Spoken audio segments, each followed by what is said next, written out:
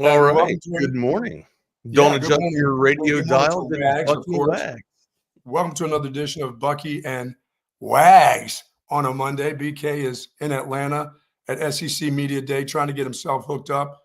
We are here in the Austin area, and it is Monday, and I think it is July 14th. Yes, it is. All day long. And all day long. All day long is right. What a wonderful weekend. It was a beautiful weekend. More rain for a lot of folks in our area, and to those still suffering in most of the regions here in Central Texas, our prayers still go out to you, and hopefully we'll find some of the folks that this is now all about. This is all about recovery now, as many bodies as they can find, into those first responders and folks out there that spent the weekend out helping folks and getting aid to as many people as they can in Kerr County. Thank you so very much. We do appreciate it. I'm sure the people of Kerr County appreciate it, and those families appreciate it, of the missing, and even the ones that have been found do appreciate what the folks out here in Central Texas have been doing. And that's, as I said last week, that's just what people in Texas do. When there's a need, they come to the rescue, and boy, there seems to be a need. And I guess today it looks like a dry day, but who knows? I thought yesterday was supposed to be a dry day, but in a lot of parts of Central Texas, they had rain once again, Wags. It's been a tough couple of weeks. It just doesn't let up, does it? I mean, we can't even get a breath of fresh air here. Yeah, we talk about how much we need rain, but we don't need it in such proportions and in such a hurry like this. So, and it rises up on you quick, doesn't it? The ground is so saturated now. I had it out here, and boy, it was in buckets yesterday afternoon. I didn't think it started out as a little teeny drizzle and ended up having just a flow of water down from the hill behind me, just gushing down once again. But what, are you guys downhill, or are you guys above? I'm up on top of the hill, but there's still a hill behind me. So everything, so you're still gonna get some rundown.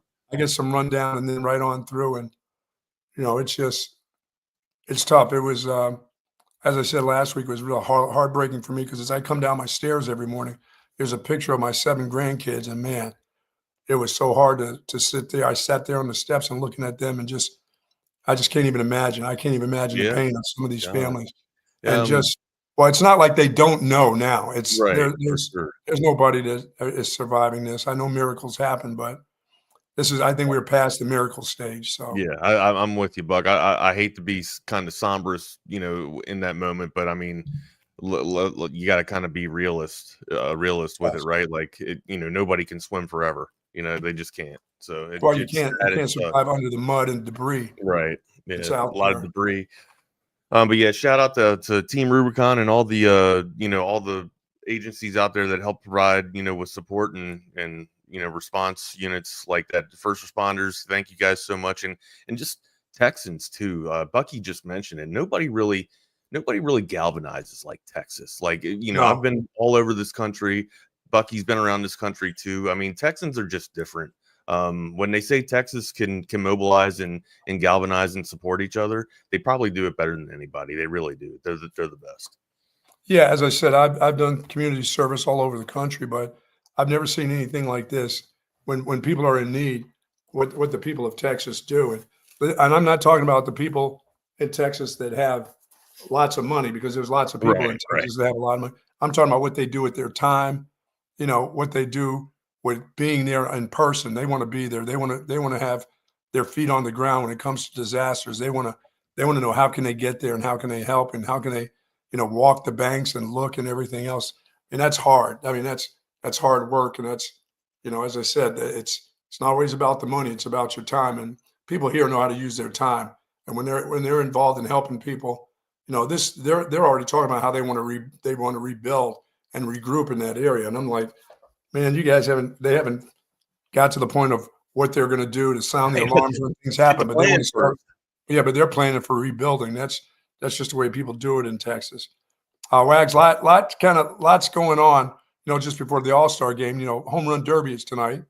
Oh yeah, I got Pete Alonso from the Mets. Do you? All right, I'm taking Acuna Jr., buddy. He's not. Pete Alonso's not showing up. No, he's not. I think he's bagged for the first time. I didn't see that. I didn't see him say that he's going to pull it in, mail it in early a little bit. Yeah, I think I'm like, Well, Pete, if you don't do that, who the hell wants to see you? Nobody's. I mean, what are you going to do? You're going to. This is all Pete Alonso does is hit home runs. I know. So he will be a part of it tonight. But there's a lot of guys in. There's a lot of guys out, and I was watching a little baseball yesterday. I've been trying to follow this Astros series. I hope we got it right, but I think the Astros finally got a win last night. Look at this. Patrick says Acuna took himself out too. Olsen took his spot. I didn't even see that. Yeah, I was watching a lot of the MLB draft last night, man. Do we have any horns in there? Yeah, Max Blue got out there. He took off he was drafted to Seattle, I believe, if I'm not mistaken. But yeah, he was a late either a third rounder or a late second rounder. But yeah, to Seattle, really good stuff. Probably one of the steals of the draft. I mean, everybody knows if Max Blue didn't have that injury to his wrist, probably would have been up there around, latter of the first round, maybe top of the second round. But yeah, the dude can absolutely play. I love the pick. Seattle had themselves a nice little draft. Now, of course, the Orioles had 4 picks last night. They made a lot with it, man. But here's what Elias does, Buck. He always goes after the hitters. Right now, I understand that Camden Yards is a hitter's ballpark, but yes, you gotta have strikeout stuff to keep the balls in the park, man. I mean, it's great if you guys have the lumber, but if you don't have the arms to get through it, you're not gonna be able to do anything. Look at the Yankees. Yankees always got pitchers, man. No matter how many people they have that can match the lumber, they always have somebody that can strike you out. The Orioles don't have that, and they went after a couple of They went after 4 bats last night, and then they took two pitchers afterwards. So. They made a lot with their money, but if I'm Mike Elias, man, I'd like to go after some pitchers a little bit earlier. But a lot of short, you know how it is, Buck. A lot of shortstops and a lot of pitchers in the draft last night. Well, that's good. I mean, that's good for the Horns. The other thing about that is, when you talk about pitching in Camden Yard, and you got to try to keep that ball in the park. You need ground balls there. Hard to do, brother, because anything that gets up in the air, it's going. I know. It's going to be in somebody's apartment. To the harbor, baby. Yeah, it's to the harbor or somebody's apartment there. That's for damn sure. Right, or that hotel. It'd be really nice to see a game from that hotel. I think it's a Hilton, as a matter of fact. It's right outside of left field that you can sit there and watch all the damn ball games. But yeah, I'd like to take a tour of myself around the AL East, see Yankee Stadium, see Camden Yards again, of course. But never saw Fenway either. Need to get up and see Fenway. Yeah, it's a great ballpark. You gotta have. That's not one of those places where they say every seat's a decent seat, because it's not. You could end up behind a pole there. At Park. Yeah, that thing is held together. That little erector set is held together by poles and everything else, and you can have a pole right dead in your view. You can come down one of the aisles there and think you have a good seat, and there'll be a pole. You take a little move to the left or right, you got a pole dead smack in front of you. Yeah, you take a little move to the left or right, you might be getting something else up your pole. Yeah, well, now if you stay out there in center field, if you're there at that park in right field, I mean, those bleacher seats there in right field are good, unless you want to get over to the top of the monster. I can't see that well, so I couldn't sit in the seats that above the monster. I don't think I would want to see a game from the top of the monster either. That's pretty up there, man. It is. I mean, like that's pretty. I'm a pretty big dude, but I don't really fend too well with the heights, Bucky. I'm not big on the heights. Well, old Yankee Stadium was like that. You would come down. The seats that I always got at Yankee Stadium for the boys from Pennsylvania were always in right field, and it was up top. I mean, it was the short right field porch, but the seats that came down below in old Yankee Stadium, dude, you'd have to walk down, and you walk down from the top. You walk straight downhill. And that little rail, all they had was a little rail. Just the whole jump, dude. And I would be 20 rows past that rail up back, and I wasn't ever getting out of my seat to catch any balls. No, thank you. But no, I'm gonna sign away with that one, man. I've never had a good seat. I've never had a good seat at a game like that. The best seat of the house I've ever had is when I coached on the sideline. Other than that, as a fan, I've never been in like a good seat. I mean, I've been in suites and all that stuff, but when I had to sit and watch a game, whatever game it was, I've never had the good seats. I've always been in some shitty seats in the corner somewhere. As an Orioles fan, the tickets really haven't been that expensive in my life, so I've been able to see some good seats in the Orioles venues, right? Especially like Memorial Park or Camden Yards. I've been able to sit behind home plate a few times, man. I actually, you know what though? sitting behind the home plate's pretty cool, but there's just something about being right behind the third base dugout. You know what I mean? Like the away team where you can heckle the team or whatever. Also the home dugout too, where you can get, balls signed by Aldergrass. But I like being on the third base side where I can heckle the opposition, man. That's what I'm all about. No doubt about it. Good morning to the soldiers at Fort Hood, Texas, the soldiers in the state of Texas, and all those that fight for us each and every day. Thank you for what you do. We appreciate you. We appreciate your family sharing you with all of us. And do be safe out there. SEC Media Day. BK's got a handful, of course. He's down there. I think Chip is down there with him. Who else is with BK? Did they go too? Did they? Yeah. Well, Chip's got his other gig that he has to do. So they're all at Media Day in Atlanta. You know me, I'm not going to Atlanta. I ain't going. You can't get my ass out there with those crazies. Are you kidding me? No, thanks. No, I'm good. I'm right here. I'm perfectly fine in my Tom McKay audiovisual consultations. Absolutely, brother. I'm going to Atlanta when they play in the national championship game, which, or the conference championship game. But I'm not. I'm not going to that. Are you going to go ahead and make that proclamation? We're going to the national championship. No, I'm not doing that. I'm not ready for that with a first-year starter at quarterback yet. Although a lot of people think a lot of great things about him, I'm not quite there until I got to see even more. I know there was a small sampling, which was a good sampling of what he could do last year, but you got to see more. I mean, it's a long season. It's the SEC. It's week to week. Right. Some of these teams that you think are scrubs can turn around and bite you, and especially with the games that I think Texas has on the road this year. So. Oh no, I'll wait and see about Arch. I mean, I think we all have to sit back and take a deep breath and see about. And I'm not so much worried about him. It's those that are around him. I think a lot of people have this kid as, I mean, they've got him as the best in the SEC. They've got him headed to New York to the Heisman event, but it's just such a, Texas quarterbacks get pops during the course of the season. They very seldom make it through. So they're you don't know what that's going to be like. I worry about certain parts of this team, and everybody does. It's not a panic situation, but it was a worry for me last year, Wags. I thought the defensive line, when you have a defensive line that they rolled out there the year before that, and guys headed to the draft and the great players, can you do that back to back with the biggins, on the defensive line in a conference like this? Not only did they roll them out there, they rolled them out there even better than the year before, and so. That's 2 years. Can you do it 3 years in a row? Right. Offensive line wise, I thought the offensive line was. I thought the offensive line last year was good. I didn't think they were great.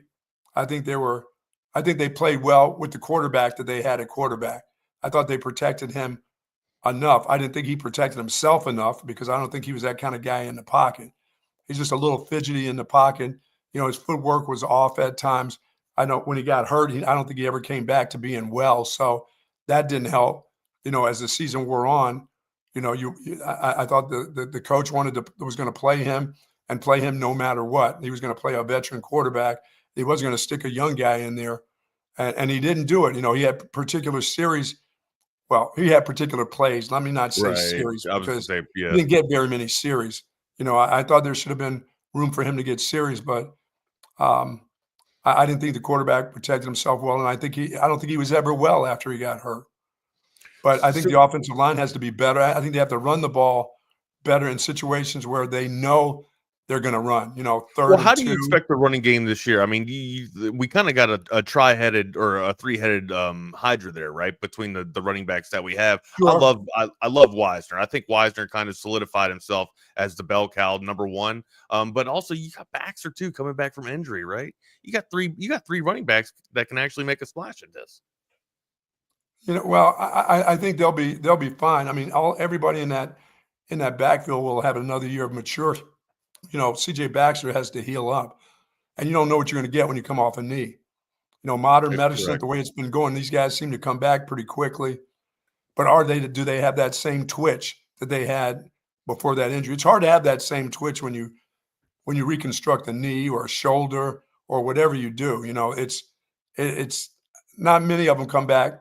Some of them come back a little bit stronger, but the longevity of those guys, it just doesn't seem to be there. And some of them just don't come back, Wags. Right. You know, Right. Some of them there it's are just for people that'll info. say, And I misstated it earlier, so I want to beg your pardon. Max Blue was not drafted by Seattle. I'm sorry, it was Kate Anderson.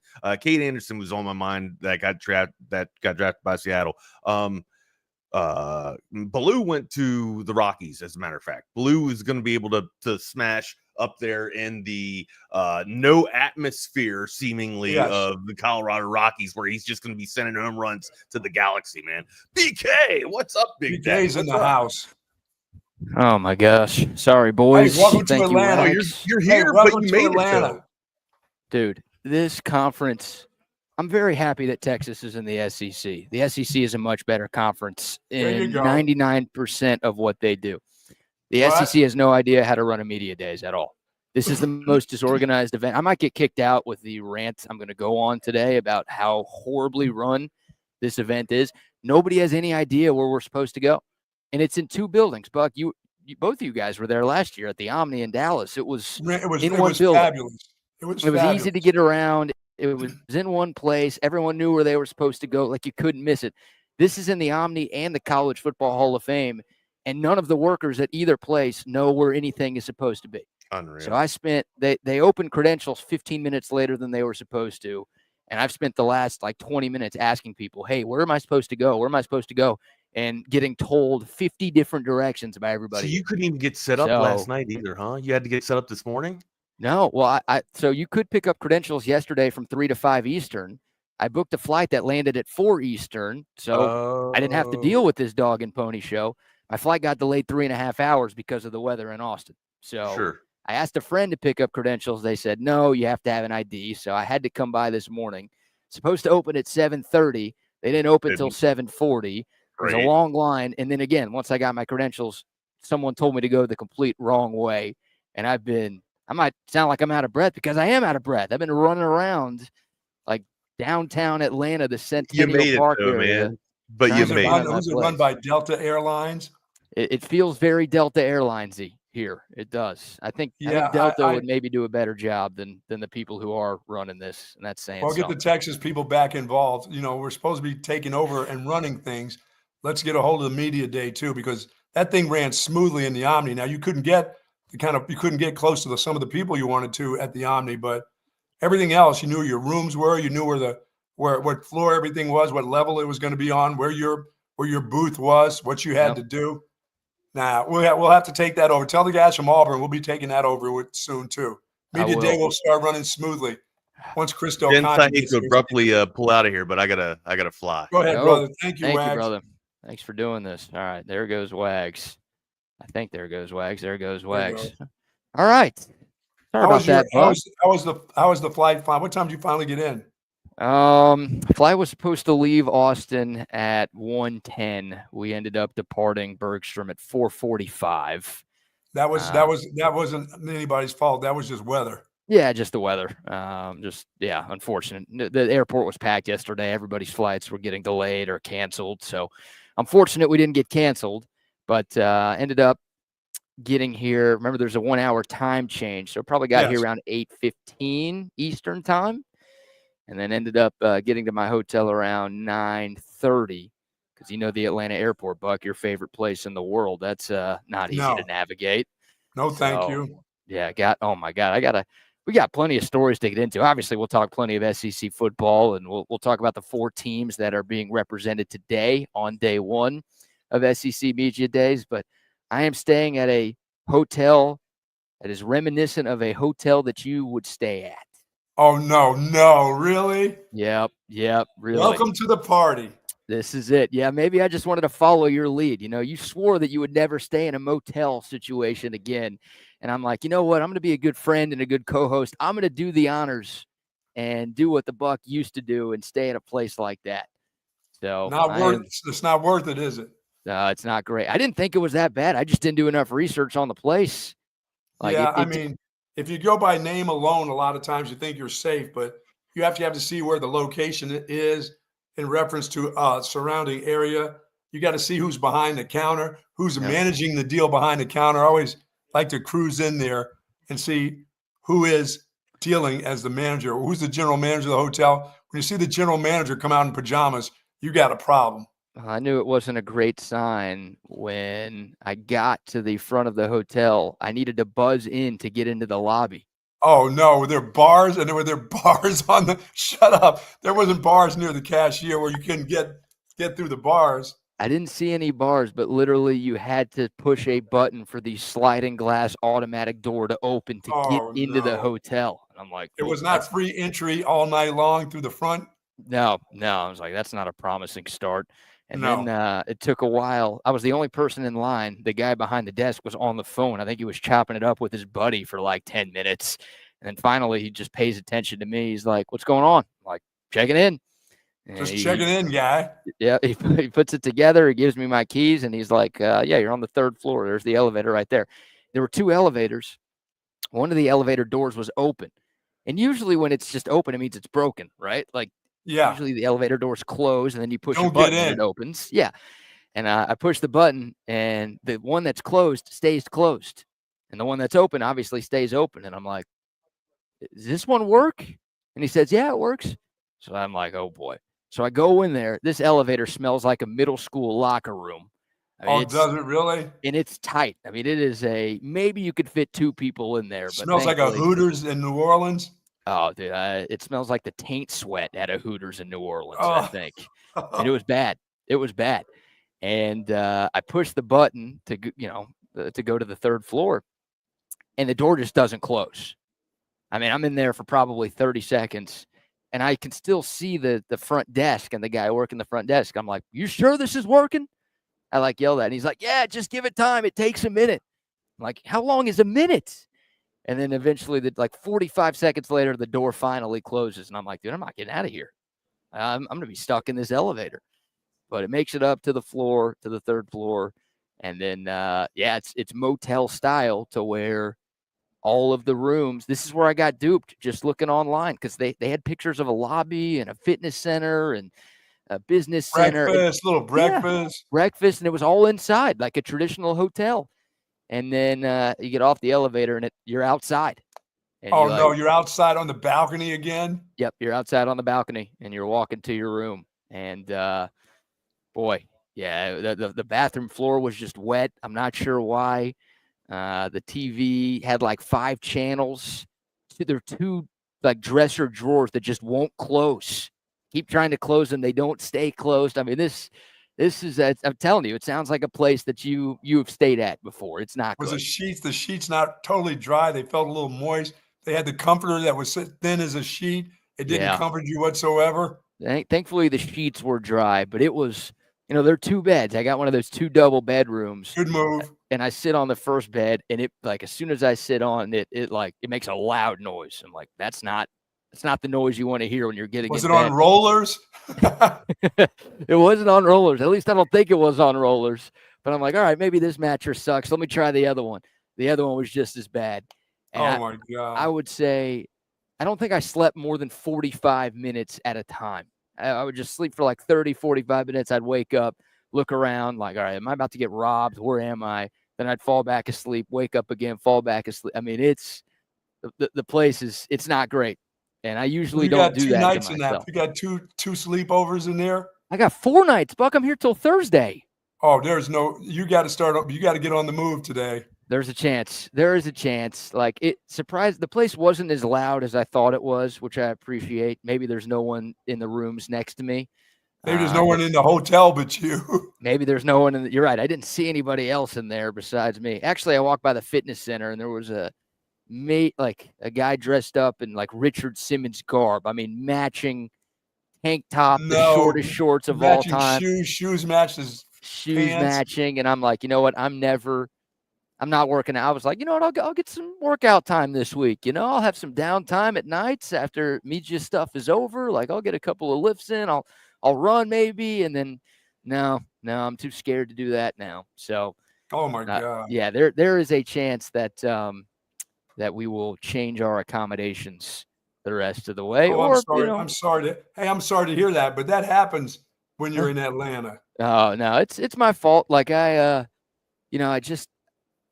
I didn't think I was being lazy because I You could have fell for the name of the place. Well, I could have booked a room. They had discounted rates at the Omni, and they gave a deadline like you have to call the Omni to book your room by this date.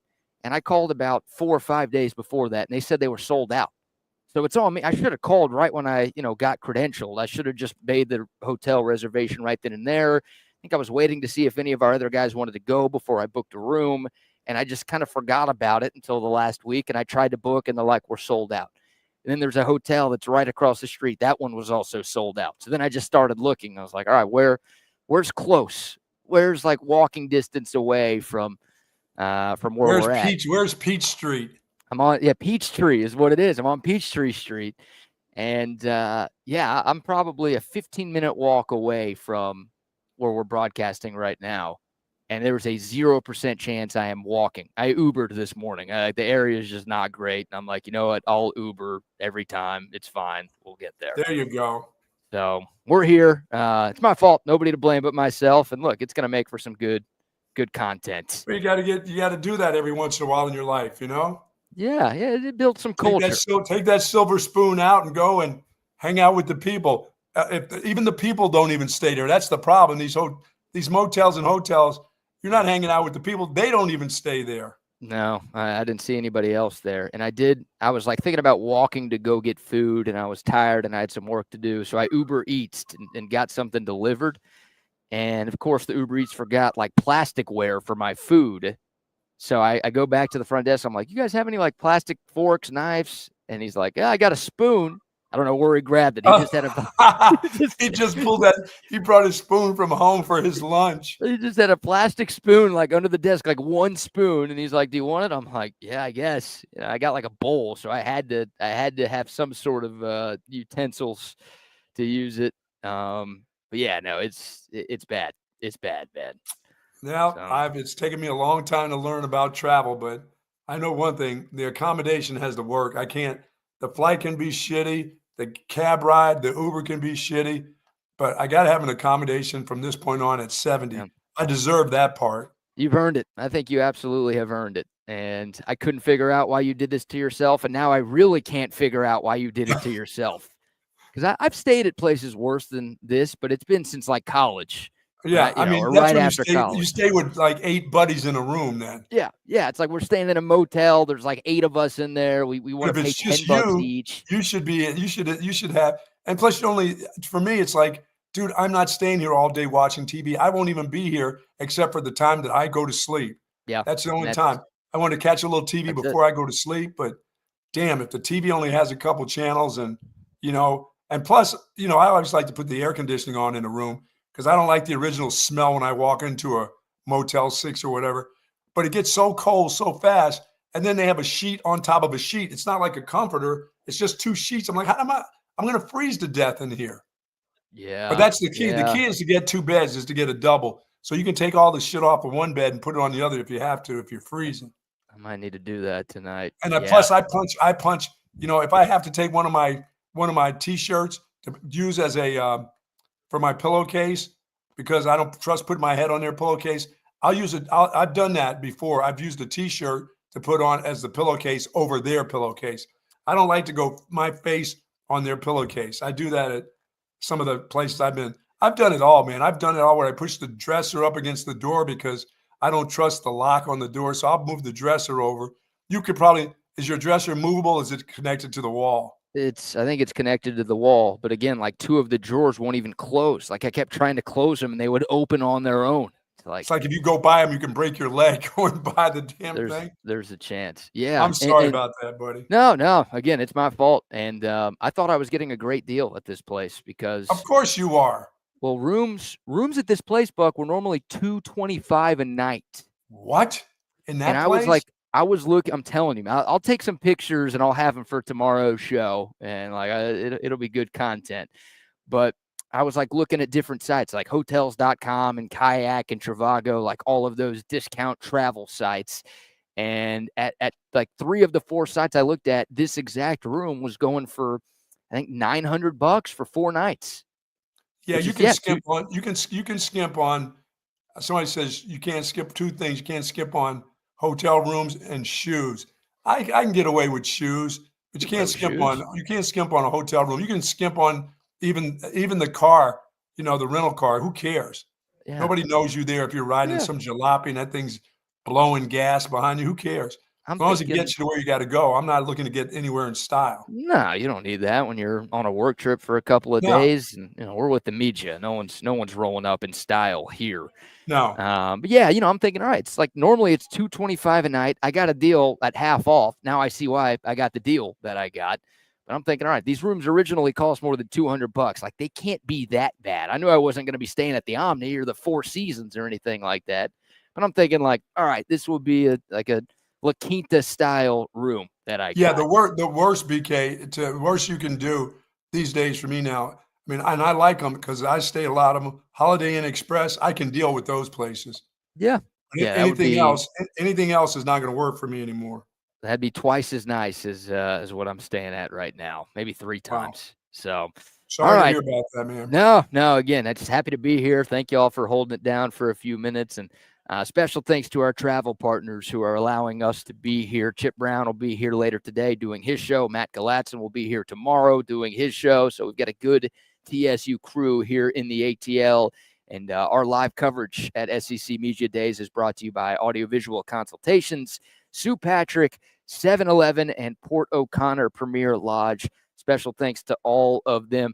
I promise they supported us enough for me to have a nicer hotel room than I'm staying in. Don't blame them for not doing their part. This one is on me.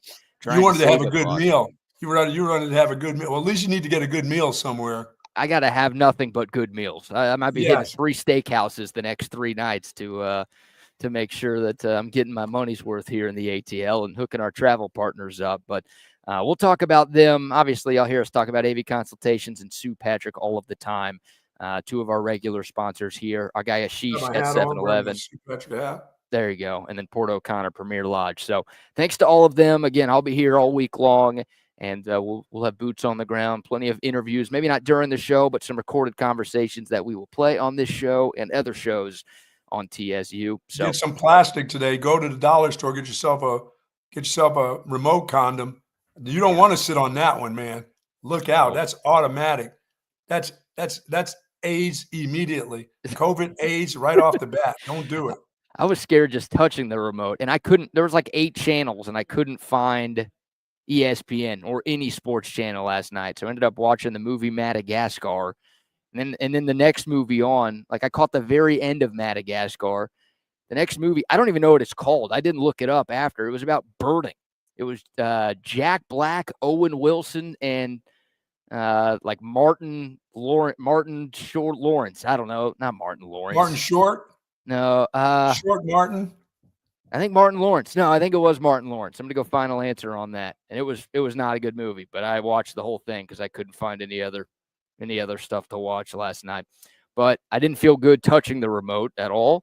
And this is the first, Buck, I've always given you grief because you say sometimes you'll like go to Target and you'll buy towels to avoid using the hotel towels. Immediately. I've never done that. I always like, why would you do that? Like, the hotel towels are fine. They're clean, whatever. Like, I understood last night. How thin are they? Is it like a paper towel? Incredibly thin. The hand towel's like fraying. Like it's ripped basically. It's horrible. No, I don't even use it. I don't use their towel. Their face cloths. I don't put that on any of my crevices. I just say no. I'll put that. I'll just lay that as part of the bath mat when I get out of the tub. That's generally not a walk-in, but you got to step into a tub. You know. Yeah. No thanks. I go to Target and if I get to a hotel, all of a sudden it's got a nice towel, I leave it for the ladies. But remember, I tip them every day. All the changes I have in my pocket are dollar bills I leave for the you haven't even seen the service fee. You haven't seen one of them yet. I am not sure. Like, I'll be here all day, so I'm not going to get back until tonight. I have no idea if there's anyone cleaning my room or not. Not a clue. Oh. I also hid everything. Like, all of the equipment is here. All the most valuable stuff is here with me. But, like, all of my clothes, like, it's all in a bag. It's, like, hidden out of sight because I don't trust. I don't trust that. I'm the dumb guy. I'm the guy when I travel. I carry cash. I have a couple credit cards, but I bring a lot. I bring way too much cash. My wife says with me, but that goes with me, and nothing of value stays in the room. It all goes with me. I once left I left one of my championship rings in the room, but I hid that thing. It was like almost, it was, I don't know how, I double bagged it in something. You know, I don't expect people to go in there where my toothpaste is, but I left it in one of the compartments in one of those deals with toothpaste or deodorant. I mean, under the deodorant cap, I think I opened up the cap and stuck it down on the top of there and left it in that. I didn't want to take that thing with me because I thought, yeah, that was one of my New York stays. I thought I'd get mugged on the streets before I got to the high school. Right. That's smart. That's smart by you. All right, we'll dive into the sports, Buck. SEC Media Days, man. While we're out here in Atlanta, there are 4 teams being represented today. It's LSU and South Carolina this morning, and then Ole Miss and Vanderbilt this afternoon. Texas will be tomorrow afternoon. So, again, 4-day event, 4 teams per day. They break it up, 2 teams every morning, 2 teams every afternoon. So I think Brian Kelly will be the first to speak after SEC Commissioner Greg Sankey will take the podium somewhere. I have no idea where Greg Sankey is going to be talking, but he's somewhere around here at the top of the hour. But I figured we'd start with LSU. Like, as we kind of get closer and closer to college football, this is one of the benchmarks that I know a lot of fans and I know we in the media use is like, hey, college football is right around the corner. So we're getting here. We're getting there, I should say. And, man, LSU, obviously not a team that Texas plays this year, but a trendy pick for a lot of people around this conference. Brian Kelly's going into his 4th year. Hasn't been bad. 10 games, 10 wins, 9 wins in his first 3 seasons on the Bayou, but obviously not quite the standard at LSU. And the 3 coaches who were at LSU before Brian Kelly all won national championships. So we know what's expected of him. They've got one of the Heisman favorites in Garrett Nussmeier at quarterback. It's a really, really talented team. Buck, there are a lot of people who are high on the LSU Tigers, and I think there are going to be at least 1 or 2 people who pick them to win this conference here this week. Well, I got to believe they're high because of the schedule. After they get past, which they're not going to get past Clemson, not going to get past my sleeper because they always lose that first game anyway. So it doesn't matter because it doesn't matter in the SEC. But, playing La Tech, they should be Florida, Southeast Louisiana, at Ole Miss. Who knows what Ole Miss has? They're finding a new quarterback. So LSU should go. That should be one of those road games that they win. They need to win that game because, like, as I said, they're not going to beat Clemson at Clemson. I don't think that's going to happen. So, then they play South Carolina at home. They've got to go to at Vandy, which who knows what Vandy will be at that time of the year. Right. And then they got A&M at home. They got to go to Alabama. They got Arkansas. And I don't even know what the hell is that in week 11. Is that Western Kentucky? Yeah, the Hilltoppers. Come on, man. Oh, that's okay. That's one of those week 11. Then they go to Oklahoma at the end. That Oklahoma game will be pretty big to the head coach right there, I got to believe. Yeah, I think so. Yeah, LSU, you talked about it, right? They opened the year at Clemson. They've lost their last 5 season openers. I mean, dating back. And I don't expect them to win that one either. No, you got to go back to before the pandemic, the year they won the national championship in 2019. That's the last time LSU won a season opener. Obviously, they didn't lose a game that entire year. But since then, they week 1 lost to Mississippi State in that COVID year, 2020, at UCLA. They lost to Florida State twice, and then they lost to USC in Vegas last season. So, man, look, now with the 12-team playoff, you can lose your first game and still make it to the CFP. But you'd really like playing in this conference. You'd really like to take care of business in your non-conference games to save that mulligan for conference play. And I'm with you. Like, if you ask me right now who's going to win in the Battle of Death Valleys, I would go with Clemson right now. Yeah, this LSU team, with their bringing their quarterback back, they got a couple nice wide receivers returning too. It's not like they have nobody. They've got a decent run game. They're always going to have a pretty good offense and defensive line. They've got some specialists. It all depends on how the quarterback plays and what Brian Kelly doesn't screw up, really.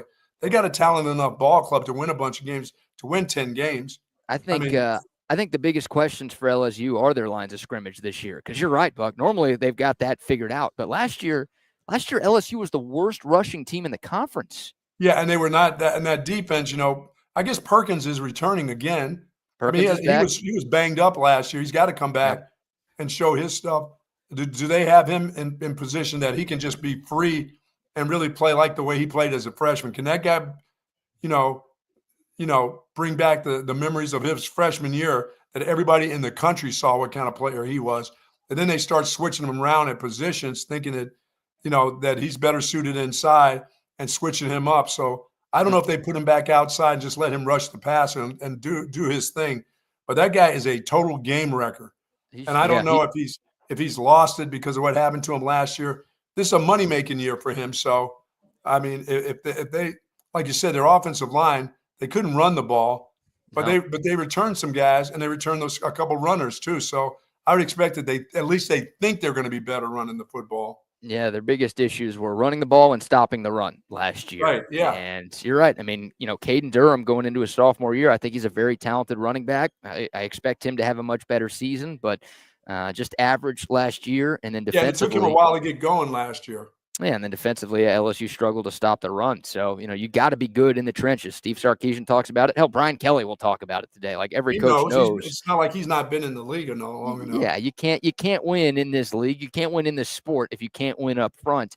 And LSU just couldn't. So, like Garrett Nussmeier was really good last year. There is a reason that a lot of people view him as the Heisman favorite right now. He's one of the best talents in the sport. He could be the #1 overall pick in next year's NFL draft.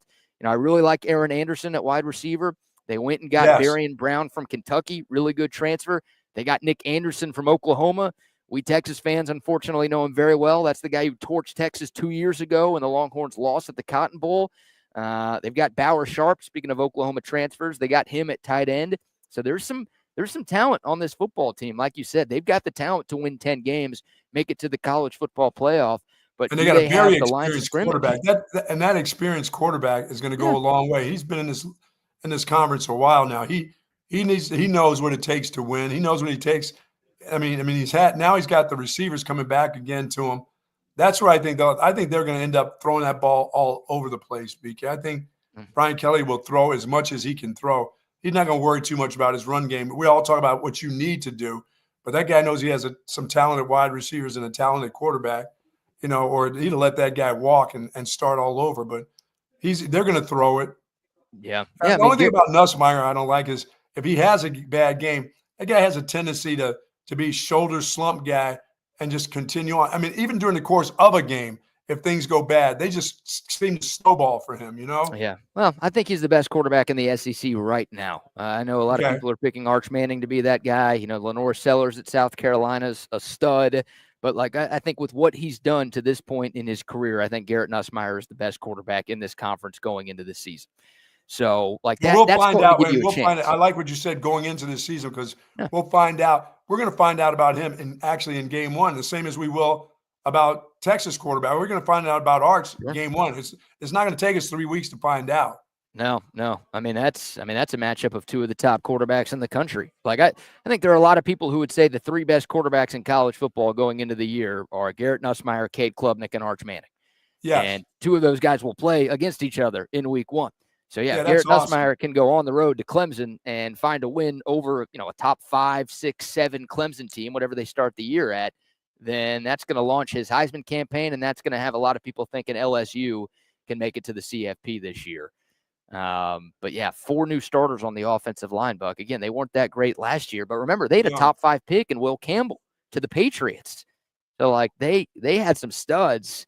And they've got to replace those guys. And again, that offensive line last year. Offensive line, defensive line. I don't know. Look like Tarzan, maybe play like Jane a little bit, but they have guys coming off the bus that look good. Yeah, I think LSU's a playoff team this year.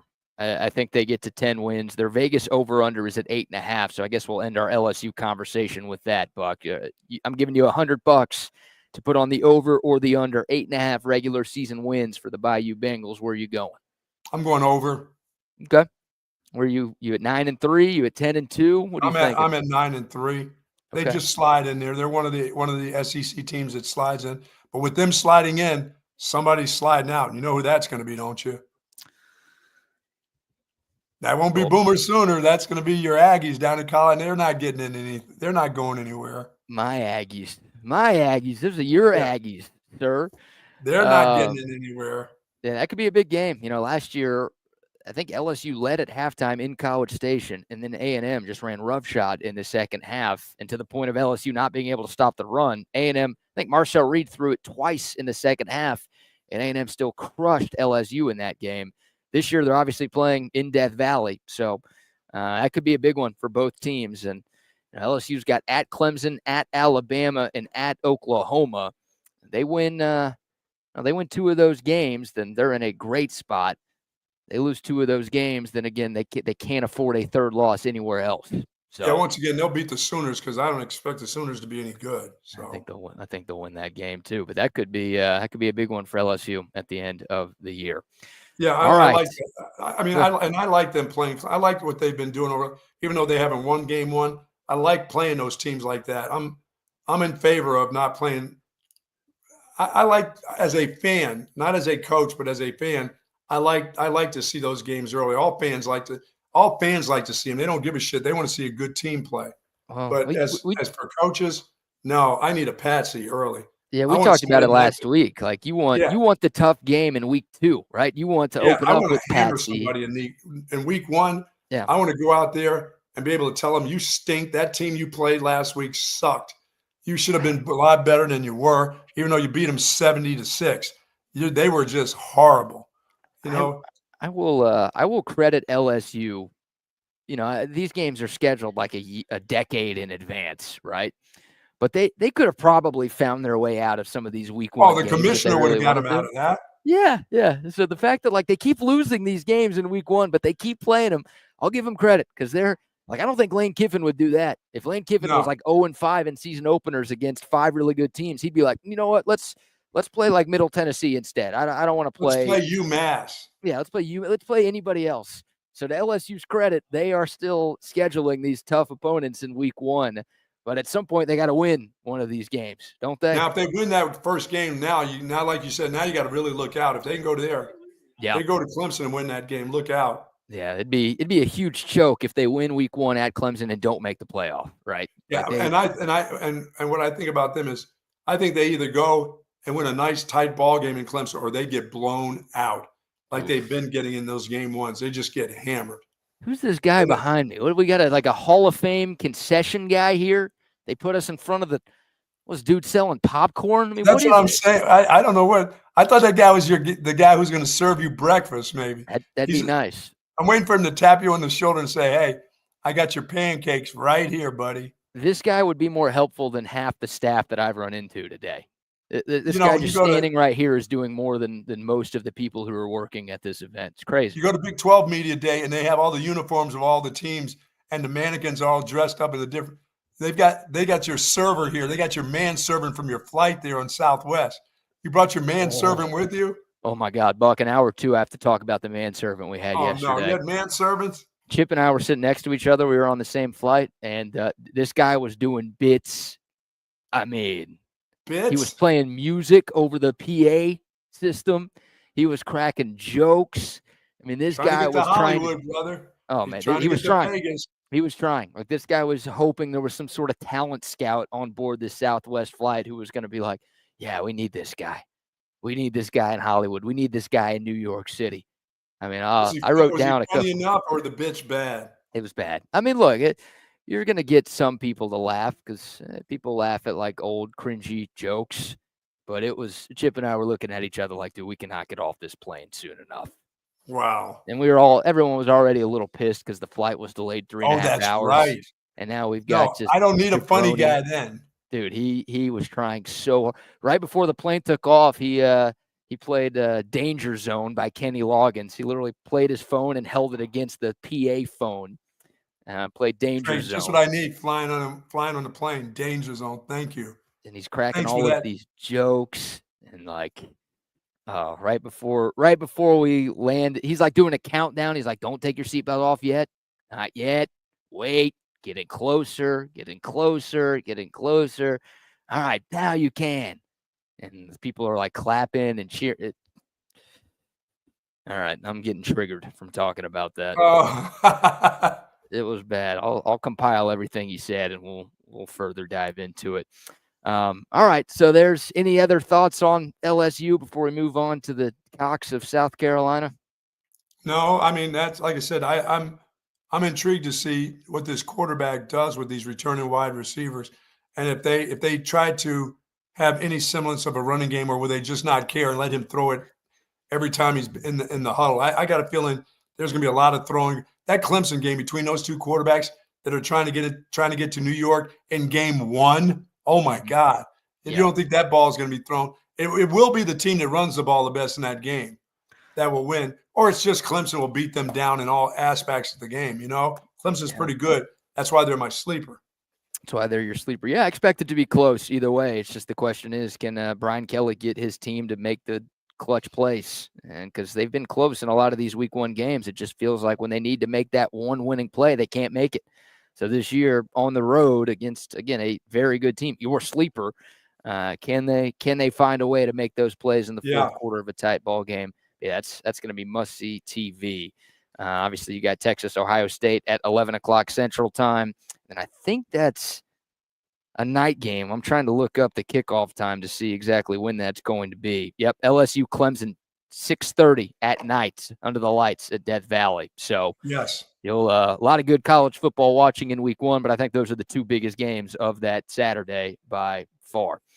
All right, before we get to South Carolina and talk about the next team that will be represented today, how about, Buck, a quick round of sponsor shout-outs? Say to our friends over at Relax the Back. Folks, Relax the Back embraces a holistic approach for a healthier lifestyle based on 35 years of proven expertise. And my back couldn't be happier. Live wellness. And, folks, they can transform your routine of your daily life into something very, very special. And they've done that for me over the last 20 years. I love this chair that I'm in. I love the Tempur-Pedic pillows. I don't have a Tempur-Pedic mattress. I got a new mattress, but I don't have a Tempur-Pedic mattress. But they tell me those are absolutely spectacular. They have those at Relax the Back. They got all kinds of accessories. So if you're ailing in your back, shoulders, neck, lumbar area, thoracic, your hips, head on over to Relax the Back and find out an accessory that's going to make you feel great. 2 great locations. One is at the Hill Country Galleria across from Whole Foods, and in North Austin at the Gateway Shopping Center, right across from the Container Store. Live pain-free like the Buck at Relax the Back. Love Relax the Back. Yeah, man, I miss my Relax the Back chair. Oh, this feels so good today. Wish they'd let me travel with that bad boy, but I don't think I could sneak that one. Oh, they'd steal it at the hotel anyway. Yeah, that's a good point. Yep. Shout out to 7-Eleven, one of our great travel partners, our guy Ashish, who owns and operates a few different 7-Eleven franchises in the Austin area. It's hot outside. Go get you a Slurpee. Get you a Big Gulp. Why not some snacks too? 7-Eleven. Why not some Little Debbie's? Little Debbie's like the Buck. 7-Eleven, your go-to convenience store. I don't have to tell you what they have. They've got food. They've got coffee. They've got the hot drinks, the cold drinks, gas for your car, and so much more. Thousands of locations across the globe. 7-Eleven has what you want, when you want, anytime, day or night, just right around the corner. And make sure you check out the 7-Eleven app. They've got the 7 Rewards program. You can earn points and get free stuff when you shop at 7-Eleven. I am a 7 Rewards user. I get plenty of free taquitos. You know I love those rollers. Oh, man, I need one of those right now. Yeah. Love 7-Eleven. Go support them and support yourself with the greatness that is 7-Eleven. Awesome, buddy. Yeah, man. And a quick shout out to Centex Tickets, one of our regular sponsors. We're talking college football. If you want to attend any game, Texas, Ohio State, week 1, maybe you want to go to LSU, Clemson. Why not? You can buy tickets at centextickets.com. Any college football game all season long. Plus, it's not just college football. They got you for sports. They got you for concerts, comedy shows, Broadway shows, festivals, you name it. Any ticket you need, just go online, centextickets.com. Easy to use from your phone or computer. And don't forget to use that promo code CENTEX10. You'll get 10% off of any ticket purchase from our great friends at centextickets.com. That dude behind you is a little spooky, by the way. Yeah, I think he's going to move at some point this week. Don't you? Wow. I mean, we got 4 shows here. I think at some point over these next 4 days, like that guy is going to be an arm that moves, or like he's going to wink at me. I'm not sure what it's going to be, but there's going to be some movement on this thing. Is it? I know it's early. You haven't seen a soul yet. Will Saban be there? Is he still hanging around these deals? Remember last year he came in, big entourage. He was in and out of there in a hurry. He didn't stay very long. No. Well, he did a lot of TV stuff with SEC Network last year, which I assume he's doing some of that. I haven't seen him yet. I did see Brian Kelly. Again, LSU is today, so Brian Kelly's been walking around this morning.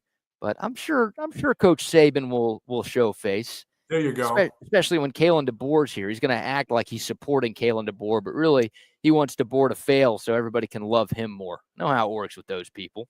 I know.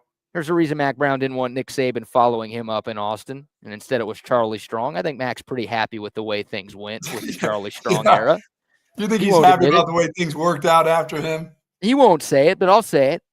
It helped his legacy, right? I mean, if Nick Saban took the Texas job after Mac Brown and Nick Saban wins multiple national championships, it's like, Mac who? And now, you know, Yeah, that's Charlie Strong replaces Mac Brown and gets fired after 3 years. And it's like, oh, can we have Mac? We should have never fired Mac. He was so good. Why did we let him go? He's hoping they'll be saying that in North Carolina this year. So I think Nick Saban will always publicly say he wants Kalen DeBoer to do well, but I think deep down he's got an ego just like all of us, and I think he wants Kalen DeBoer to fail. So Alabama fans miss him more. I don't know. All right, Buck, another trendy team, another team that just missed out on the college football playoff last year, the South Carolina Gamecocks, who went 9-3 in the regular season. They lost their bowl game against your guys from Illinois to go to 9-4. But South Carolina started the season 3-3. They ended the regular year on a 6-game winning streak that included a win at Clemson to end the year. One of the best players in college football, Lenora Sellers at quarterback. Where are you on this South Carolina team going into 2025? I mean, I think they'll be even better than they were last year with their quarterback coming back, you know, another year. I mean, he's got all the tools. I mean, he's got the gun. He's got the ability to escape and make things happen. He makes things happen when things just totally break down. You're thinking he's not going anywhere. Then that dude takes off, and he's a strong physical kid. You know, he's got decent wide receivers. Their defense is really good. They play. I mean, I wish I liked the coach. I wish I liked Shane Beamer a little bit. I wasn't a big fan of the dad, and I'm not a big fan of Shane Beamer. He seems to be a little arrogant. So I don't wish well for South Carolina. I just don't. Oh, man. Shane Beamer, definitely a Nepo baby, right? Taking advantage of his father's legendary coaching career. But he's done pretty good there. He's done well. He's got that program, you know, they're moving in the right direction. Yeah. But for me, it's how right can that place get? You know, it'll stay right for maybe 2 back-to-back years, and then all of a sudden they'll be over. They won't win a game in the SEC. But, I mean, in this day and age, you know, people spending money, you know, they got a hell of a stadium in Columbia. They get, you know, they get pretty nice fans that show up. If that thing gets rolling, that could be a problem right there. Yeah, it is one of the toughest places to win in college football. And that I think should be a destination trip for Texas fans whenever Texas plays in Columbia. Yeah, I hear a lot about their stadium and that atmosphere there. Yeah, it's a tough place to win. And they've got a lot of good teams coming to South Carolina this year. They host Alabama. They will host Clemson at the end of the year. They host Oklahoma. They host Vanderbilt. They host Kentucky. So South Carolina is an interesting team. And I'll give Shane Beamer credit because I was not a Shane Beamer believer. And I thought things were going to fall apart at South Carolina last year. And I thought he was going to get fired. I really did. They went 5-7 in 2023. I was expecting them to be right around 5 or 6 wins in 2024. And I thought that wasn't going to be enough to keep him around. You know, we talk about how many coaches are on the hot seat going into this season. Shane Beamer coached his way off the hot seat in Columbia with what he did last year. and the players that he has returning and keeping those guys. So that's their beginning schedule is, I mean, I like their starting schedule. I like their first 5 or 6 games, actually. They got a real chance. And depending on what LSU is, if LSU is on a downer, they could get them too. I mean, they can go all the way to 6 games and have a really nice schedule, you know, a really nice they've got a chance. They really do, because after that LSU game, it starts to get a little bit nasty for them. They got like 3 or 4 in a row that they can fall back on. And if they can get 2 out of the next 4 games after that, they'll be right in the thick of things too. But they got a chance to win 4 or 5 games in a row. Yeah, it's a pretty favorable start to the year, and South Carolina actually opens up in Atlanta against Virginia Tech. That's one of those Sunday night of Labor Day weekend games. They'll beat the Hokies. They'll beat them. They should win that game, right? And like, if they don't, then okay, change your expectations for South Carolina. I would say yes. Change your expectations after week 1. But I assume they're going to be decent-sized favorites in that game. Matter of fact, I see the line right now. They're 9.5-point favorites there. So that's a game that they should win at a neutral site. And then it's South Carolina State week 2. Vanderbilt at home. Vanderbilt at home week 3, at Missouri week 4, and then home Kentucky week 5. So that's a nice schedule. Yeah, I don't know if they'll be favored at Mizzou. Mizzou's a very interesting team because I don't think they have any starters back on offense. So we'll see how long it takes them to get things figured out. But it's a nice start to the schedule, like you said, and an opportunity for South Carolina to begin the year 5-0. And if they do that, then their Vegas over under 7.5. If they start 5-0, they got a good chance to hit the over this year. Yeah, and I believe I think they'll be right at the over. Here's the issue with South Carolina, and I'm giving Phil Steele the credit for this one. So Lenore Sellers is a monster. He's a monster. He's one of my favorite players in the sport to watch, and I hope he's really good because he's electrifying with what he can do with his arm and with his legs. He's incredibly entertaining, and Texas doesn't have to play him, so I can root for him without feeling bad about it. The question is, do they have enough besides him? So Phil Steele has Lenore Sellers as tied for his best quarterback in the conference. Look, looking at his other position group rankings, South Carolina, number 12 running back room, 12th ranked wide receiver room, 14th ranked offensive line. This is all in the SEC, by the way. This is not in the country. 11th ranked D-line, 14th ranked linebackers, 10th ranked secondary, 11th ranked special teams. So they've got this Superman character at quarterback. Who's going to take off and run a lot, yeah. Do they have anything around him? Like, they lost their 2 best players from defense last year. They do have Dylan Stewart, who was like right there with Colin Simmons as the best defensive freshman in America last year. Yes. So he's back. He's a stud. Like, they've got some decent players, but Phil Steele thinks he's literally telling you that, like, they've got the best quarterback in the conference. Everything around him is really bad. So do they have enough to get to, the 9 wins they got to last year or even close to it? I don't know if they do. Yeah, as I said, they're going to get helped out by scheduling. PK, the schedule is going to really, like I said, if they get past the Hokies in game 1, they really can stay pretty healthy. And as I said, and if LSU is on a downer after that Clemson game and they can't quite get it together, look out. I mean, this team can get rolling on some bad teams early and feel pretty confident until they start really playing somebody. But they will have enough confidence. They're going to have enough confidence early after game 1. 5 NFL draft picks, but they also lost 9 other starters last year. And I'm going to take under. They're at 7.5. I think this is a 7-5 football team this year. Yeah, they can't lose the team. They can't lose. They can't go to Missouri and lose. They can't lose to teams like Kentucky and Missouri.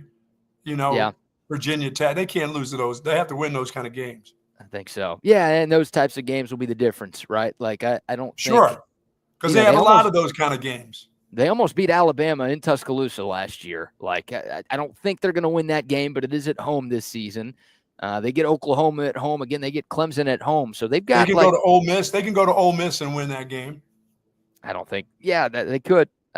They could. I wouldn't pick them to win that game. I don't know. I think I'm lower on South Carolina than you are is kind of what I'm getting from this. Again, I think Lenore Sellers is a monster, and maybe he is Cam Newton. Like, you look at that Cam Newton Auburn team, there weren't a ton of NFL players around him when they won the championship. Cam was just that good. I don't think Lenore Sellers is going to do something like that this year, but maybe he's just that good of a talent to where he can carry South Carolina to another 9-win season. I think he's going to take too many hits, and I think over the course of a long year, he's going to be asked to do too much to just play at a high level every single Saturday and give his chance to the team to I think there's so many teams that if you have a returning quarterback, people feel really good about you. No matter what you have around you, they feel good that you have a guy who's a signal caller that's had some experience and that played pretty good the year before, that you've at least got a chance. They don't look at the people that are around you. That's the scary part. How good are those people around you?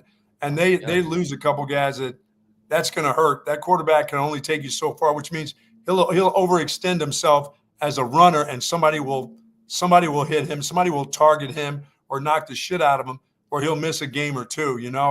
Right. Those great athletes, that soft tissue stuff, but that overexertion sometimes gets to be a little much when you're running for your life, because it's not going to be that simple for them. Although when they play bad teams, a guy like that they should take care of the bad teams.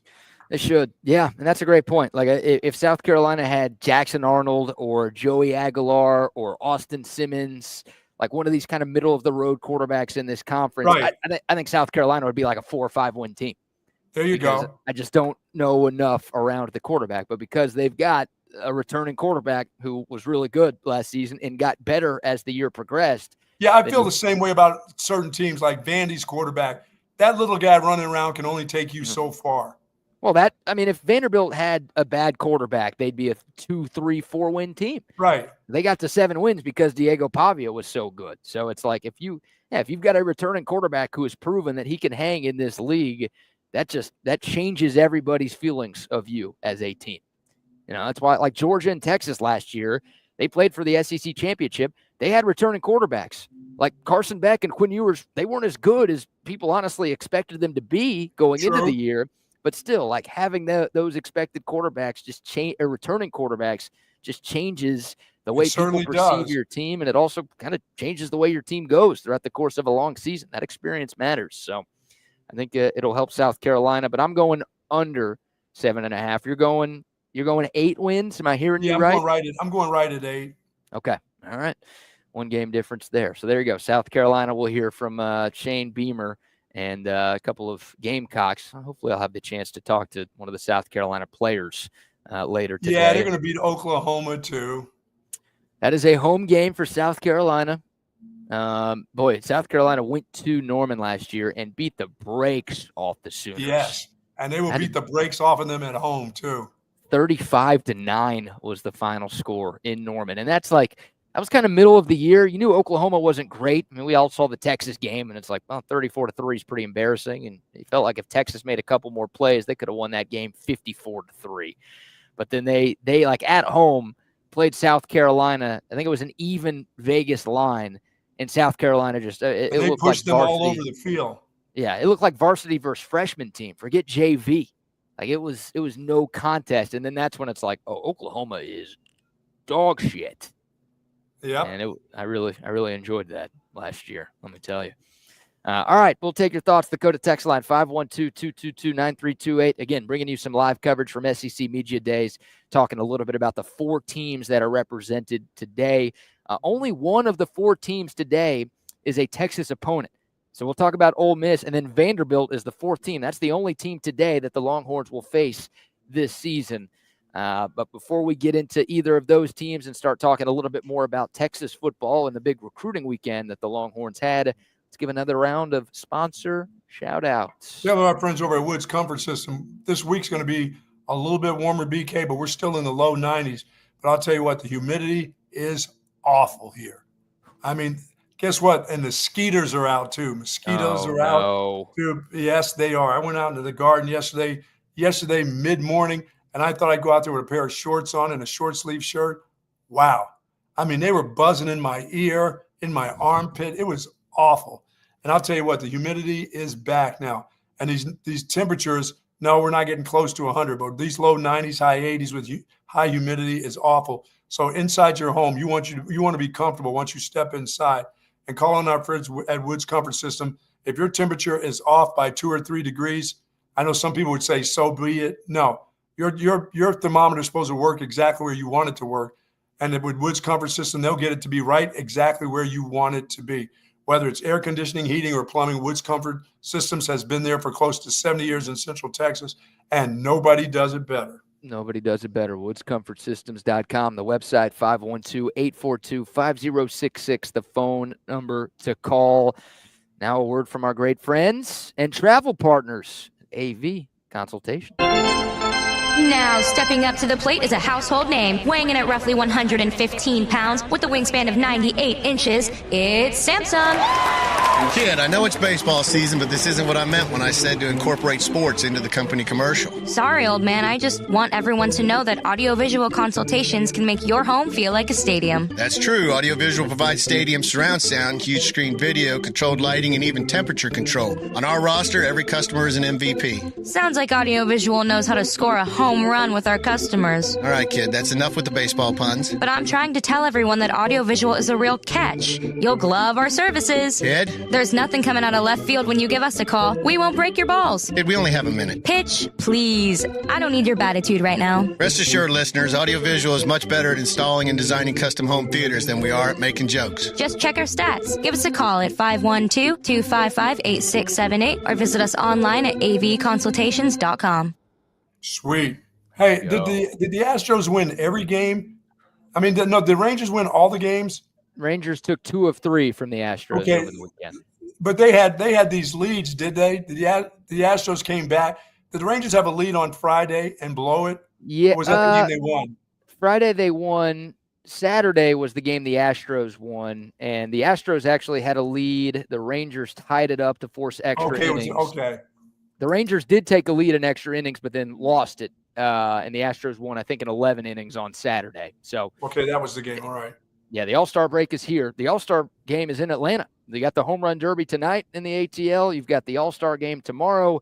But, yeah, the Houston Astros, who had a great first half, they're kind of limping into the break. They went 1-5 in their last 6 games and let the Rangers take 2 of 3 from them in Houston.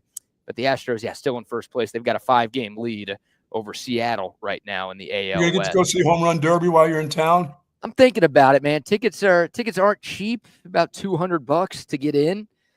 And so I'm like, I don't know if I want to fork that over, but it's so close, and I've never been to a derby in my life, and it's right up the road, and there's a chance I end up pulling the trigger and getting over to SunTrust Park here in the ATL to make it happen. Cool. We'll see. We'll see. But so we're at the All-Star break. We had the first couple of rounds of the MLB draft take place last night.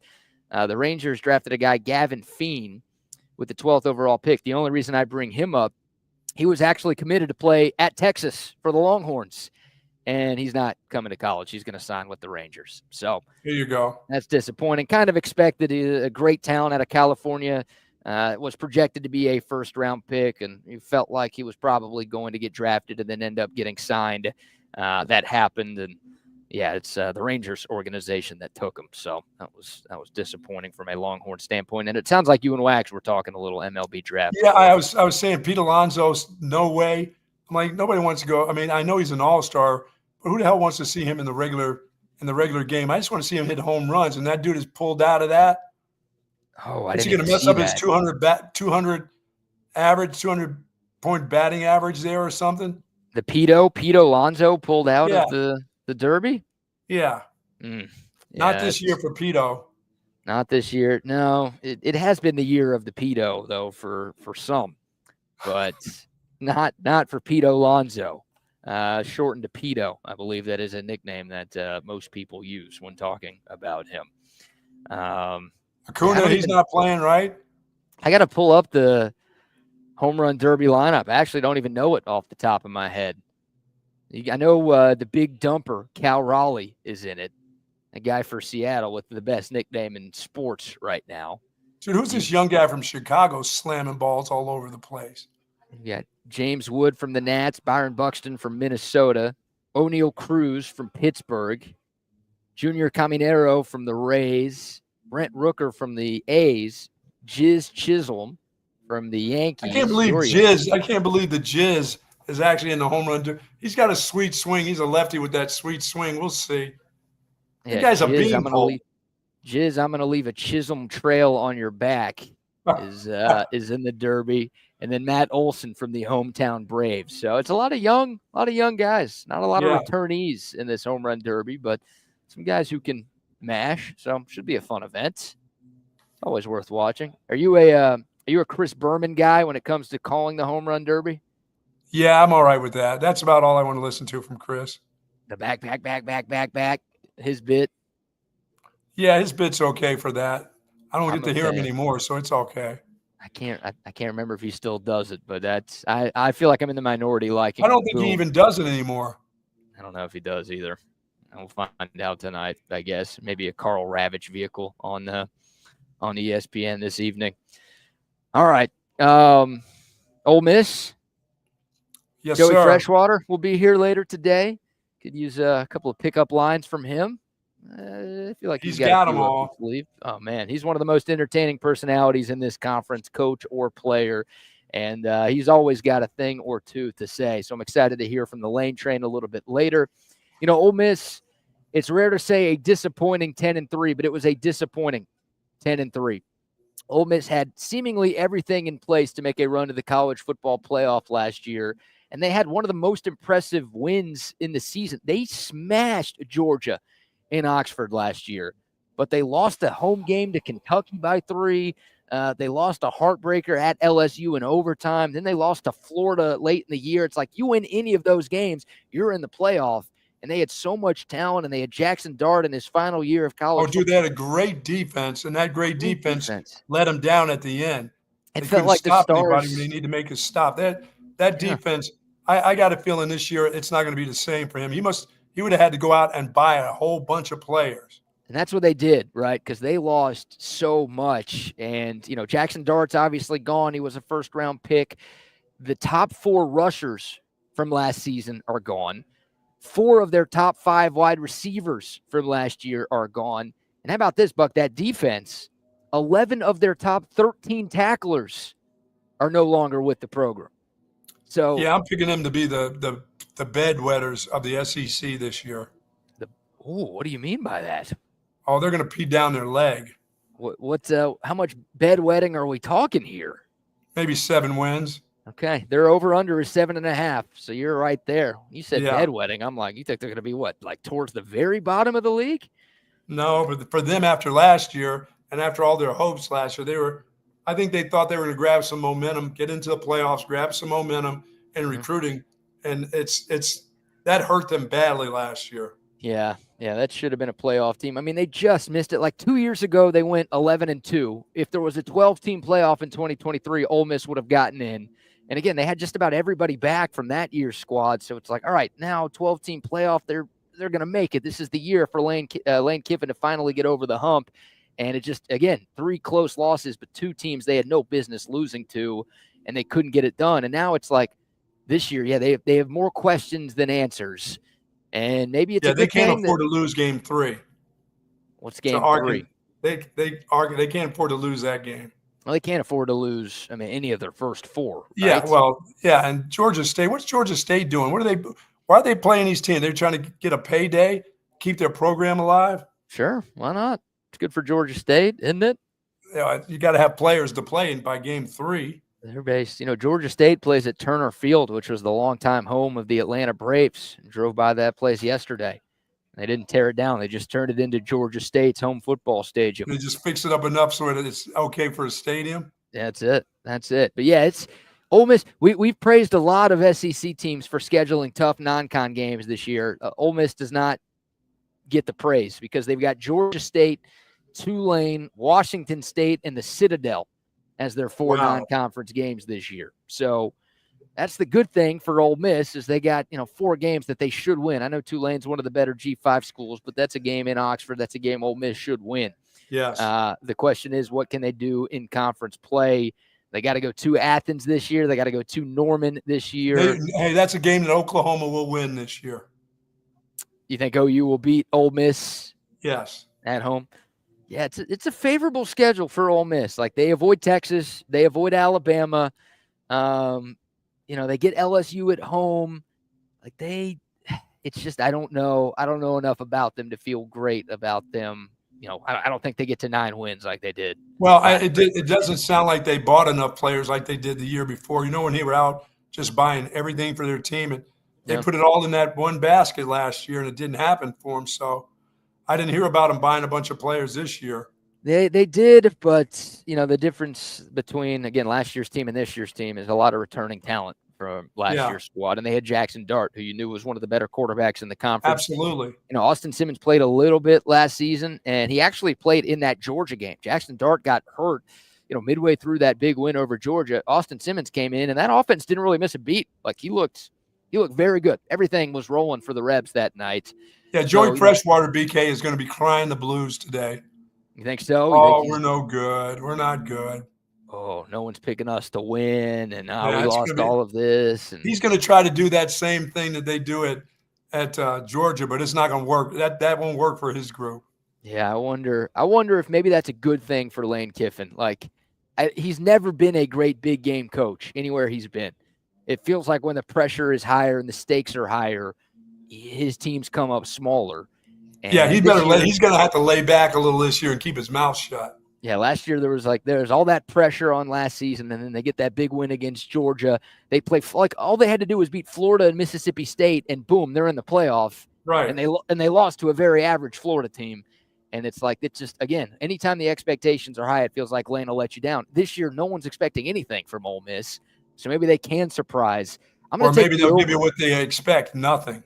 I'm going to take the over. I mean, I think they're an 8-win team. I don't think they're a playoff team this year. I don't think they'll be in Atlanta or anything like that. But I'm going to give Ole Miss the benefit of the doubt. And again, that schedule is super manageable.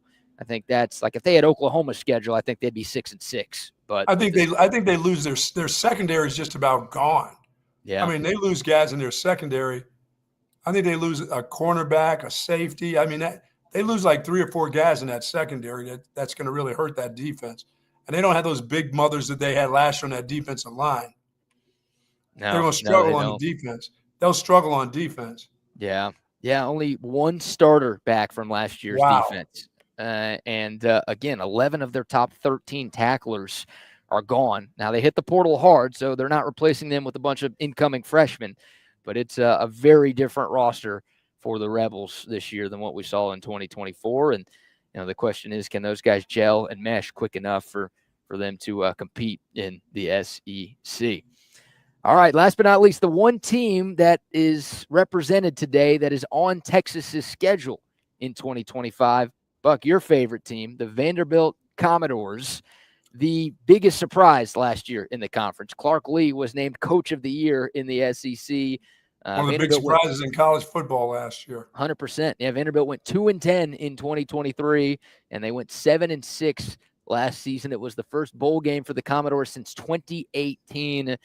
Diego Pavia became a household name. Obviously, Vanderbilt pulled off that stunning upset over Alabama, and they took the goalpost down and walked them all down Broadway Street and threw them into the river, which I've learned is like a 3-mile walk. That's not like right up the road. They took the damn goalpost all the way through Nashville. That's how big of a win it was for the Commodores. They were 23-point dogs and obviously pulled off the outright upset. And again, 7-6, did enough to make a bowl game and then beat Georgia Tech in the Birmingham Bowl last year. Can lightning strike twice for Vanderbilt, Buck, or does this team and this program kind of come back to reality? Well, I think that prince turns back into a frog, really. But I don't think they're going to suck. I don't think they're going to suck. Suck is 4 wins. I think they can get 6 wins, but I don't see them being the Cinderella story that they were last year. Yeah, they're not sneaking up on anybody. Everybody's going to treat them like Vandy instead of treating them like they thought last year. Oh, it's just Vandy. We can, Alabama. We'll be just fine against them. They didn't take them serious. They'll take them serious. Teams will take them serious this year. Yeah, they're not going to sneak up on anybody. And man, No. I am fascinated. I get it. It's a new era of Alabama football, but what does Bama do to Vanderbilt this year in Tuscaloosa? And once again, here's another group that's got a schedule that's wow. Boy, they can get well in a hurry. Virginia Tech is facing like those first 2 games. They better win. They better win one of the 2, and this is the one they better win if they want to have any kind of season at the Hokies. I don't think it's an easy start at all for Vanderbilt. I mean, they get Charleston Southern in week 1. That's easy, but then they got to go that's a road game at Va Tech. That's never an easy place to win. And then that'll be crazy. They got to go to South Carolina in week 3. They got one of the toughest starts in the whole conference. Like if they're 2-1 through that first 3-game stretch, then I think they're in a good spot. But and there's old Georgia State again in there. They lost to Georgia State last year. Man, that's funny. Like they still went 6-6, but they had a loss at Georgia State a year ago, so that's somehow a revenge game for Vandy. They got at Alabama, LSU, at Texas, at Tennessee. It's not an easy schedule for the Commodores. No, at the end there, that's not going to be fun for them when they're trying to get just to a bowl game, I believe. That's the goal, and their Vegas over-unders at 4.5. So if you have them making it to a bowl game, you can make some money, or your cousin can make some money this season. But I think, the folks out in the desert expect the Doors to take a little bit of a step back this season. Yeah, I don't expect them to be as good as they were last. I think, yeah, once again, they seem to sneak up on people last year. That's not going to happen now. No. Boy, is No, Alabama going to be waiting for that group? That's what I asked you a moment ago. Like, what do you yeah. think happens to them in Tuscaloosa this year? They beat them by 50. Yeah, and look, I mean, they gave Texas a hell of a matchup last season. That was a lot closer than any of us wanted. Of course, that was a game in Nashville. Texas was its own worst enemy at times in that game. They just kept turning it over, and a lot of dumb penalties that just kind of and their coach can coach their coach can coach defense now. Yeah, that guy with some really good players would be awesome. Yeah, I think so. I mean, look, Vanderbilt's a really tough place to win. Like, it might be the hardest job in college football because, well, you're in the toughest conference in the sport, and you're in a pretty recruiting rich area in Tennessee, but like you're behind the University of Tennessee, like Georgia, Alabama, like all of those schools in your region come in and take all of the players that you would want. Absolutely. So you're never going to recruit at their level, so you're never going to have the talent of those teams. And there's some pretty rigorous academic restrictions at Vanderbilt. They're not as rigorous as they used to be, but like compared to a lot of teams in this league, like they actually kind of care about school. So it's hard to get the talent that you need to compete against the schedule that you've got to face year in and year out. And that's why, like, it's pretty rare, Buck. You see a team go 6-6. How often does a coach of a 6-6 team win Coach of the Year? Right? I know. I mean, can Pavia do it again? Can he come back and, little round-shouldered guy? Can he get it done for him? Oh, calling him round-shouldered? Can he get it done? The little Doug Flutie wannabe, can he get it done? You're giving him the fat guy treatment? 207 pounds is fat? I'm glad they come here. I don't want to go there again. Yeah, look, that's Texas will be a big favorite in that game. And by the way, it'll be Vanderbilt's first trip to Austin since 1903. Good. Get them in, get them out. Vanderbilt get them in, bring them back again next year. Yeah, Vanderbilt actually has a winning record all time against Texas, but like they hadn't played since pre-World War II, maybe even pre-World War I before last year's game. So Texas, obviously they're gonna turn the tide on that all-time series record pretty quickly here.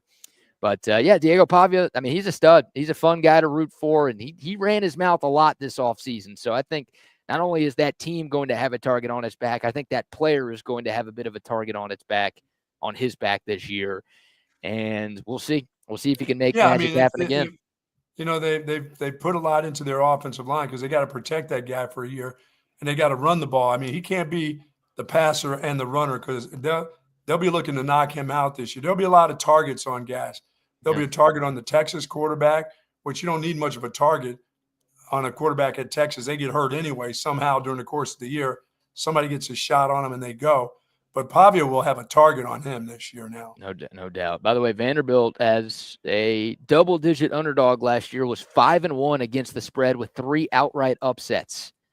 So, like, that's why their year was so impressive, right? Nobody expected them to do what they did. No. And now, again, people are going to be paying more attention to Vandy this year. I think they're a 4 to 5 win team. I'd love to see them get back to a bowl game. I think they're a great story. But like I said, I like their coach, man. I like his attitude. I like the way he coaches. Yeah. The good news, like, Vanderbilt is no longer the obvious worst team in this conference, right? Like, think of what Kansas was in the Big 12 for all of those years when Texas was there, where it's like, oh, you're filling out your preseason poll, and you might not know who second to last is, but every year you know who last place is going to be. Like, that was Vanderbilt forever, and now it's like, I think they're better than Kentucky. I think they're better than Mississippi State. They could be better than Arkansas. They're like A&M. They're like A&M? You think they're on that level? Yeah, they're like A&M. I thought you were high on the Aggies. I will be, but let's not give them too much too soon. They can't take all of that at once. You know what they do? They'll gag it away, but no. Vandy, I think of them as like I think about the Aggies. Okay. You just said Vandy is like going to fight to make a bowl game. Does that mean you think the Aggies are going to be fighting to make a bowl game this year? Of course they are. That'd be awesome, man. Sign me up for that. I know that upset you, but that would be amazing for me. Van like 5-6 going into the Texas game at the end of the year. Texas can prevent them from making the postseason. Aggies will lose to Arkansas. They'll save Pittman's job again. That would be great. Yep, for Vanderbilt, again, Diego Pavia is awesome. Eli Stowers, one of the best tight ends. He might be first team all-conference later this week when the preseason teams come out. But I think it'll be a 4 or 5 win season for the Commodores, and that's a game I expect Texas to win and win pretty handily. Obviously, we'll know that game's not until November 1st, so we'll know a hell of a lot more about both of these teams by the time we get there.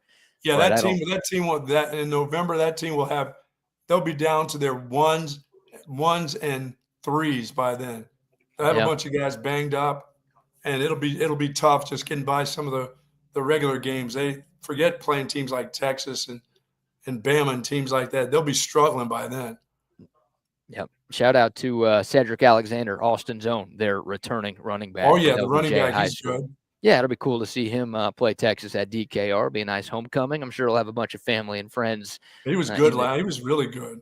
Yeah, they were a solid team last year, man. I mean, it was a great story. Like you said, one of the best stories in America, and we'll see if they can make it happen again this year. All right, we'll take your thoughts. Those are the 4 teams that will be represented today. Once again, it's LSU and South Carolina this morning, Ole Miss and Vanderbilt this afternoon. Texas will be here tomorrow afternoon. It'll be Steve Sarkisian, Arch Manning, Anthony Hill, and Michael Taft representing the burnt orange and white here in the ATL, and hopefully the first of a few trips that those guys are making to this city this year. All right, before we shift gears, let's dive into some Texas Longhorn football conversation. We got some recruiting news from the weekend as well, but before that, how about a few sponsor shout-outs? So our friends over at Hat Creek Burger Company, of course. Anytime is a good time to head on to Hat Creek Burger, whether it's for breakfast in some locations where they're serving pancakes and waffles and sausage and tacos. They've got it all. But it's about that lunch over at Hat Creek Burger for sure. The lunch is absolutely spectacular. The burgers are delicious. The fries are great. And I love those shakes. And Mom and Dad, if you want to have a little cocktail, you can have that at Hat Creek Burger too. 25 locations throughout the state of Texas, started right here in Austin, Texas. Love Hat Creek Burger. Going to have me a double tomorrow with cheese. That's right. Double up. They need a Hat Creek. They need one of those here in the ATL. I don't think they have them around here right now. They got nothing there. They got nothing here. No. I could go for a Hat Creek Burger. They got strip clubs, don't they? They do have Magic City. We'll see if TSU takes a little field trip to Magic City at some point. And they got chicken wings, don't they? Don't they have a wing place? The famous, Magic City is some of the most famous wings in the world.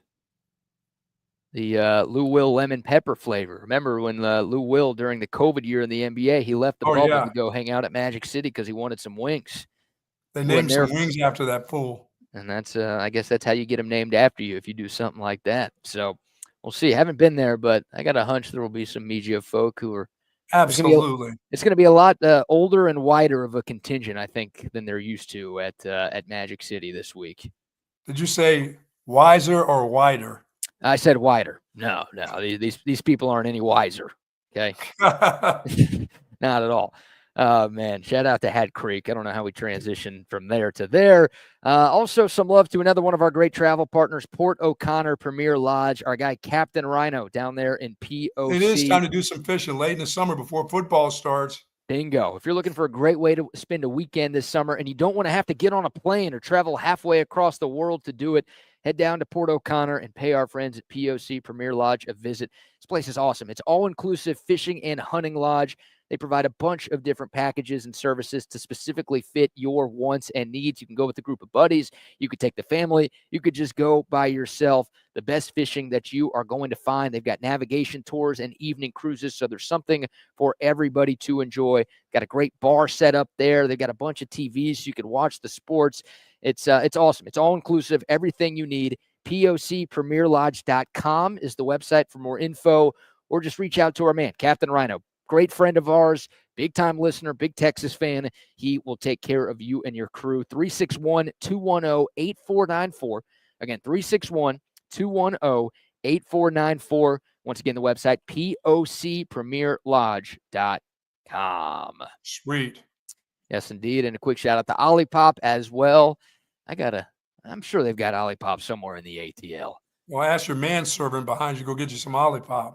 Well, that He's guy. not doing anything. He's not doing anything but looking over your shoulder. That guy ain't worthy of OLIPOP. That dweeb is drinking. He's drinking like kombucha or something. Come on, man. Whatever the lamest drink you can have is what that guy was consuming. OLIPOP is awesome. It's the game changer of all game changers. It's great tasting soda. That is soda, but it's actually good for you. So unlike the sodas you've been drinking in the past with a bunch of sugar and calories and ingredients that you probably shouldn't be putting into your system, now OLIPOP has found a way to solve that problem. You can enjoy soda that tastes like soda, but you can actually feel good about what you're putting into your system. This stuff supports your digestive health. 9 grams of fiber in every can. Prebiotics, plant fibers, botanicals. I don't know what those words mean. I do know that they help support your gut health. I'm a huge believer in OLIPOP. If you try it, I think you will be too. Pick it up at H-E-B, Target, Walmart, Costco, Whole Foods, wherever you buy your groceries, you can shop OLIPOP. Love it. Love it. Yes, indeed. All right, a little Texas Longhorn football conversation. Buck, a little recruiting chatter. The Longhorns did land a commitment from 4-star cornerback Samari Smoke Matthews. Smoke is coming, huh? The smoke is coming. Yeah, we talked about him a little bit on Friday's show. A top 60 player in the country, the 6th-ranked cornerback in the class of 2026. About 6 feet, 6'1", 190 pounds from the state of North Carolina. Picked Texas over South Carolina, Miami, and Florida State. Those were the other 3 finalists. A track star in high school as well. And, man, Texas has done a tremendous job. I'll give Mark Orfe a lot of credit for this one. That was his first offer. On Mark Orfe's first day on the job at Texas, he reached out to Smoke Matthews and offered him a scholarship. And he's been the lead guy on this recruitment since the beginning. And it worked. They got the commitment from one of the top corners in this class, Buck. So they didn't bring some kid out of Jersey City. They got a kid from North Carolina, huh? Got a kid from North Carolina. Nice. Yep. He is the 3rd cornerback recruit that Texas has committed right now. They've got a kid out of Louisiana, Hayward Howard Jr. They also have a kid from Anderson High School from Austin, Texas, Yaheem Riley. And now you get Smoke Matthews, who is the highest rated of those 3 corners that Texas has. And, yeah, that's a big get right there. He gave some quotes about why he picked Texas. He said, I can't really tell you exactly why I like Texas. I've just always liked them. It's something about them that stands out to me. Of course, watching them in the college football playoff last year helped. It was nice to see their defense. It was nice to see the defensive backs look as good as they did. And that's awesome. So talking about, team success helps in recruiting. And when you have the Thorpe Award winner and when you have, 2 guys drafted in the first 2 rounds of the NFL draft from the secondary, like that's going to be attractive for a high school defensive back who is looking to be next in line there. So, love what Texas is building with their secondary. They've got a bunch of talented pieces, and it feels like they are set up for success in their defensive backfield for the foreseeable future. That is the 18th commit for the Longhorns in the class of 2026. And the class is back into the top 10, currently at number 9 in America, Buck. Good job. Still got some room to grow. Texas did miss out on my favorite recruit. Remember the 6'5", the big tight end / tackle? Yeah, the 6'5", 300-pound tight end, Hezzy Kent. He is from the state of Florida. He committed to the University of Florida over the weekend. Let's see how long he'll be playing tight end there. I really want him to be good. I usually don't root for people who commit to other schools because I'm just, sour grapes guy. But, I really want this dude to be like a Hall of Fame tight end at some point in his future. It's not going to happen. That guy, he's like 3 times as big as Big John Mackey was. 6'5", 300 pounds as a tight end. I'll see you at defensive tackle or a left tackle. And that's the thing. He told schools that were recruiting him, hey, if you are recruiting me as an offensive lineman, I am not coming. Maybe Texas will get him on a second time around once he leaves that place, once they try to make him a defensive lineman. Yeah, as soon as he gets to campus, as soon as pen hits paper and he actually signs, it's like, oh, yeah, no, we know we told you were going to play tight end, but see how those guys are, 60 pounds lighter than you? Yeah, we're going to make you a starter, sir. And you see how those guys at offensive line are like your size. And they make a lot of money. They make a lot of money too. Like that's where you're going to play there. You know what he's going to say? I'm making a lot of money now, you clowns. Yeah. You are paying me to be here, right? Florida. Thank you very much. Yes. So Texas missed out on him. They also missed out on Caden Prothro, the number 2 tight end in this year's class. He is going to Georgia. It's a big get for the Bulldogs. He's from the state of Georgia. There, right? Yeah, no surprise. But unfortunate, because that's a guy that Texas really wanted. A bunch of guys really wanted him, and he's staying close to home. I think Georgia now has 3 tight ends committed in this class. Right. They do a great job with them, so. Yeah, I mean, Brock Bowers, and they've got a loaded tight end room this year with Oscar Delp at the top, and Darnell Washington was another kid who was there. Yep. Was a high draft pick a couple of years ago, so they recruit and develop that position better than anybody in the SEC. They've got a couple of studs coming in, and they've got a couple of studs on campus right now. That's all right. They're not going to be any good, right? Georgia? Yeah. Yeah, they're never good. They'll be good again. What's your confidence level in Texas going on the road to Athens? And, we'll talk a lot about both of these teams tomorrow because Texas and Georgia will be here tomorrow. I'm a little surprised they didn't separate the 2 teams because it feels like that's your preseason 1 and 2 in this conference when the poll comes out. But both teams will be here tomorrow. How you feeling about that game in Athens on November 15th right now? I think that Arch Manning will have his feet underneath him by then really well. I think we'll know a lot about what this team can do. I mean, because I'm not even going to panic about the defense. I'm not thinking that's going to be any weakness whatsoever for this football team. I think the offensive line will have it together by that game. You'll have a lot of games under your belt by that time. I think Arch Manning will hit his stride. If the wide receivers not only are good but stay healthy, I think that'll be a game that Texas can get on the road and win. I do. I right now, if you told me if I thought they would win or lose that game last year, I didn't think they were going to win. There was nothing about Georgia or Texas last year that told me that they were going to win either game. That was just the Georgia in me, like it was the Georgia in you. Georgia was going to find a way to win the football game, both games. I'm going to fact check you on that. Make sure you didn't pick Texas in either of those games on our predictions, because but I feel this. I feel like they can get them now. Okay, yeah. The issue is Georgia hasn't lost a home game since 2019. Buck. I don't care. You don't care? I don't care. They won't. I not only think that Texas, I think somebody else will get them at home too. They do host Alabama and Ole Miss at home this year before Doesn't Texas. Alabama always beat them anyway? Isn't that the Alabama, game? Yeah, Alabama does always beat Georgia, it feels like. So maybe that home win streak comes to an end. The last time Georgia lost a game at home was to Coach Boom, Will Muschamp in South Carolina back in 2019. That guy's had like 14 different jobs since then. And I think he's now with Georgia. Isn't he now on Kirby Smart's staff at Georgia? I think so, yeah. So I don't know. Maybe I'm making that up. He's somewhere in the SEC.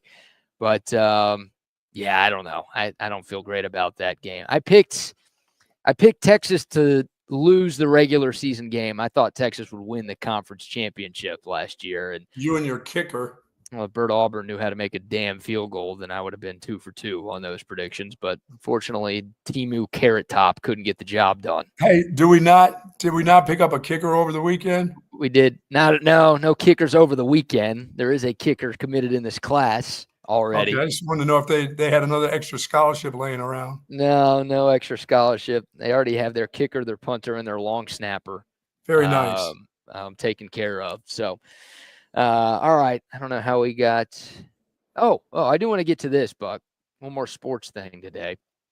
While we're talking about Georgia and Texas, we have the odds to make the college football playoff. Okay. According to Pro Football Focus. Care to take a guess at who has the best percentage chance to make the CFP out of the SEC this season? Texas.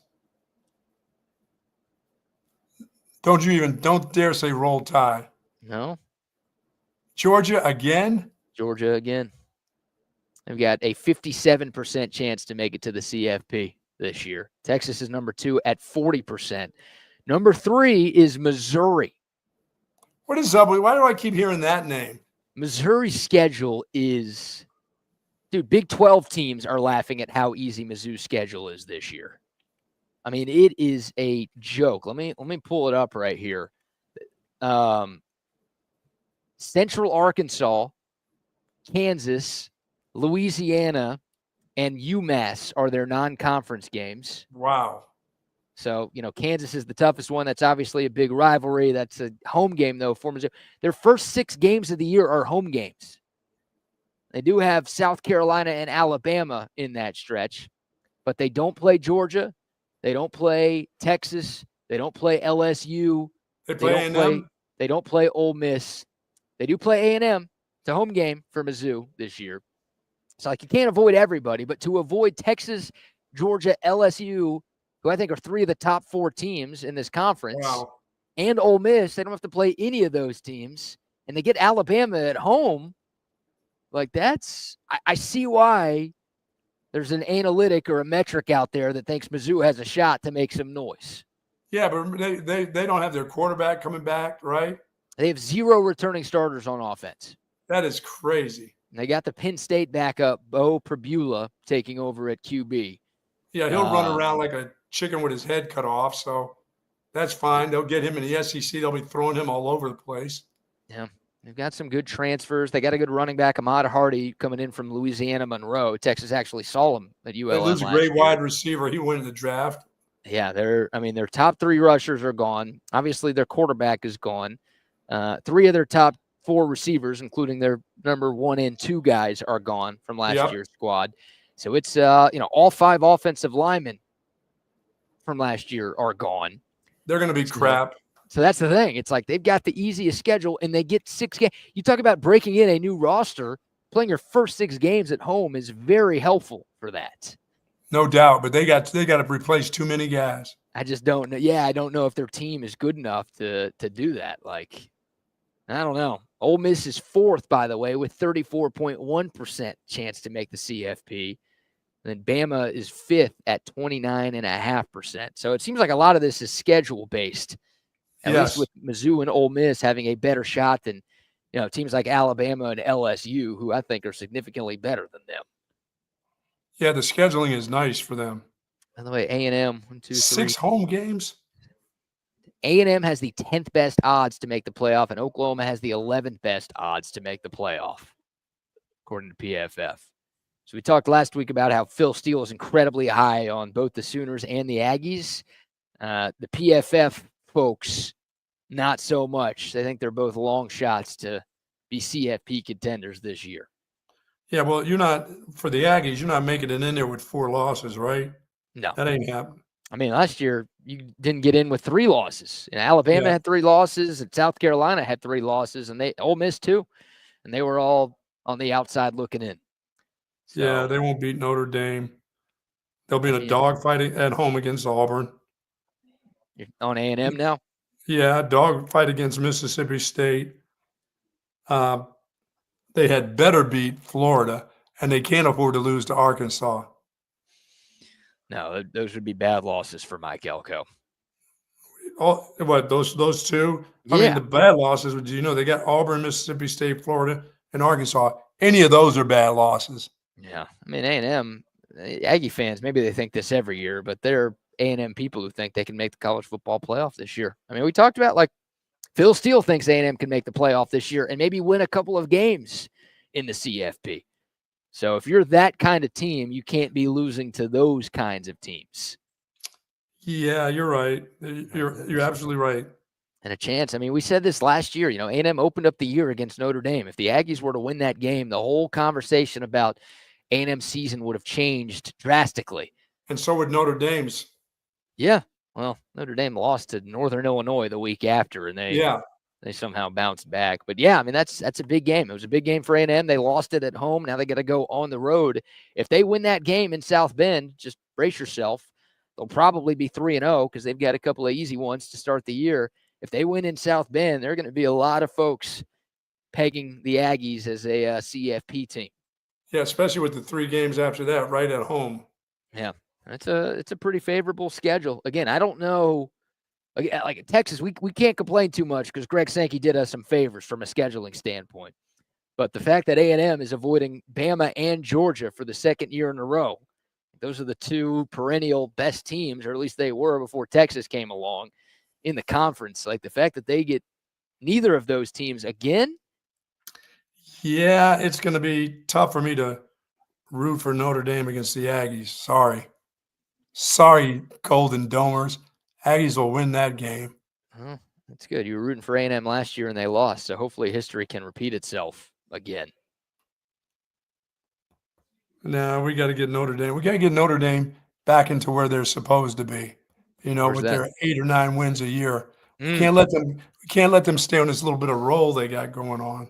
Yeah, I think they're going to be good this year, but I don't think they'll get back to the championship. I think this new format with the college football playoff, the fact that they're not giving, top 4 seeds and first round buys to just the conference championship winners like that, the whole bracket would have looked so different last year. You're right. That's true. That wasn't the case. And, you had teams like Notre Dame. And, Notre Dame at least beat Georgia to their credit. I think of a team like Penn State that got to play SMU and Boise State in their first 2 college football playoff games. It's like, you're not going to get that type of cakewalk situation anymore.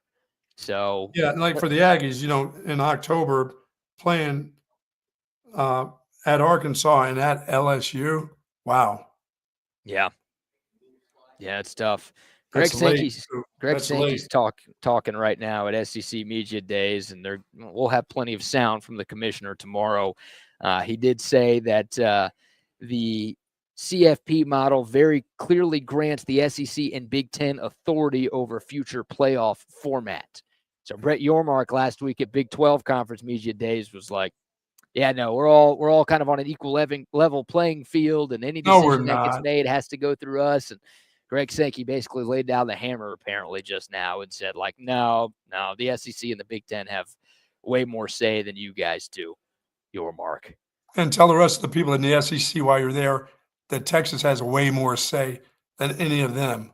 Yeah, you were right on that call. Getting closer and closer. You were right on that call last year. People looked at you funny, and they didn't think you were serious when you said Texas was about to come into the SEC and take over the league. I wonder if people have changed their tune about the Longhorns going into year 2. Yeah, let Sankey know that we'll be making some of his decisions here soon too. So tell him don't get too overboard with thinking that he needs to do all the talking. We have representatives from the University of Texas that can help him out with that too. That's why I'm here. Oh, yeah. Will they meet over to your hotel room? Yeah, everyone's going to meet at the motel that I'm staying at this week. We got a big meeting tonight. I'm sure they have space for you over there for your contingent there. Yeah, watch out for the bullet holes as you're walking in. Oh my God! Make sure you buzz to get into the front door or the lobby is. Yeah, while the guy's having his lunch, don't disturb him at lunchtime. No, we can't have that happening right now. Dude, once you get to bullet holes, that's when you have to make some real decisions. Yeah, I was looking around for bullet holes. I think the most discouraging thing besides everything else was the bathroom being wet. Why is it wet? No bugs. No bugs. I thought for sure I'd see at least 1 or 2 roaches in there, either kind. But no roaches, no bugs. I did see some hair. I don't like seeing hair. That grosses me out, dude. I don't even like seeing my hair anywhere. Like, that's disgusting to me.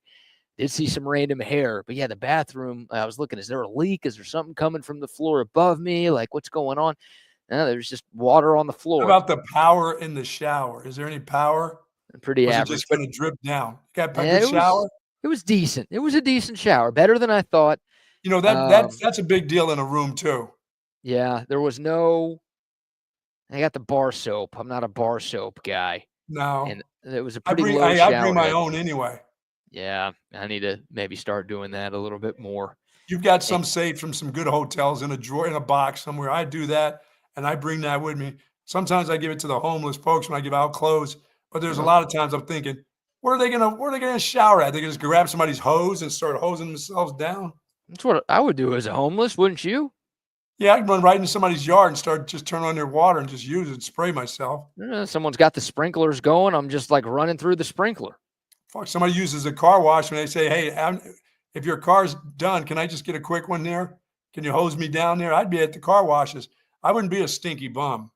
That's not a bad idea. Like, if you're a homeless guy, you just follow a car into one of those like gas station car washes. Hell yeah, why not? So, I don't know if it's safe in there. I don't know if anything in there could like hurt you or kill you, but like just stand by the blower at the end and dry off. You get the nice dry off. Look, you're in Texas. Like, you're going to dry off just by standing outside for a little bit, right? The sun will take care of that for you, but the washing stuff, yeah, you might be on to something there.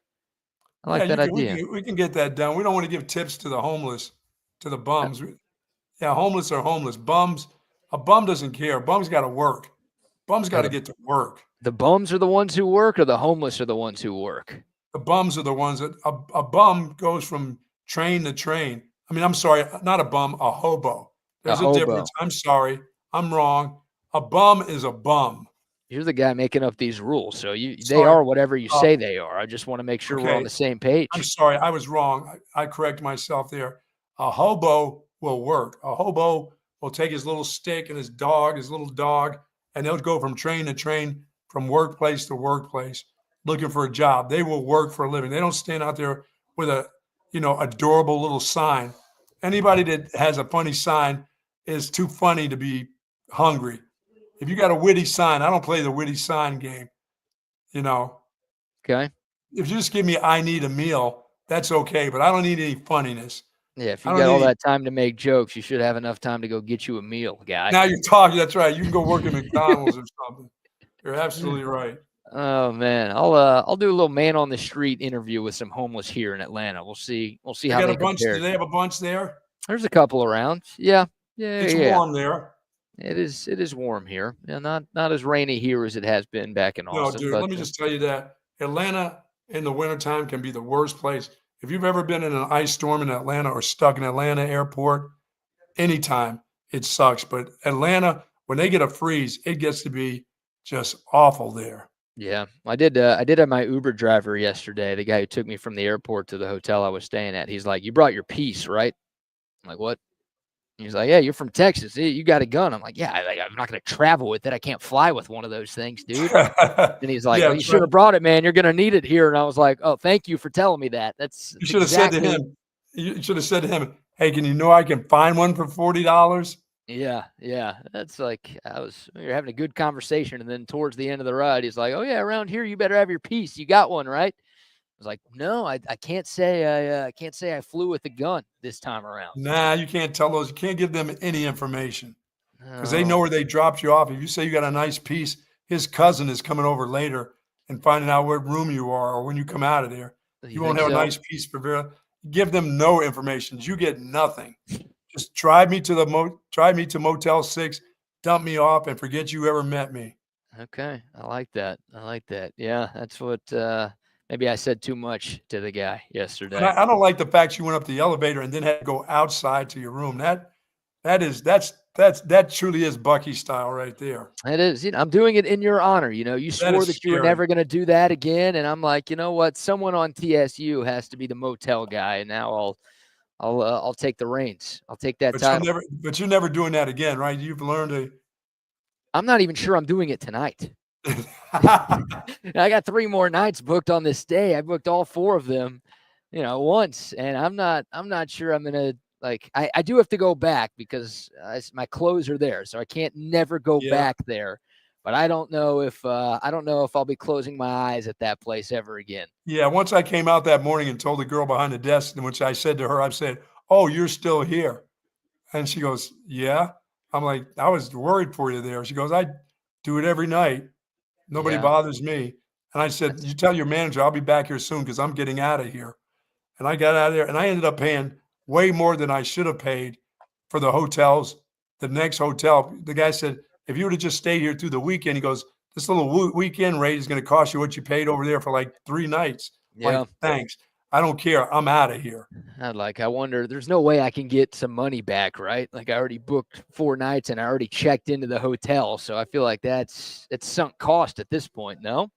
Well, it depends. When you get out of there before the ladies get in there and clean up, Yeah, you tell them, I just can't do this. You just tell them you don't feel safe. And then they start asking you questions like, did somebody put their hands on you? And then you start going, hey, is that what it takes? Somebody's got to accost me in here. Should I lie and say yes? Say I was a little nervous going outside the room where there were 7 guys rolling dice outside the door. I'll say someone on the elevator just like brushed my arm in like a weird way. He like winked at me and then like rubbed my arm in there. Well, just tell them you don't feel safe and you don't want to stay there another night, especially if you can get to the phones and find some place. But once you find these places, you got to go check them out. You have to go in person and see. You can't just rely on the Hilton. Yeah, I stayed at the Hilton in Dallas. But it was the Baghdad Hilton. Was that what it was called? The Baghdad Hilton? That's what we called it when we got there. Boy, I thought all Hiltons were nice. I didn't realize that. No, we stayed at the Baghdad Inn at Baghdad Hilton. I don't know if it was right in Dallas. It was outside Dallas. It's probably one of those trucking where 18-wheelers where those guys pull up and stay overnight. Mm-hmm. It was at an OU. That was an OU weekend when they were throwing couches off the freaking balcony into the parking lot. That doesn't sound like a Hilton right there, sir. Oh, it was fun. That was fun back in those days. That's when we would take the Winnebago from the radio station up there. That's like in Coming to America, you've got McDougal's instead of McDonald's. Oh yeah, that was great. You're staying at the Milton instead of the Hilton. Like there's no way you were at one of those with people. When you walk in with guys, when you walk in and get your rooms, and the guy behind the counter says, "So how many cots you gonna need?" He already knows that you're trying to come in there and bring in like 6 other people into the. How many cots you gonna need? Oh man, I think where I'm at now is the second worst hotel that I've ever stayed at. The worst one was my senior year of college. A bunch of buddies and we took an RV to the Notre Dame game. Texas was playing in South Bend against the Fighting Irish. Things did not go well for the Longhorns on that day. But we were in like Memphis, and we stayed at just like the most rundown motel we could find. We just had a giant RV. We're like, first place we see that has enough space in the parking lot for us to park this is where we're staying. Oh my God. We walked in. I mean, I saw a woman of the night giving dome to a guy in a car in the parking lot, which was sweet.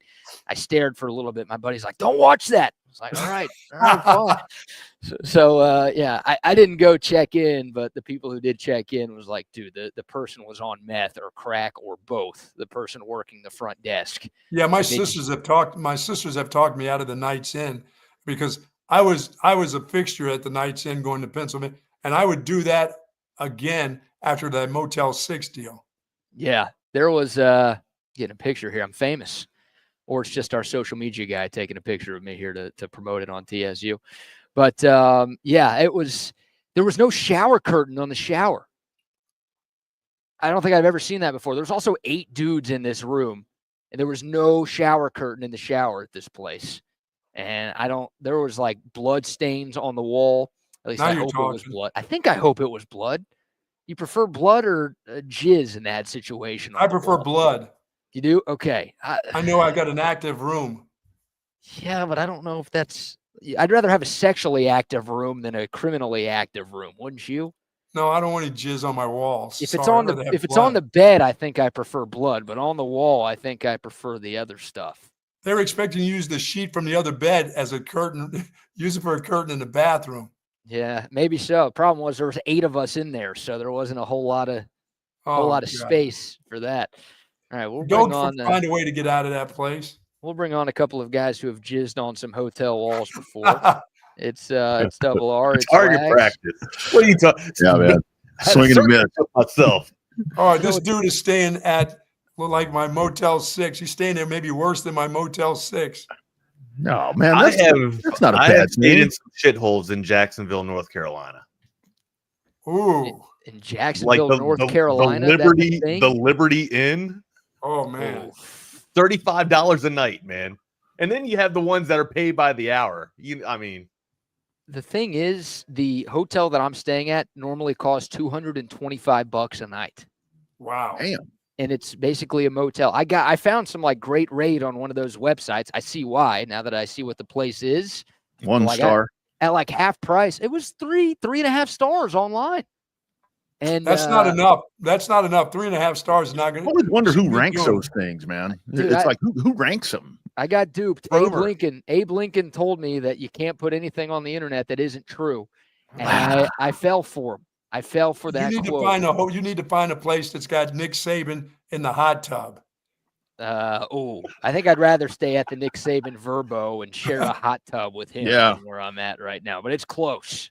I stayed at one a couple of years ago in Edna, Texas, EDNA. Oh yeah, I know, and that's where the home of Bobby Jack Wright. That's right. I got an aunt Edna. Flag City, USA. Flag. Easy City, on USA. that, Tom Brenneman. Make sure you have that L in there. All right. So I go rolling up in there, America's Best Value Inn.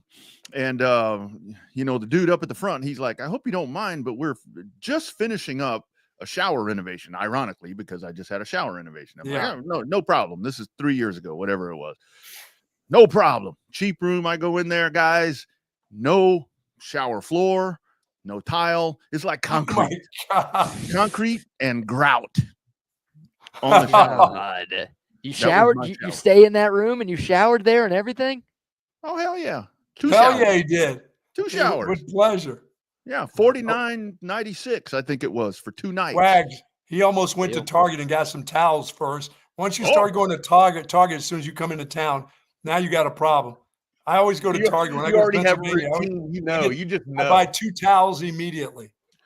So please tell me you don't have to walk up steps. Sterilize it though. You got to get your towels, but you also got to sterilize everything you go with.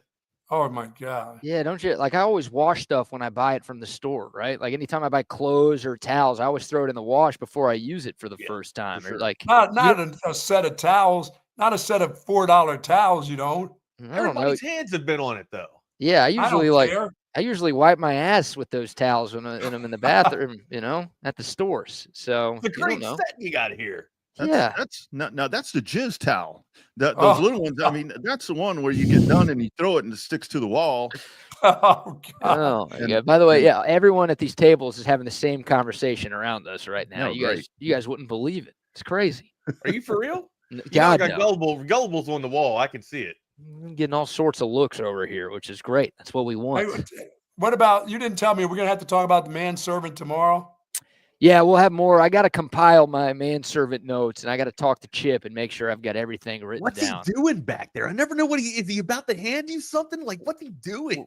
I think he's changed his pose. We're playing music. That was playing music over the airplane PA. Like, he probably played 4 or 5 songs. I think when we landed, he played Ray Charles, Georgia. What does he have on? Like, is it just what's that thing on his head? Who, the man? He's talking about your mannequin, your guy in the background. Oh, the mannequin. Oh, who is that back there? Abe Lincoln? This is George P. Swift. Oh, he has sold more hot dogs than any other vendor in SEC history. Does he got glizzies in there right now? We got some sizzling glizzies? No glizzies in here. I guess I didn't get here early enough. By the time I showed up to the show, I guess someone else. Don't worry. Neither did the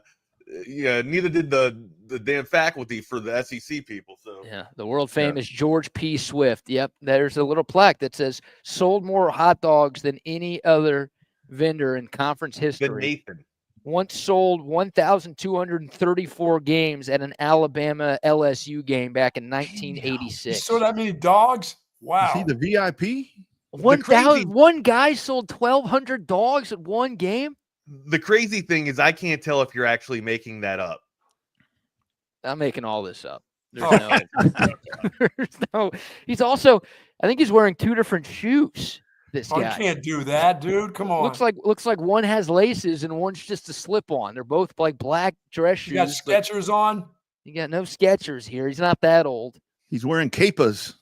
Older guy right there. Remember the capers? He had to tie them twice. Yeah. Remember those? All right, BK, go and get out of that place. I mean, I know you can't go. Go make some phone calls so you can get out of there, so you're not in danger. What's it called? Can you say what it's called? It's called Inn at the Peach Trees, I think. Oh, that sounds like a movie. Everything has a peach name in it, doesn't it, in Georgia and Atlanta? Yeah. I hear Inn, Holiday Inn, like La Quinta Inn. I'm thinking Inn with 2 N's. That's got to be nice, right? 2 N's. Motel 6N. I don't think it's called. Is it called Motel 6 Inn? We'll leave a Night light on Inn? for you. Nights in. Night. Hey, Bucky, Coda text line says we actually have somebody listening from Edna, and they ain't got no target there. You got to find the general. Ain't nobody from Edna listening to us. Seriously, it says it's a 361 area code, so I mean it's got to be named after that little short broad from The Incredibles, right? Yeah. Edna Road. Remember that commercial of the insurance Edna? I'm glad I met you. You remember that? Oh yeah. Listen, if you're staying at a place called the George Washington Inn and it's under the George Washington Bridge in New York, that's where I stayed when I was recruiting. That's where I used to stay because I used to keep the money. They said you can live in your car, you can have the money, but here's what your per diem is. I went to the George Washington Inn and they had cage there. They had a little drawer that you slip to the guy, and there you can pay by the hour. That's where I slept on one of my first moist sheets. The sheet was not dry. I was like, this is not right. And that's when I started putting dressers up against the door. But did the sheets just come out of the washer or just come out of the dryer and they didn't have them already steamed? No, dude, they were just, it was just, I don't know. They could have been the same sheet for the last 6 days. I didn't care. I wasn't sleeping in my car. In New York, though, right? It gets muggy in New York. Dude, you can get mugged. I know under the George Washington Bridge, you can get mugged. You can get mugged. And I wasn't having anybody break through the door. So I had that dresser up there tight against that door. 2 dressers, some chairs. I slept well back in the day there because I got to keep the cash then. That's when cash meant something to me, you know? Straight cash, homie. Yeah. Oh, straight cash for everything. I mean, you could get a rental car with straight cash. If you don't have a credit card now, you can't do a thing. No, not at all. Not at all. It's like the one time where you go to the hotel that has the door in between, you know, where it's got the door to the next room. We went on one of those and stayed. It was a nicer hotel on a race trip. And the dude I'm staying with, I mean, we're sitting there. We were going to go to a race event later on, and you hear these people getting it on over there. And I mean, it's just continuous. And so we're hanging around there. And the next thing I know, the dude I'm with, he's like got the glass to the thing. She's got no relief. It's just got the glass to the door. I'm like, dude, you don't. I've been at that. That was the Night's Inn. I've been in one of those. I was at one of them when I decided to, my ex-wife, when she, you know, when I was coming back from Boston College and I was thumbing a ride to Pennsylvania for a long weekend, and I was thumbing. Dude, I must have walked 25 miles. I'm the thumber that thinks the more you walk, the closer you get to your destination. I was thumbing and walking. My legs were I was cramped up.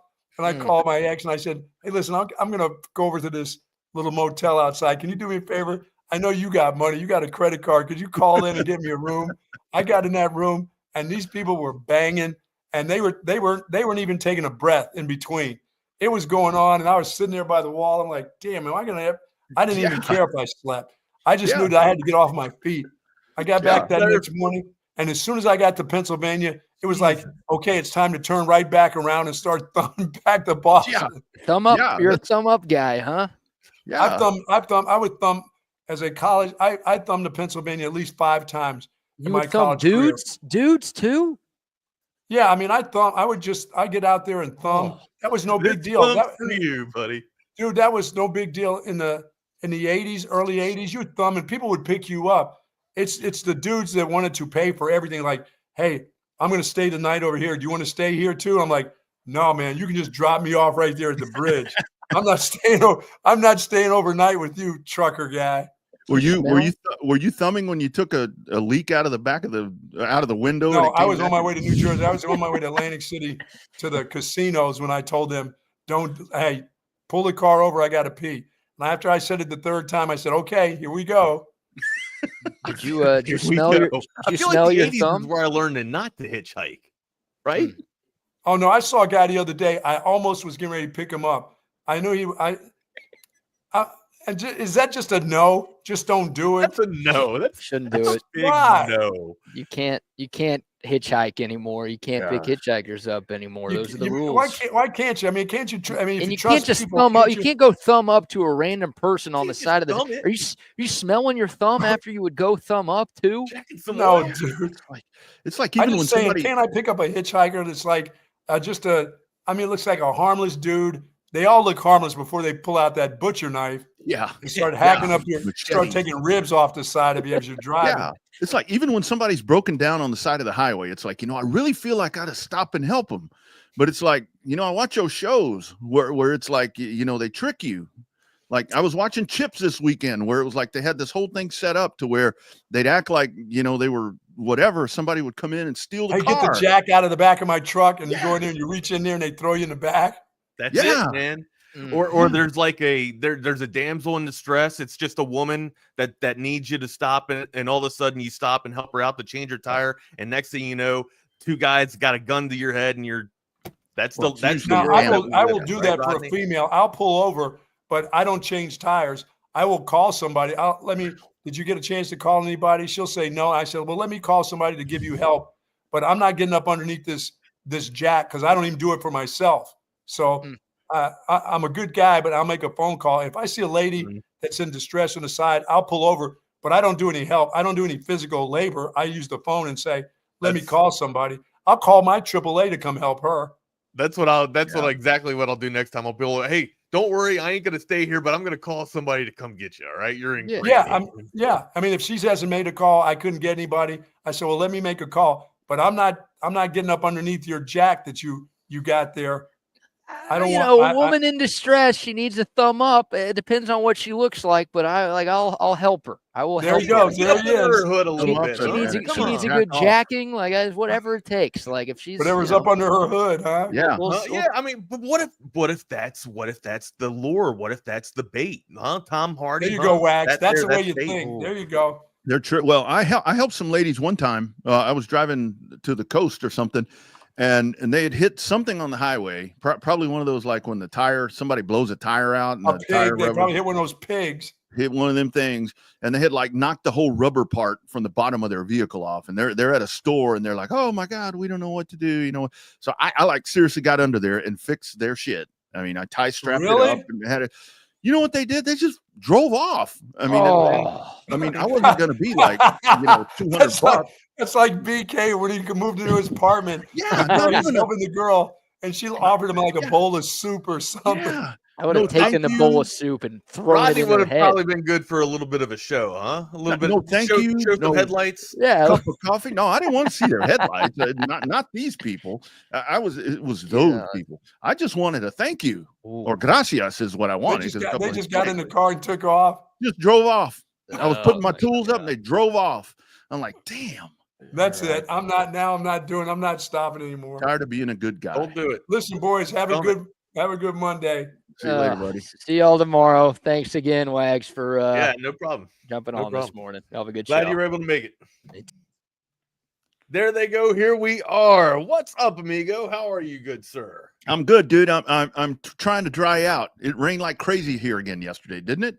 Did you hear all that? Still no reprieve just yet. I mean, the rain's good, but in subtleties, right? In small little doses at the moment, because everything just seems to rise up pretty damn quickly right now. What's up, everybody? Welcome into another edition of Chaos Theory on this awesome sports channel, Texas Sports Unfiltered. The boys and everyone are over in Atlanta getting some SEC media days in. Sankey's up on the podium. We'll have some sound cut up for y'all tomorrow, or probably possibly even later on this afternoon, depending if we can get it turned around that often or that soon. Make sure you hit us up on our socials. Follow us at Not the Fake Wags, or follow me rather at Not the Fake Wags on Brand X/Twitter, and then at the Wagner Wire on InstaFace. My partner in crime, Double R Rodney Rodriguez, aka Uncle Ronnie, is on InstaFace at _Rodney R, and then on Brand X/Twitter at the Rodney R. If you're out and about, if you were mobile, hit us up on that Coda text line. Lottery numbers 512-222-9328. Again, those numbers 512-222-9328. Smash that subscribe button if you hadn't done so already. Get your crowns and let's get it going, man. Happy Monday. Let's Monday morning quarterback this thing, brother. Where do you want to go? Man, I got to tell everybody, because I did have some people message if I was going to wear my shirt again today with Lexi and Sophie and Caitlin Clark. What is it? Tres Leches. Tres Leches. I wore it all weekend. And finally last night. Well, you didn't wash it one bit. You just had the. No, I just kept it on. I just laid it next to the bed and get up in the morning, put it back on. I had to go out Saturday. I had to dress nicer, so I took it off for a little bit. But last night, the wife is like, can you like not wear that for at least a day? She's like, you're really starting to look like a creepo. My favorite shirt. Yeah, I'm like, hey, are you kidding? I love this. You know, women have their night shirts. This is my day and night My shirt. day shirt. My week shirt. I'll have it back tomorrow because tomorrow my last day because I'm heading to Mexico on Wednesday. So if y'all don't see me ever again, nice knowing you. No, Mexico for fun. Okay. Fun. Going to Cancun. First time in a while, Rodney Rodriguez is traveling for fun. I'm going to go, and I'm not going to take any distractions other than one computer. That's all I'm taking. That's all I need. One computer. And are you allowed to say where you're going to Mexico? Cancun. Yeah, going to Cancun. See, I've never been to Cancun. Never been to Acapulco. Never. Yeah. What's the other touristy spot? We did Puerto Vallarta, which was just amazing. Whether that was, I want to go to Costa Rica at some point. I've been to many. Phenomenal. Not been there. So great places in Mexico, and that's where people are like kind of the whole same thing where it's like I tell people I'm going to Mexico, they're like, oh you better be ready. I'm like, dude, what's the other Cozumel? Cozumel is the other location that people go usually in Mexico, right? Yeah, absolutely. Still never hadn't been to either of them. Never been to Mexico, but don't know if I'm going to be traveling to Mexico anytime soon these days, man, until the little things start to simmer down between everybody here. Well, that'll be interesting. Yeah, it will be. Hey, how was your weekend, man? Good. It's good. You mentioned you were a little bit wet. Able to dry off at all? I was going to message you Saturday morning, but because I did go play golf, I went and played 9 holes in Taylor. But I called them. I didn't. I waited. I was actually up at like 7:30. Made some. I should have texted you. They said we prefer cart path only. So I should have told you. I assumed that if I didn't. No, I think like I didn't get the call. I assumed it was. Yeah. It wasn't carts. So. A lot of walking. No, I'd show you with my feet, but I don't hit it out of bounds. Anybody and also like just gross you out. Basically, it looks like there's 4 or 5 slashes. Just someone took a razor blade and went horizontally to my foot. Damn. And I have not hit anything with sharp ends or curves on it. The skin's just cracking. It almost looks, you know what? It looks like a fish gill. It's weird. It's so gross. It's weird. Looks like Abdullah the Butcher's head.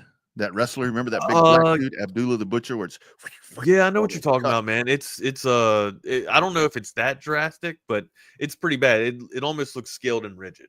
So dude, that's got another appointment coming up with dermatology and podiatry here. So hopefully, we get this cracking and then we'll be able to do some cart path only with you next time. There you go. You mentioned Sankey. He was speaking a while ago before we came on. That's why I was a little bit later coming on. Yeah, were you able to catch any of it? Just kind of bits and pieces. He wasn't taking a lot of questions, but one thing that he mentioned, he said, probably just opening remarks, right? Yeah, I think so. Somebody mentioned something to the effect of, the state of college football, and he said, well, college football isn't broken, but it's extremely strained. So that's kind of a strong remark, I would think, from the commissioner of, arguably one of the best. What was that on the? What was he responding to? Like what?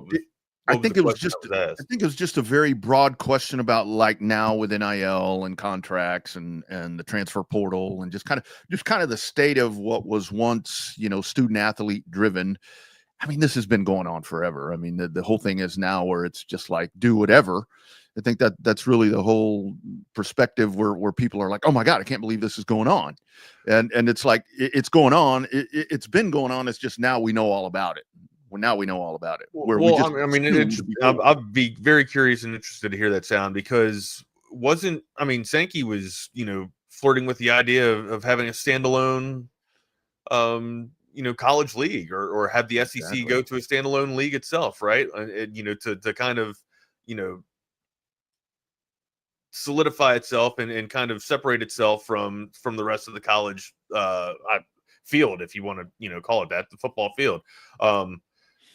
And now he's on the podium saying that, things are, college football isn't broken and he's going to try his best to kind of, keep that together. We don't have everything. I'm kind of paraphrasing what Rodney was talking about there, but I'd be interested to hear what Sankey has to say, considering he was very high on the notion of having a standalone league. So we'll see. Because to me that just breaks the college football even further. So you're going to be a little more vocal when you're like the one empowered. The empowered person's going to kind of be the one to have more of a mic drop opportunity or be able to because you control everything. I mean, they really do. I mean, the SEC and the Big Ten, and that's I was actually the same. And this is wherever, because I told you last week, Wags, that I got my Dave Campbell's Texas Football magazine in the other day, and I've been kind of looking at that. Not honed into high school near as much as I've been before, but it's still something where I like to go look at and kind of see whatever. And it's just like college football, where you look at that and okay, D2, D6A, you know who's coming out of where. Sure. I mean, it's very like with some of these schools where it's like, I think we're going to have a good year. And it's like, yeah, but so anyway, same difference. Did you see any of the baseball draft last night? I did see the Texas Rangers take the kid that I was looking forward to coming to Austin. Yeah, I saw that. That's about the only part of that I caught. I was watching NASCAR ran late, had IndyCar racing going on, and then I saw that, and I'm like, well, damn, there goes that dude. I figured he would get drafted and never get here, but I was kind of hoping they. Yeah, we'll break down a little bit of baseball in just a little bit there, but in a little bit here. But wanted to get your initial thoughts, just. Of the weekend, what all happened with you on the weekend and what you got to look forward to this week. Got to mention programming update. We will have Rodney out. Like he mentioned, he'll be in Mexico. So we're going to have a little Ty Henderson come in and sit a little bit in his stead there for you. So we'll be doing a couple of shows between Ty and myself while Rodney is down there getting a little bit of sun on his toes. Yeah, something like that. Something like that's what I'll be doing. Any thoughts? Anything changed for you on the home run derby? I had Acuna, but now that Acuna's out, I'm probably gonna go back and do another pick. Olsen's a nice little pivot there. If you guys wanted to turn from Acuna, or you wanted to look for something else. I just found out that Olsen was his replacement today by Patrick today or this morning. So probably go with Olsen in terms of Acuna instead. It does kind of take a little bit of the sizzle out for me, though. I'm not gonna lie. I was looking forward to see Acuna kind of mash and kind of rake. Yep.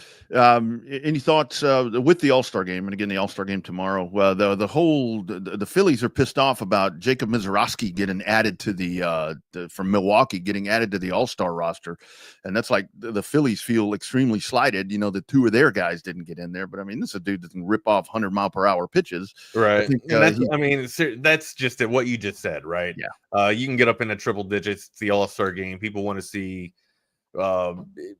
It doesn't even have to have crazy command of the velocity. It'd be fantastic if you had lights out control and command of it. But remember when Randy Johnson came in and threw and it almost hit John Kruk and they made a spectacle out of it. Yeah. They were able to market it, and then you get some other people. Chapman comes in, he's dialing up triple digits, and he can't really command that much velo, but it hits the box every now and then, or not more than just every now and then. That's kind of what people want to see. They want to see the the triple digits, and sure, it's fun to watch someone be able to paint the corners, but when you can get up there in triple digits, that's what people kind of want to see. And if power versus power, man, remember when Ohtani versus Trout a couple of years ago? Mm-hmm. Like that was, now I don't think Trout was at the top of his game, and I'm talking about the world championships here, but I mean that's kind of what people want to see, man. All-stars versus all-stars, like the top of the pantheon versus top of the pantheon, dude. You remember last year at this time? I mean, it was the bit, because Paul Skeens was going to pitch against David or Aaron Judge, and it's like, okay, this is a big deal, and Skeens is only a rookie. Yeah, I mean, I applaud baseball for adding that guy. I mean, because you do need something to give it a little substance. Because what do people say about baseball? Is boring, and I think the baseball is one of those sports where they're very set in their ways, right? I mean, it's like, okay, we do this way, and yeah, maybe those dudes from the Phillies should have gotten it, but I think should have gotten the nod. But I think it's a better call to put the young dude in there, because, like you said, people want to see that shit. I mean, not the status quo. That's an old word. Yeah, no, I got you. You want to talk about status quo? Status quo was not on effect last night for the MLB draft.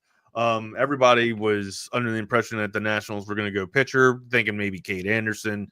It just seemed like to fit the mold, right? That's kind of, what Washington, the Wally, what do y'all call them? The curly W's or whatever? I don't even know what the hell y'all call them down here. I call them the Walgreens because they got that Walgreens. Yeah, the curly W's or the Walgreens or whatever. Usually that you tend to associate pitching, right? I know that they drafted Bryce Harper, but standout pitching, Steve Strasburg, rookie sensation there. You'd think maybe Nationals be leaning, a little bit to the arms and a little bit to the hurlers, right? Thinking I had Reed all over it there, but again, well, how about Eli Willits? A 17-year-old, again, sophomore or not sophomore, shortstop here, and that was the theme last night too, right? Like if it wasn't a shortstop, it was a pitcher. You know what I mean? And here's the thing too, like I thought. Another quick note on Major League Baseball draft: Orioles had 4 picks last night in the first 3 rounds. I thought they made the most with the picks on the board. I would have loved for them to go get arms earlier, but they took 2 pitchers in the first, or excuse me, 2 catchers in the first, and then 2 pitchers in the second. 2 catchers is a little wild, especially after you took a catcher in the second round last year too. So Mike Elias addressing, and again, like we all know that Adley Rutschman's fantastic, and he's had a little bit of an oblique injury, but you're not drafting for Major League Baseball, top 40 right now. You're trying to fill, all the teams up throughout your farm system, right? Yeah. And then catcher's an important position. I understand that, but it feels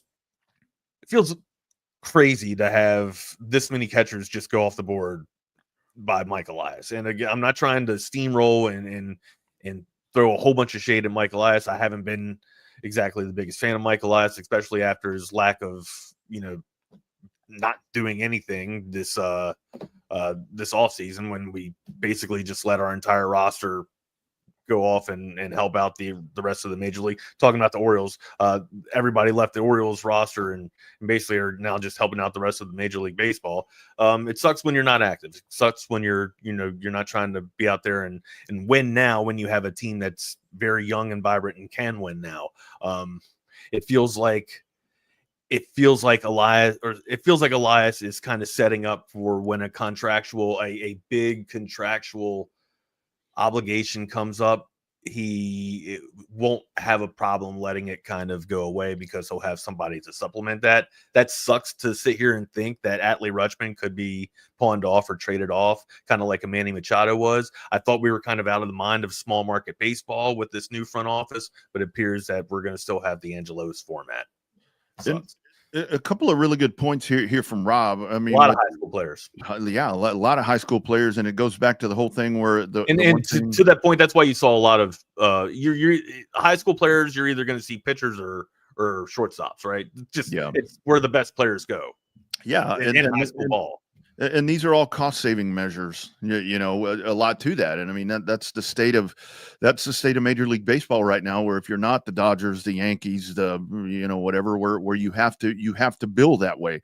And that's where baseball is so cool, with the high school players, because like we talk about, there's the developmental systems with AA and AAA to where it is. I mean, you're going to bring this dude in ultimately to be on your Major League roster, but you're going to work him through these steps to get him to that point and develop him. And that's where baseball has always been so cool to me, is that you do have that tiered system to where you can actually go in and take one of these people and they really get to work. I mean, the guys that want to get into the NFL, you have to go play in the UFL or whatever the spring league is called. But it's like, okay, is that really the quality of player to where, like in the minor leagues, you're going to play the quality of baseball with a lot of those guys that you're going to be playing when you're on the Major League roster. So again, that was something that I did notice this morning, to where it's like, man, these teams are saving money. These teams are saving money right now, but that's for sure. And doing business, man. Real quick, again, I kind of misspoke. It wasn't Reed. I'm sorry. I was thinking Marcel Reed. I just looked down and started looking at Texas A&M. By the way, we'll be breaking down SEC position ranks in a couple of minutes here, quarterbacks.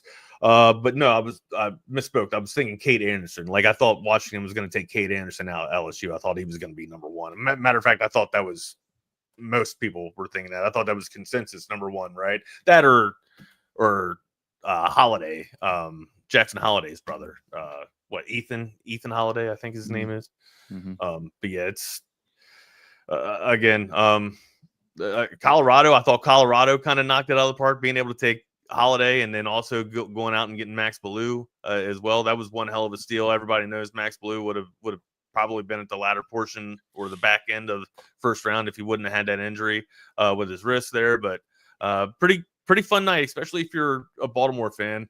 A little weird to see two catchers and then have two pitchers. But again, they took I can't remember the dude's name, 6'6" right-hander out of Georgia, reliever, man. Let me try and find it for you here, but yeah, I can't.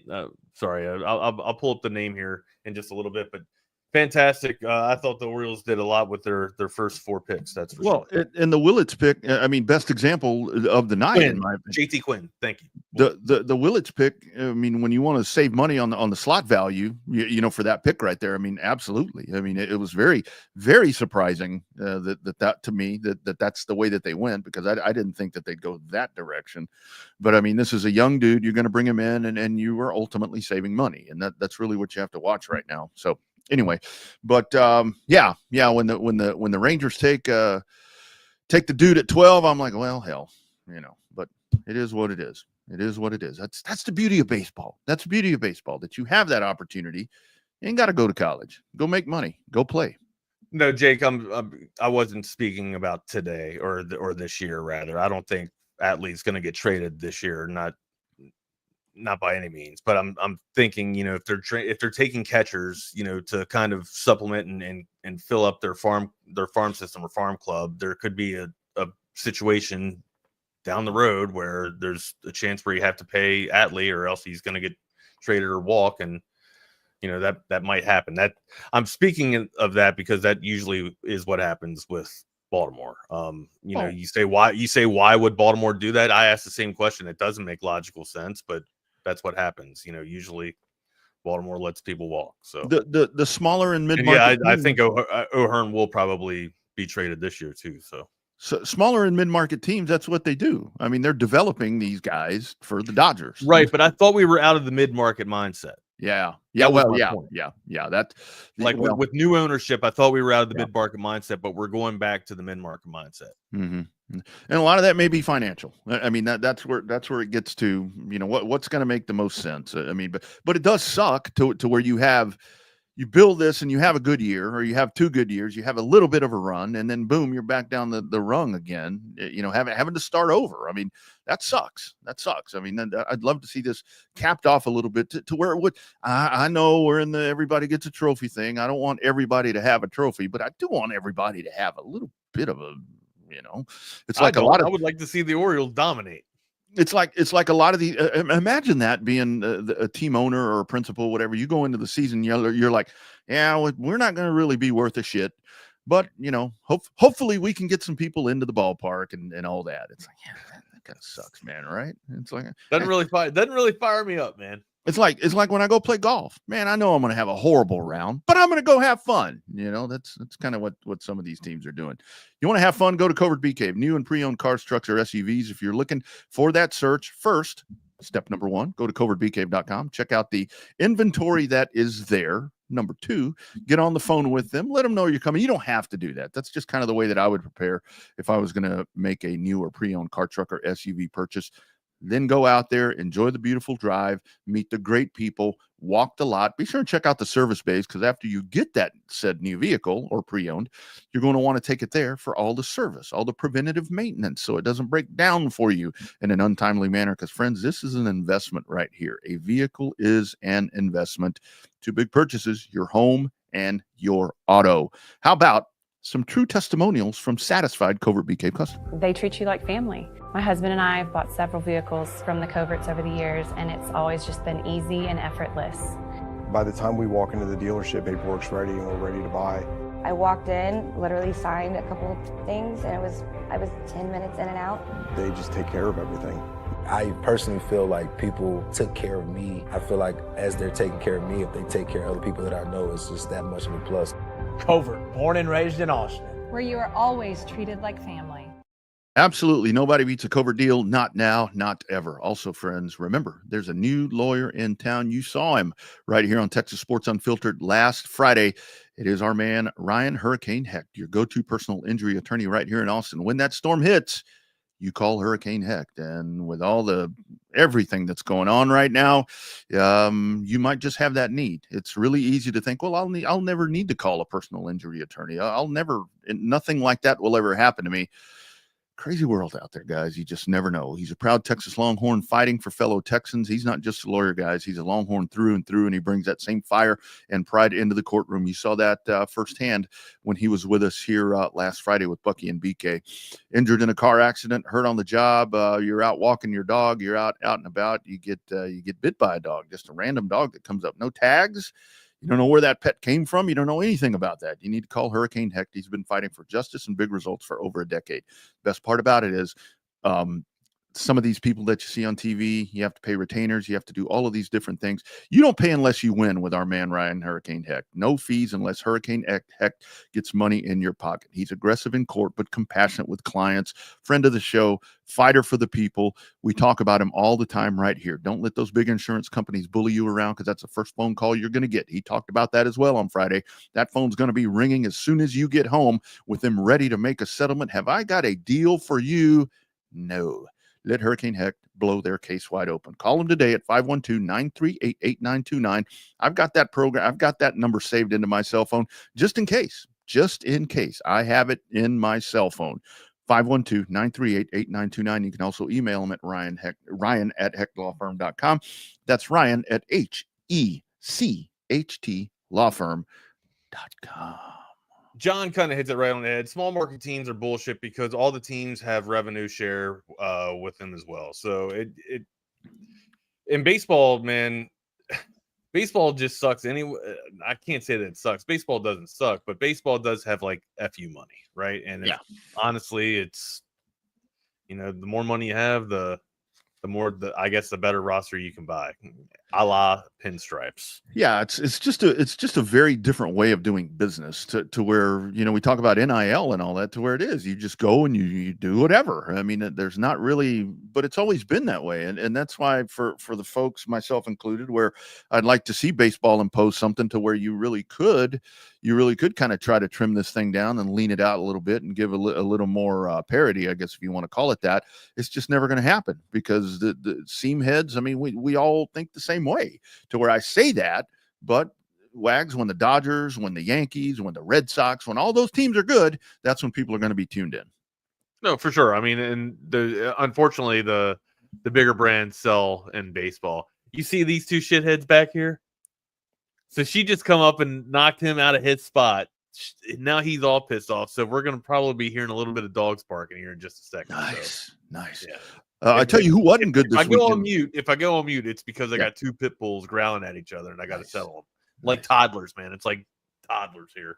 Who wasn't good this weekend in baseball were the Houston Astros, dropping 2 of 3 to the Texas Rangers. They got the overtime spectacular on Saturday, but dropping 2 of 3 right there. So kind of coming off a little bit of that high right there that we saw with the Astros, to where the run was really nice and you had the lead in the AL West stretched out to 7. Now it's kind of pulled itself back to 5, but going into the break, limping into the break, I guess I would say. But again, you're doing this. You've put yourself in first place without a lot of your key cogs. So see how this all shakes out once we get back to baseball. Well, I mean, I can't brag much either. I mean, did you see the shellacking that the Marlins put on the Orioles? I mean, it was 11-1 yesterday.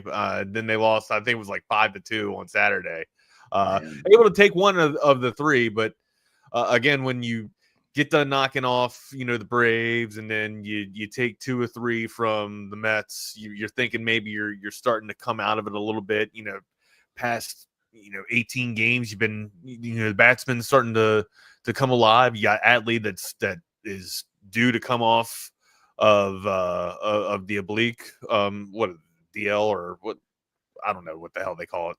anymore. IL, as a matter of fact. But yeah, you thought maybe Baltimore would be kind of digging themselves out of it here, out of the bottom of this basement. But after a weekend like that against the Marlins, you start to have those pessimistic thoughts again, man. But again, that's why they say baseball is baseball, a game of failure, and there's no such thing as momentum except the next day's pitcher. Yeah, exactly right. Bad weekend for your club, bad weekend for my club, man. Hopefully we can turn it all around. Move on. Break time. Give him a little bit of a break, and let's hit some home runs and have an. Yeah, but that being said, though, like I don't, and I know we just got done talking, like Jake kind of flirted with it, and I'm pretty sure he's right. Ryan O'Hearn has done some big things for the O's. Matter of fact, he's been the cornerstone for the O's, right? It's gonna suck, and of course, Baltimore. Do I want to say you can go without him? I mean, sure, you got bats in your lineup, but you talk about it a lot, man. There might not be motivation or motivation. There might not be momentum in baseball, but there sure is synergy, right? Yeah. Like synergy goes up and down through that lineup 1 through 9, right? And a guy like O'Hearn, he's a galvanizing player, and he brings a lot of synergy to that lineup. Atlee Rutschman's again another one, right? When Atlee's in the lineup and he's hitting well, there's great synergy all throughout the lineup, right? It just there's hitters that people galvanize around, and people just kind of get the same type of energy off of, right? Vibe off of. Mm-hmm. It's gonna suck to see O'Hearn go, right? I feel like that with Santander. Like I thought Santander was a guy that just created a lot of synergy, a lot of buzz for the lineup. I mean, look at what he's doing for Toronto too. So it's tough to see guys like that go, especially people that are in the middle lineup and are key cogs for your for the 9. So yeah. It's going to be tough to see him go, but Jake's probably right. He's probably going to get dealt, and knowing Baltimore's luck, he'll probably be a pinstripe. Yeah, great call right here. I mean, with Pittsburgh taking Seth Hernandez out of California, I mean that's a really good pick right there. Well, you just think and this kind of goes back to the whole point that we're making right here. That was the 6'6" righty out of Southern California, right? Is that the guy that I'm thinking of? Yep. Right-handed pitcher. Dude that's got high velocity, triple digits already. Yep. Very, very, very far along for being a high school pitcher, and that's just kind of the point that we're making right here. I mean, can you imagine with Paul Skeens and this dude, and you're going to develop a really good rotation, but you can't keep. Yeah, he's got a good slider. How do you have so here's my thing, right? When you're a pitcher in high school, how do you I mean, sure, it's easy to have powerful stuff, right? Over powerful stuff. Just throw the shit out of it. Yeah. Right, exactly. Because it's not that the distance from the mound to the plate isn't that far, and you're still throwing downhill, right? But how do you get it to break, and how do you get your off-speed stuff to be that nasty? Man, I'm telling you. Seriously, how do you get it to break within that distance that nasty? Yeah, I've talked to kids where it's like that they learn a slider or a splitter or whatever. He's gonna get more spins on it. Oh yeah, and it's like that. I've asked a couple of these guys. I'm like, okay, what do you do to learn that? And they start telling me shit, and I'm like, I'm a damn near 50 whatever year old man. I wouldn't have the discipline to try to learn that. And these kids come out, and I think that's where that's so important right now. Cause like we're talking about with these guys that come out and you're just, throwing triple digits or whatever. What are you going to do? You're going to blow your elbow out in 2 years and then cost yourself a career. And that's where, for example, tonight, or tomorrow with the All-Star game, or why are people not involved in you can't get these guys hurt. Pitch counts. Why are we doing that? Because you can't get these guys hurt. And yeah, it's unbelievable when these kids have junk pitches, I should say. Yeah, I mean, you say jump off speed stuff, right? Like nasty off speed stuff. Yeah. No. And that's the thing to me, because the distance isn't as great as it is from major league ball or minor league ball too. Like when you're playing high school ball, the mound is still a very much shorter distance than it is when you get to Major League Baseball. So yeah. John's going to be at the Home Run Derby. John, take a poster, say TSU forever, and let's see if we can get you on TV. Say Chaos Theory. Well, that'd be funny as shit, right? That'd be funny. See a Chaos Theory poster at the Home Run Derby. But yeah, pretty impressive right there with what these youngsters can do, my friend. Brian Kelly on stage right now, talking some LSU.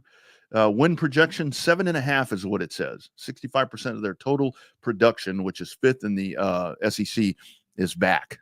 for Well, Brian. I mean, I think that's a great segue to go into our subject for today. We are doing SEC rankings here, position rankings, and with Brian Kelly on the board, I think it's a great time to kind of get into it. And I'll go ahead and take greens and go first here. I think LSU with Nussmeier as the quarterback has to be my number one for position. I want to give Texas the nod, but how can I when I love Arch? I think There's we all still know so much we don't know, right? I think we exactly. I think we all love Arch, and we've seen what he can do. You know, against some cupcakes. We've seen what he can do in spell of viewers against a tough Georgia team.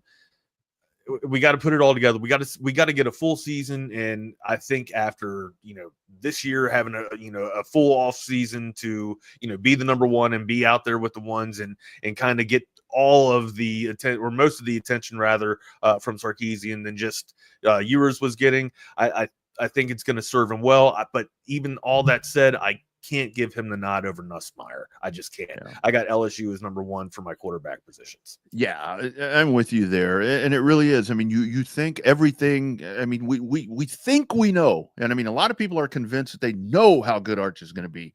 A lot of me is. But I know what I've seen out of Nussmeier. Yeah. It's like, but a three-letter word right there. But it's like you just can't.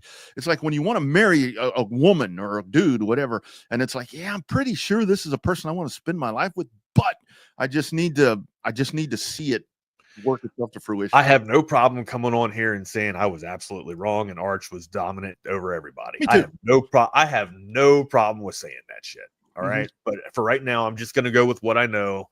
I know Arch has every ability to make every throw on the field. Nussmeier's made those throws. Yeah. Every intangible is there for Arch Manning. I'll say this too. I don't think Sarkisian's going to get in Arch Manning's way. I think the problem with LSU is Brian Kelly. Yeah, exactly. I mean, I don't think it's Nussmeier. I think it's Brian Kelly. Look, John Mateer was good somewhere else. And I think John just beat me to it. I don't trust Brian Kelly to win big games. So yeah, dude, I mean, honestly, I've got Nussmeier first. Honestly, second for me. And again, I may just be glorifying something here, but Lenora Sellers to me with the Cox with South Carolina, that dude can make stuff happen. He just doesn't have enough around him like Garrett Nussmeier does. That's why he came down with I've seen it. And I know that's bad because we're doing quarterback positions, right? That shouldn't factor it in, but I let that hit me. I let that hit my rankings, I guess. I let that hit my ratings, right? I let the wide receivers hit my ratings, which honestly is I would love to give Arch Manning, the nod overall, but I'd love to say that we're going to be able to address the issues like we did to get Golden in and to get Bond in too, but you just never know, right? Things have to happen, and usually after the first 2 weeks, I'll tell you what, we'll have a really strong idea after Ohio State. I know that's a cop-out answer, but we'll have a really strong idea after that. Isn't that? I mean, when you want to talk about like a measuring stick for somebody that's coming in with all the yes, yeah. I mean, you're not starting out against North Texas or Texas State. No offense to them, but I mean, you're starting out playing the reigning national champions that are bringing back somewhat of a pretty damn good team. So yeah, but after that, you have some time to lick your wounds if you have some wounds to be licked. And that's where it's going to be so interesting to me, depending on what happens. But let's say that what we don't want to happen happens in week number 1, to where it's like, okay, will people be like, okay, well, we have time for that. We have time for him to grow into this, or are we going to have, well, shit, he's been ready. He's been ready. What happened? And it doesn't matter what you, me, or the Texas fan base thinks. I mean, it's all there. I just can't say that this dude is the best quarterback in the SEC based off of what we've seen with these other guys. I do have Manning at 2. Yeah. I do have Texas's quarterback room as second in the SEC. Yeah. And with Sellers, Shane Beamer. I mean, that's the other problem to where it's like Sellers. I mean, the dude is great, but it's kind of the same thing. Like Shane Beamer ain't Frank Beamer, baby. Yeah. I mean, I don't know. I mean, what are we going to get from the dude at Georgia? I don't know where to put Lagway. I got Lagway at 3. I got Lagway at 3, and I got. And honestly, like, this was a tough. So 4 and 5 were tough for me, right? Like, I wanted to give Sellers the 4th spot. I did.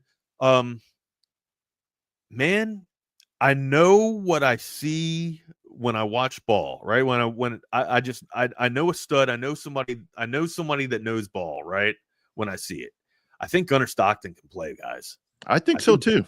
I think Gunnar Stockton's nasty. And I think his ability to run makes him even more dangerous than Carson Beck. And that's the reason why Carson Beck got out of there. Because Carson Beck knew that after what he saw in supplement of what he had to, or Stockton coming in and taking up some snaps for Beck.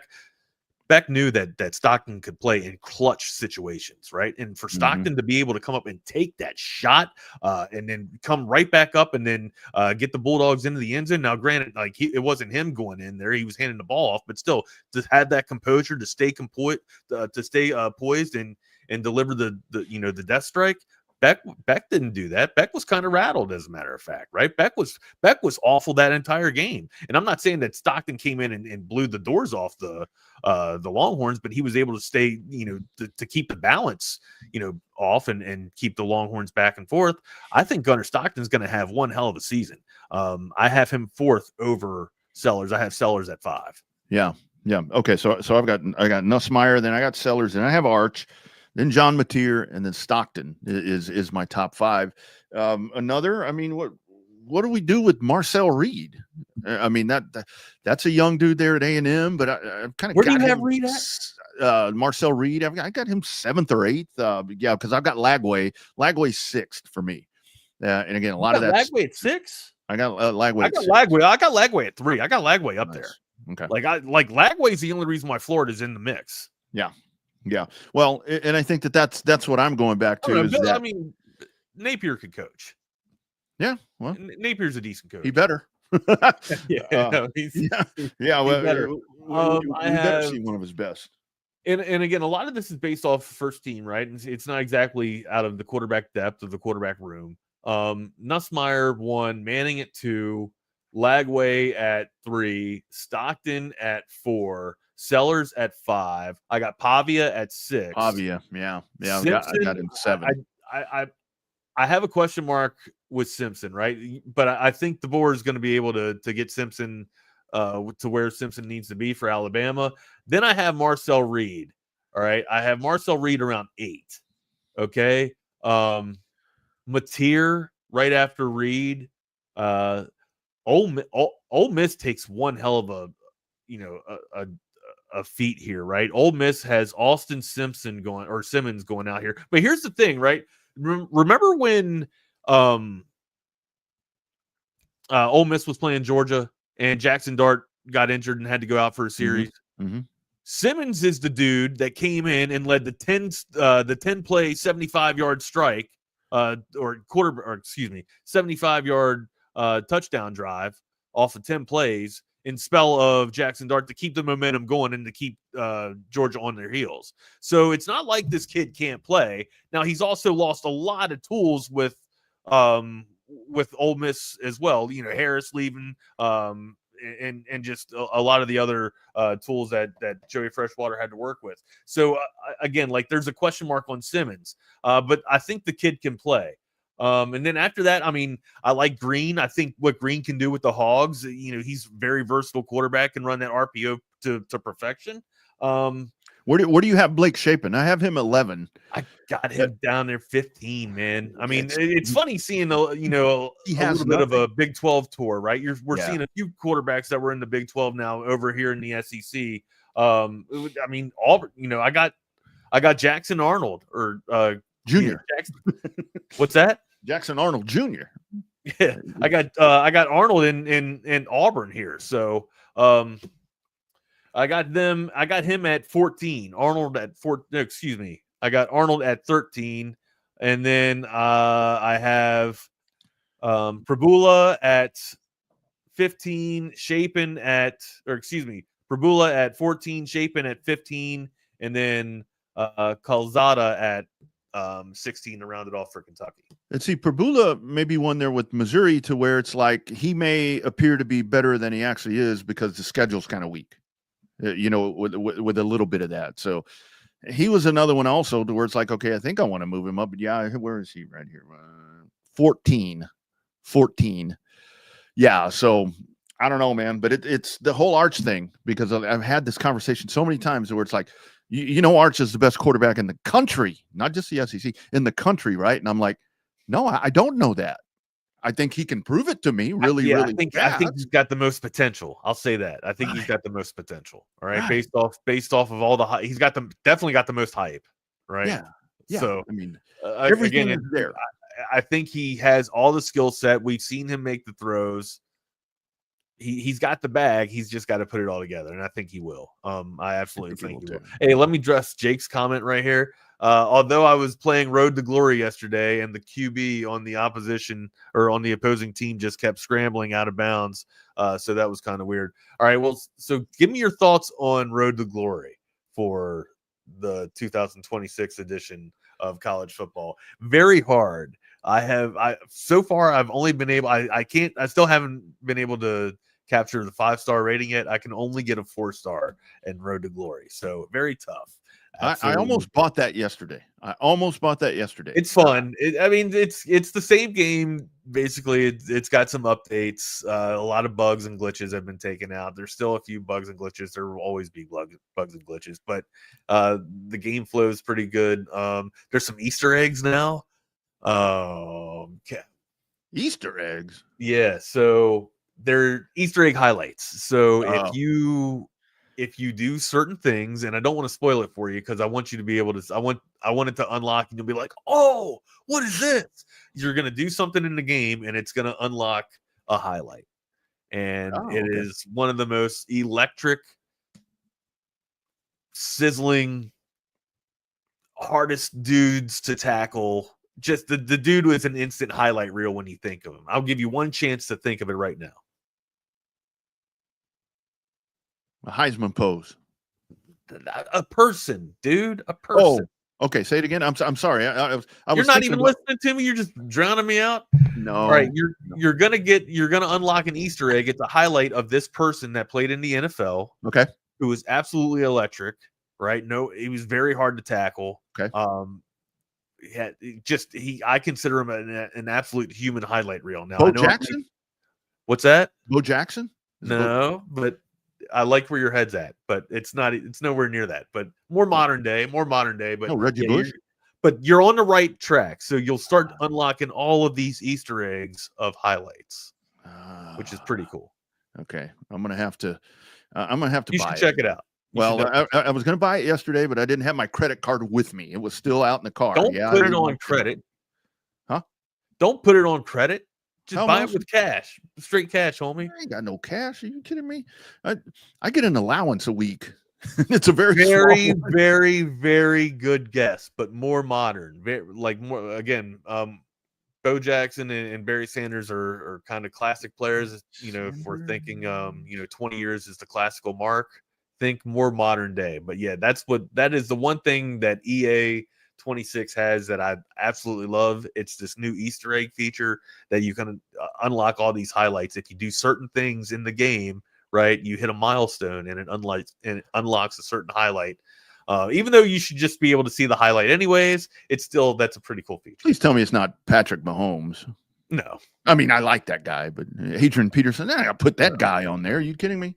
He's trouble. You'll have fun seeing these, and I love all these guesses too, right? I love all these guesses, but yeah, that's the really cool thing about this game is you get to see all these highlight features. Where do you want to go next, Migo? We got anything to close out?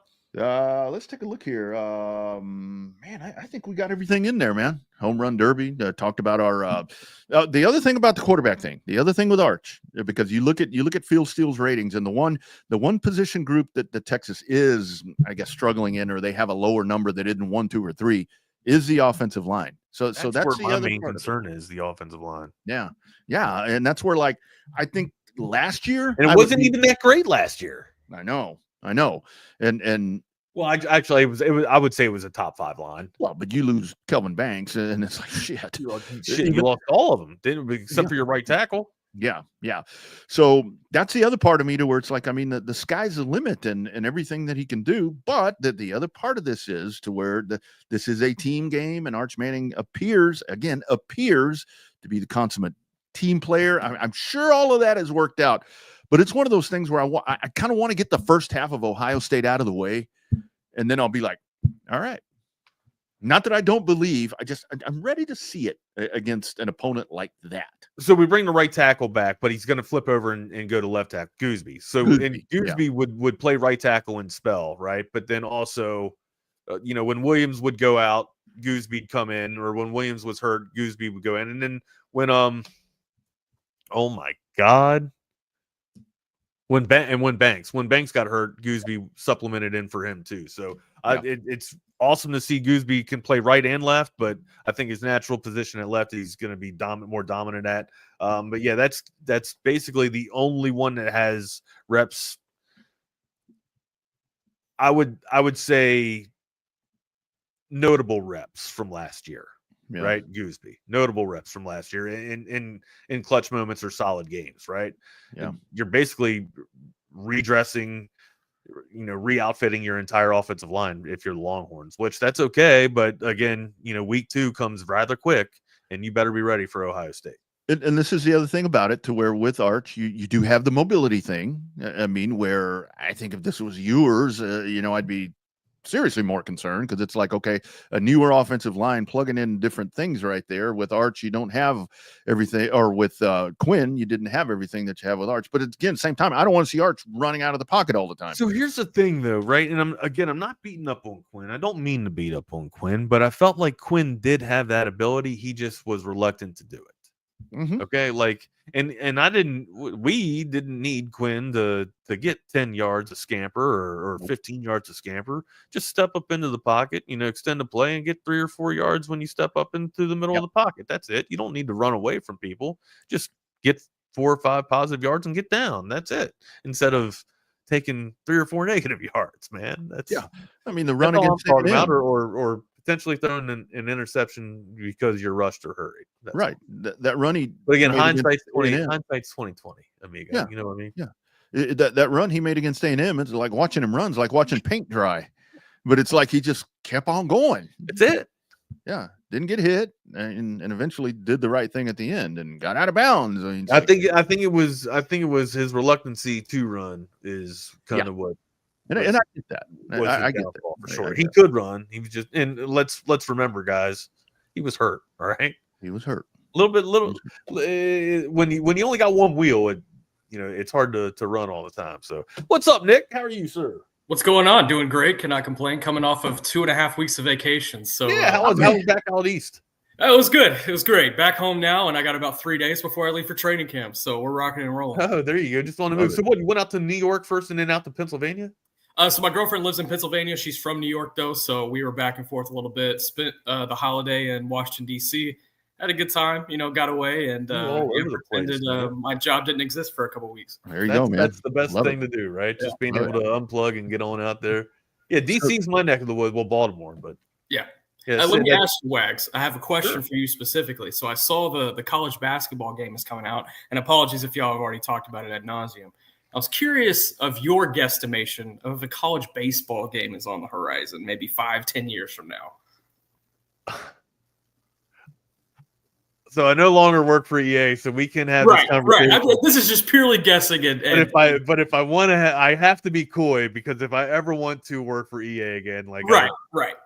So the information that I don't have, no, I can say right now that they don't have a studio for college baseball. Gotcha. But based off of studios closing on projects for first-person shooters and for other campaign games, other rumors, studios closing, I would venture to say that EA Sports getting more funding, I would venture to say that another studio is opening for EA Sports, which means if they just had success with tremendous success with college football, and it's gestation season coming back, right? Now they've had a fantastic launch for season number 2. They've got the announcement of basketball. If this hits, I think you and I both know that baseball is coming back. Bring it to me. 100%. Wags just leaked that college baseball is coming back. What's that? What'd you say? Said Wags just leaked that college baseball. I didn't leak it. I'm guessing that college baseball. Allegedly. No, I not to put you on the hot spot, but I was. I enjoy. Come on, man. I live hot. I live hot, baby. Oh.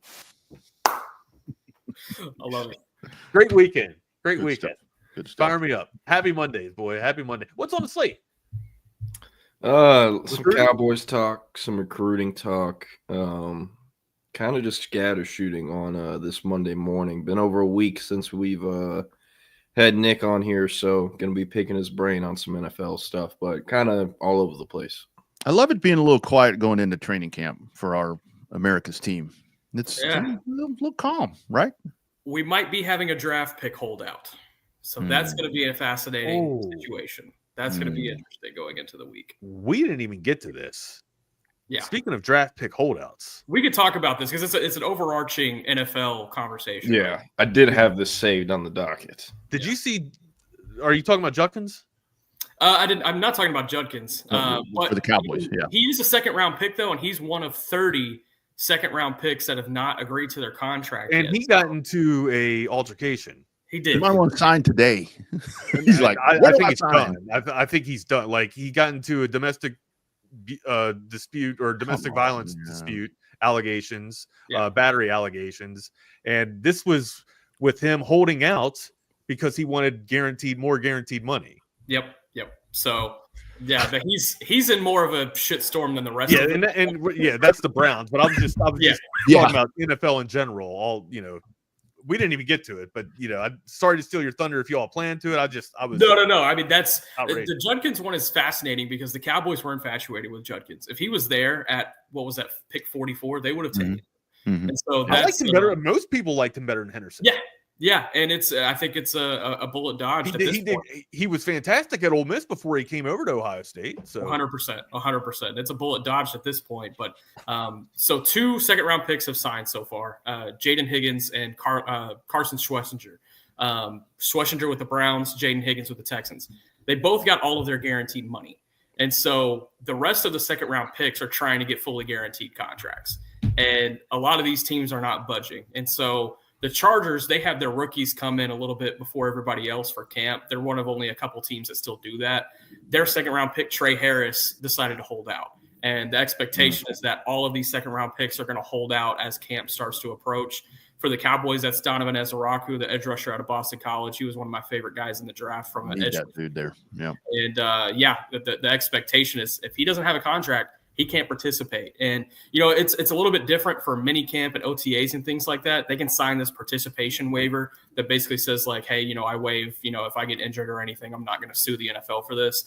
But they can't sign a participation waiver for training camp. So something's going to have to come to a head here. This kind of happened last year very quietly, but things kind of got wrapped up a couple weeks before camp with all these second round picks. But this year, the agents aren't budging. And I think it's a lot to do with the players as well, not wanting to budge either. They understand that they're all kind of in it together. It's going to be fascinating. It's going to be interesting. Who was the last rookie to get guaranteed money, like crazy guaranteed money? I mean, some of these first-round picks certainly have. Like Travis Hunter's gotten some – I think he's gotten the most of any rookie ever. Yeah, correct. Thank you. I'm second round. Who's the last second rounder to get guaranteed money? You see, that's where the agents are trying to push because these second rounders, I couldn't name you a name specifically that has gotten that guaranteed money, but from Higgins, I want to say T. Higgins. It wouldn't surprise me. But from a standard perspective, it's been standard that these guys do not get fully guaranteed contracts. So honestly, guys, I got to bounce. I'll see y'all tomorrow. Later in the week, Nick. See you, man. The Texans are really the ones that kind of fudged this whole thing up because they gave Jaden Higgins a fully guaranteed contract. And so it's causing a shitstorm here for the rest of the teams trying to sign their second round picks. All right, boys. I will leave you all to do. Look forward to hearing what y'all got to chop up. I'll have a great show, man. Be good. See you, Wax. Thanks. Well, welcome into the Lone Star Playbook. I'm Jordan Scruggs. That is Nick Harris. We will loop back to the, second round conversation there here in a sec. But starting, I don't know why I did this morning, but woke up with the idea of doing it this morning, putting my schedule together for this upcoming season. Okay. All right. Let's do it. Kind of need to give myself something to look forward to. only have about 5 different, I should say, like prospects / targets / commits, like high school schedules on my Google sheet. But 49ers play the New Orleans Saints in New Orleans at noon on September 14th. Yeah. That Friday, the American Heritage Patriots come into town to play. I don't know what Edna Carr's mascot is. Cougars. The Cougars, the Edna Carr Cougars. So be Diabell versus Hayward Howard, a commit versus commit out-of-state high school matchup. Might try to get down to that. And in Texas, I mean, they only play UTEP that week, so I can just like find a sports bar and hang out all Saturday. I don't really even need to watch Texas UTEP. That game's already over. Is LSU in town? Maybe you sneak up to Baton Rouge? That is not happening. Why? I don't – if I'm spending money to go see the 49ers play the Saints, I'm not going to spend the money to see like LSU play Southern or some shit. You might not have to spend money, though. You know some people over there. Shit. Not enough at LSU, but yeah, I don't know. I'll see an LSU game one day, but it probably won't be till Texas is playing there. Just because I don't know. I'm a college football sicko, but if my options are sitting in a sports bar and watching like 5 different games throughout the day, I'd much rather do that than figuring out a way to get to Baton Rouge and back. But yeah, so I don't know. Thought that was interesting. Some other games on here. I live about 10 minutes from North Crowley Stadium, which is nice because they play a lot of Thursday games. Nice. And not only do they have John Turntine, who's committed, they have like 4 or 5 other kids that have Texas offers in their program right now. So should be able to get some good content there.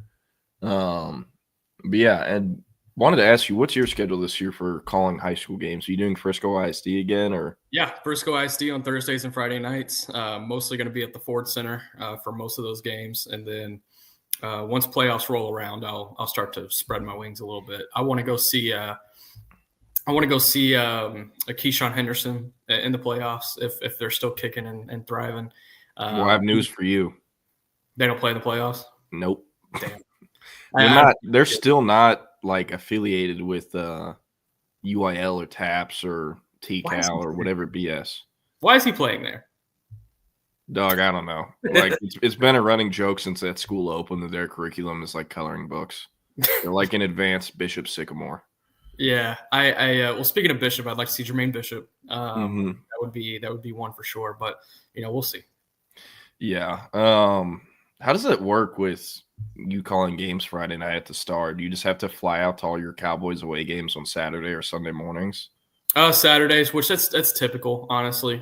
Most of the beat doesn't leave until Saturdays, and from a budgeting perspective, my company likes when I leave Saturdays anyway. So I think there will probably be only 1 or 2 road trips where I head out on Friday this year. Maybe one of those New York trips because both of them are noon games, and then I might sneak out to Denver or Chicago a little bit early. Why so? Yeah, just to see the mountains and concrete beaches in Chicago. See the mountains. Yep, that's why he wants to go to Denver early. Whenever you were with the Cowboys and like flew on the team plane, let's say they're playing the New York Giants at noon in MetLife on Sunday, like what time would y'all leave? When I was with the Cowboys? Yeah. The charter would leave pretty standard at about 1 p.m. from DFW. And the day before? Yeah, the day before. That's pretty much anywhere we were going. Unless it was like a night game the following day, we'd maybe leave at like 2:30. But it was pretty standard. And that was a McCarthy thing. So the head coaches build the schedules for all that. Yes, see the sounds, hear the mountains. Yeah. Yeah. Well, nice. Gonna answer some questions real quick here. Yeah, the RG3 stuff needs to relax. And honestly, like I've never really liked Emmanuel Acho as a sports analyst. I feel like it's taken the world several years to catch up, but I don't know. He's been making some bad takes for the longest time. Shout out him, former Longhorn, but I don't know. Every time I see that Will Muschamp video, do your fucking job, and he breaks the whiteboard or punches it, I always just think of Acho because he's right there in the front. He's probably talking to him. Like, man, this is probably what caused him to like spin off and have all these dumbass sports takes. I don't know. here's a question. Antoine said, I heard in an interview where Turntine's dad said he's currently 278 and adding weight. Definitely adding weight. I couldn't tell you what he is right now. We're in mid-July, but I do know that he measured in at like 268 or 267 when he officially visited Texas at the end of June. So he obviously needs to gain weight. Played his sophomore year around 300. His sophomore off season, like the camp circuit, around 300. He was 305 in what would have been February or March of 2024. And then, we get into the season and it seems like he's like losing weight every year. Like I saw him week 1 versus Lancaster. He had to have weighed at least 20 more pounds than he did at the state game that same season, 17 or 18 weeks later. Like at the state game, I mean, there's photos of him on his profile. We were like, holy crap, like he doesn't even have like a gut damn near anymore. Like it looks good, but like you're supposed to show up to college overweight and they cut you and your body gets rebuilt instead of like having to show up and put on all the weight. You want to take some off usually. So I'll be curious to see how he does it. To be honest with you, his weight is not a worry for me. As long as Texas has Torrey Becton, they're going to be fine and they'll figure it out. So, So, I mean, if he's 278, he's 278, but playing weight, at least at the SEC level in college, he's going to need to be at least 290, 295. No doubt about it.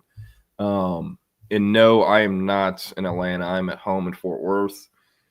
I don't know. Like SEC Media Days is cool, but we can get all the same stuff from home on SEC Network that we can from being there. I went to it last year. I didn't even cover it, but I showed up because, there's a lot of 24/7 employees there. So usually like corporate or upper management will fly in all of our managers or bosses. And we can meet with them. And with it being in Dallas and me living in Louisville last year, I just drove down and had lunch with them. But I don't know. I'm more recruiting. SEC Media Days doesn't mean a ton to me. But yeah, so wanted to ask you about it. We talked a little bit about it. So this is Nick Caserio and the Texans that started this whole ordeal with the second round picks getting guaranteed money. Like, I guess Go ahead.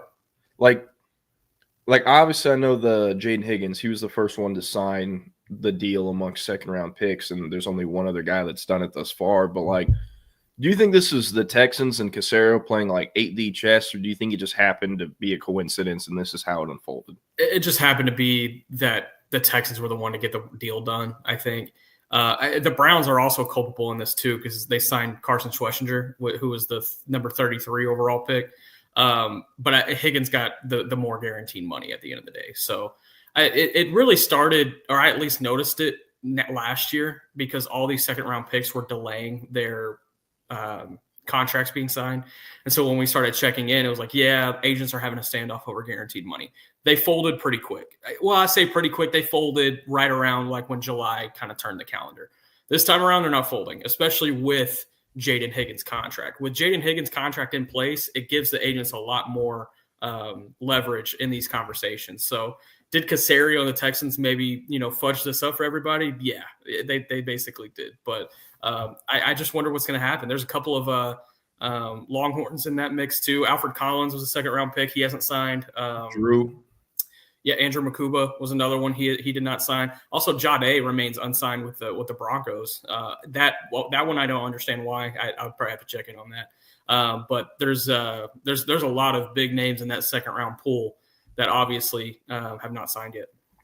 Yeah, that is interesting. I mean, like, and Antoine, appreciate you staying up late for us. What do you see happening here? Because, I mean, I know, like, you brought up how the Chargers, they've already got some of their guys to camp, but they do it early, and their second-round pick is holding out. But, like, how long can this last realistically? It's kind of uncharted territory, especially since the new CBA has gone into place. For sure, it's uncharted territory. It can go on for as long as possible. I mean, they technically hold draft rights to guys for a whole year, and so we've kind of brought it up with the Shamar Stewart fiasco, as DJ Dog explains here. Shamar Stewart, if he decides to never sign with the Bengals, then he can go right back into the draft pool next year. So I would imagine the same goes for these second round picks, but I don't see it going that long. They're going to get something figured out eventually. It's just kind of something to keep an eye on here early as training camp approaches, and that these guys might hold out.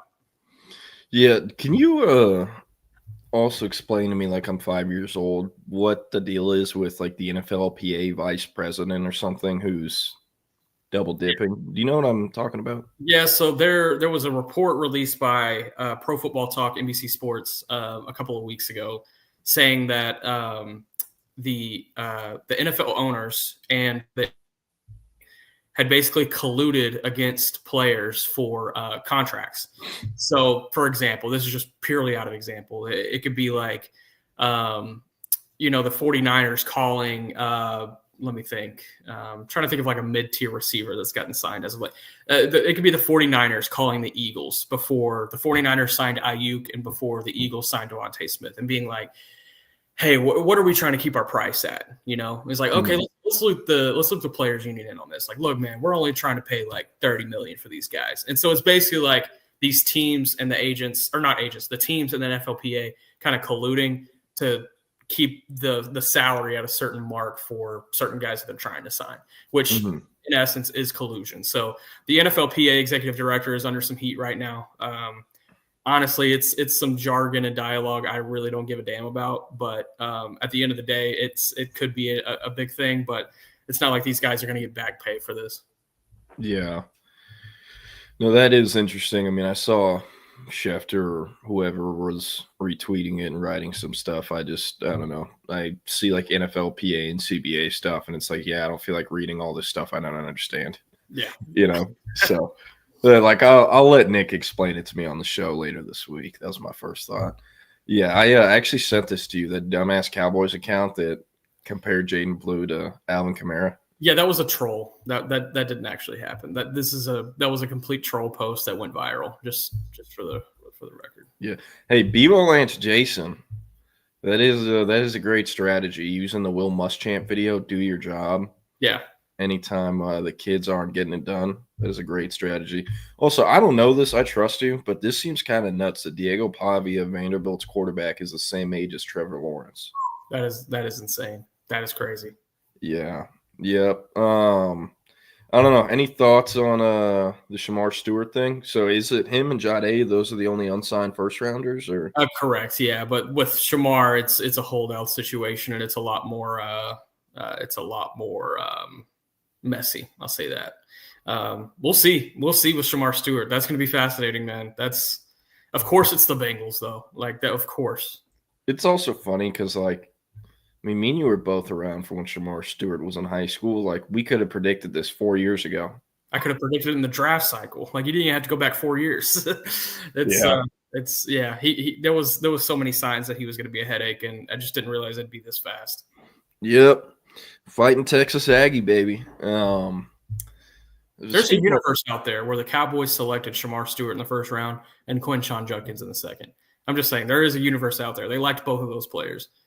Wait, can you describe to me, though, like, how are the Browns able to pay that linebacker from UCLA all the guaranteed money, but they're like, Quinshon Judkins, nope.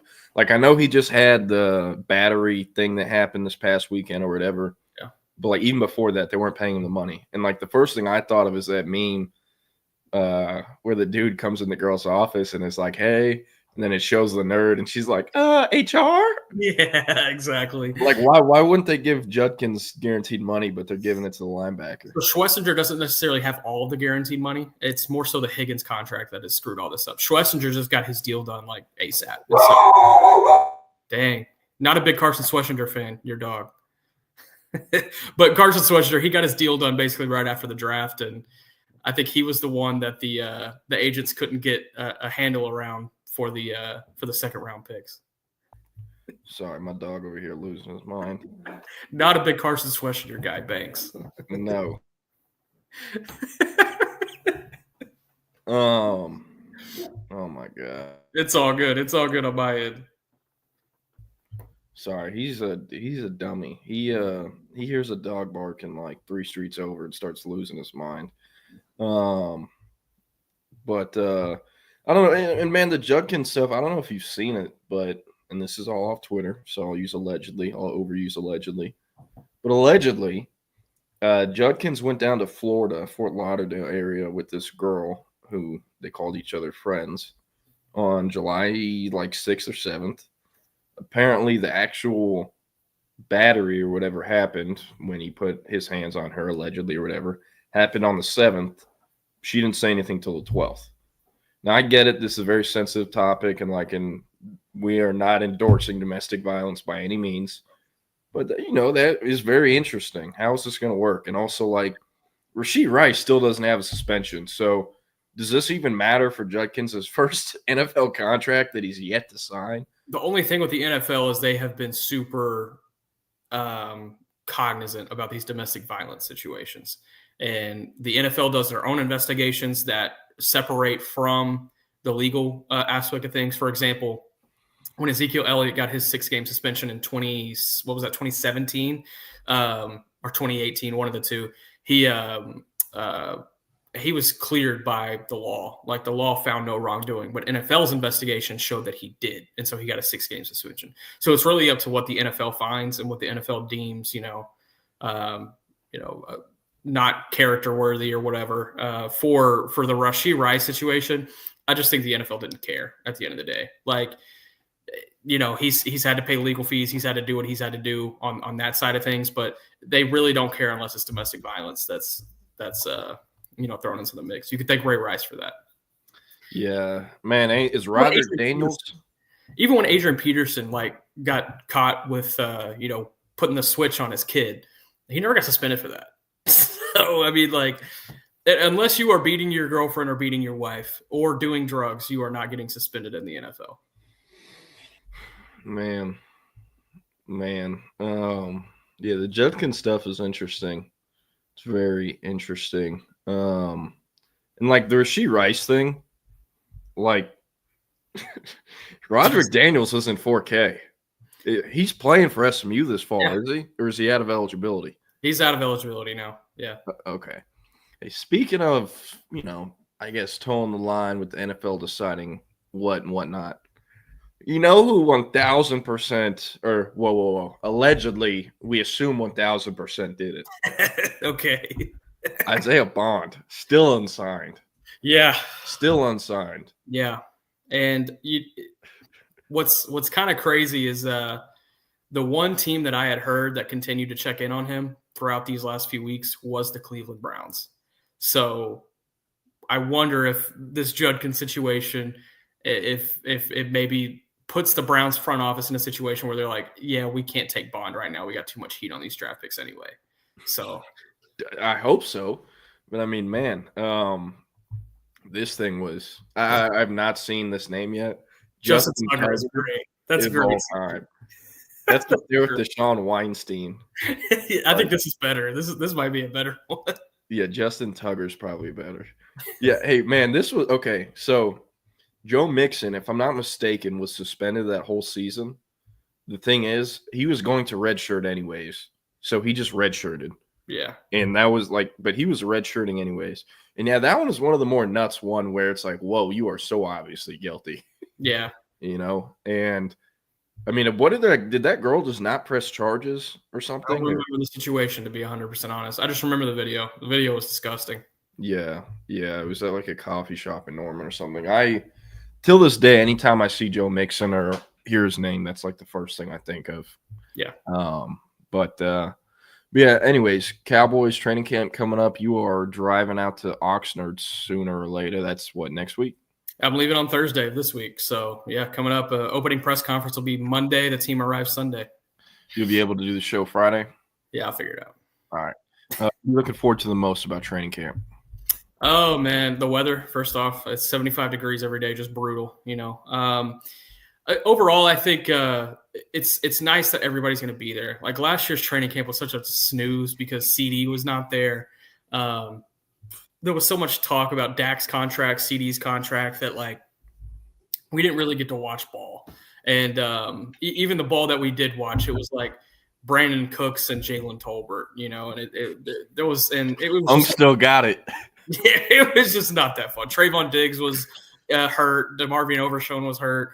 And so it was just a bad camp. So this time around, mostly everybody's going to be there and participating. Diggs and Overshown will still be rehabbing, but overall, it's gonna be a good time, and I'm excited to see what George Pickens brings, man. It's gonna be a ton of fun seeing what he has. Jaden Blue, I'm continuing to hear strong things about his chances to at least have a shot at the RB1 job. I don't think he gets it, but he has a shot. So there's gonna be some fun stuff happening, man. I'm looking forward to it. Do you think a player will set his room on fire again, or that the Cowboys will try to get a fast one by you and like escort a player past you into the hotel so you can't report that they're there, like CeeDee Lamb last year? Yep. Okay. Yeah. Okay. Yeah, there was some good stuff there. Yeah. Hey, CB, good one here on Antonio Brown. Like, of course, he's who came up with Justin Tugger or whoever Was the it hell. was it him or his Twitter intern? Yeah, he's got several of them. One of them got exposed for being like a former like UCF walk-on or something. Like Sounds basketball player. Sounds about right. It was around the same time like a former, I think, Syracuse basketball player got exposed for like being one of Diddy's puppets or something. I don't know. It was sometime around there. But anyways, we'll get away from Diddy and Antonio Brown. Cowboys games coming up. Which ones are you looking forward to the most this upcoming season? And remind us who they got in preseason again. Preseason, they'll start at the Rams. Groper Cleveland is phenomenal, by the way, Jake Bayless. That is amazing. That is incredible. They'll start with at the Rams, and then they'll come home to play the Ravens and Falcons in the preseason. So be able to see Lamar, I guess a little bit of Lamar, and then the Falcons as well. But in the season, the games we're looking forward to the most, they start the opening Thursday night game at Philly. It's going to be a lot of fun. See the banner get raised. That's just going to be a cool moment to witness. Be careful now. Chiefs Thanksgiving. That's going to be a blast. I can't wait for that. Commanders on Christmas, even though we have to go up there and waste our Christmas day in that shithole of a stadium. That's still going to be fun going up there. Goodness, at Chicago, at Denver, could you see the sounds, hear the mountains. I'm looking forward to Monday night at Vegas. That's going to be a fun one. That's going to be a lot of fun. Yeah. I don't know. I mean, some of these games, like the Eagles ones, going into Philly, that can't ever be fun. I mean, you obviously don't have to suit up and play in that environment, so you're like, yeah. Yay. I have a blast there every year because it's the best crowd in the NFL. And then when's Washington Stadium supposed to be done? Because that got approved or finalized or whatever, right? Yeah, so I was actually in D.C. for July 4th, and I saw a Commanders reporter while I was out there. So it's going to be a while. The stadium that they have right now is about 35, 40 minutes outside of D.C. It's so far out of D.C., it's a joke that they even call it Washington Commanders. Like I fly into Baltimore to get there every year. But the stadium that they are demolishing and then rebuilding is on the site of RFK Stadium, which is about, 5-10 minutes from the National Mall. And where I was in DC, you could actually see the old RFK. So the old RFK is still up. They're going to have to get all the city approvals to demolish it and build a new one. But the biggest thing for the Commanders is that they have a lot of support from the Trump administration. And I think while that administration is in office, they're going to be pushing to get this stadium built. That is interesting. You see their new uniforms, their throwbacks, I should say, their alternates? Yeah, they're fire. They're going to wear them on Christmas. I'm excited about that. They're pretty sexy. It just looks weird with the W on the side. Yeah. I don't know. I hope in like 30 years from now, on like a random Thursday night football game, Roger Goodell is like, you know what, boys? We're going throwbacks. No, not those throwbacks. We're in the Washington football team throwbacks. Yeah. I would love that. Yeah. But, yeah, I do remember this. I forgot that Maryland and Texas even played there. It was very easy to forget. Was that the Holton Hill 3-interception game, or was that when they were in Austin the next year? I think it was in Annapolis. CB will be able to check me on that. But yeah, that stadium is it's bad. It's really bad. I mean, I don't mind it for like a football environment. Like I think it's built correctly. It's just they haven't done anything since they opened it in the 90s. Like it's exactly how it was when they built it, and it's just falling apart.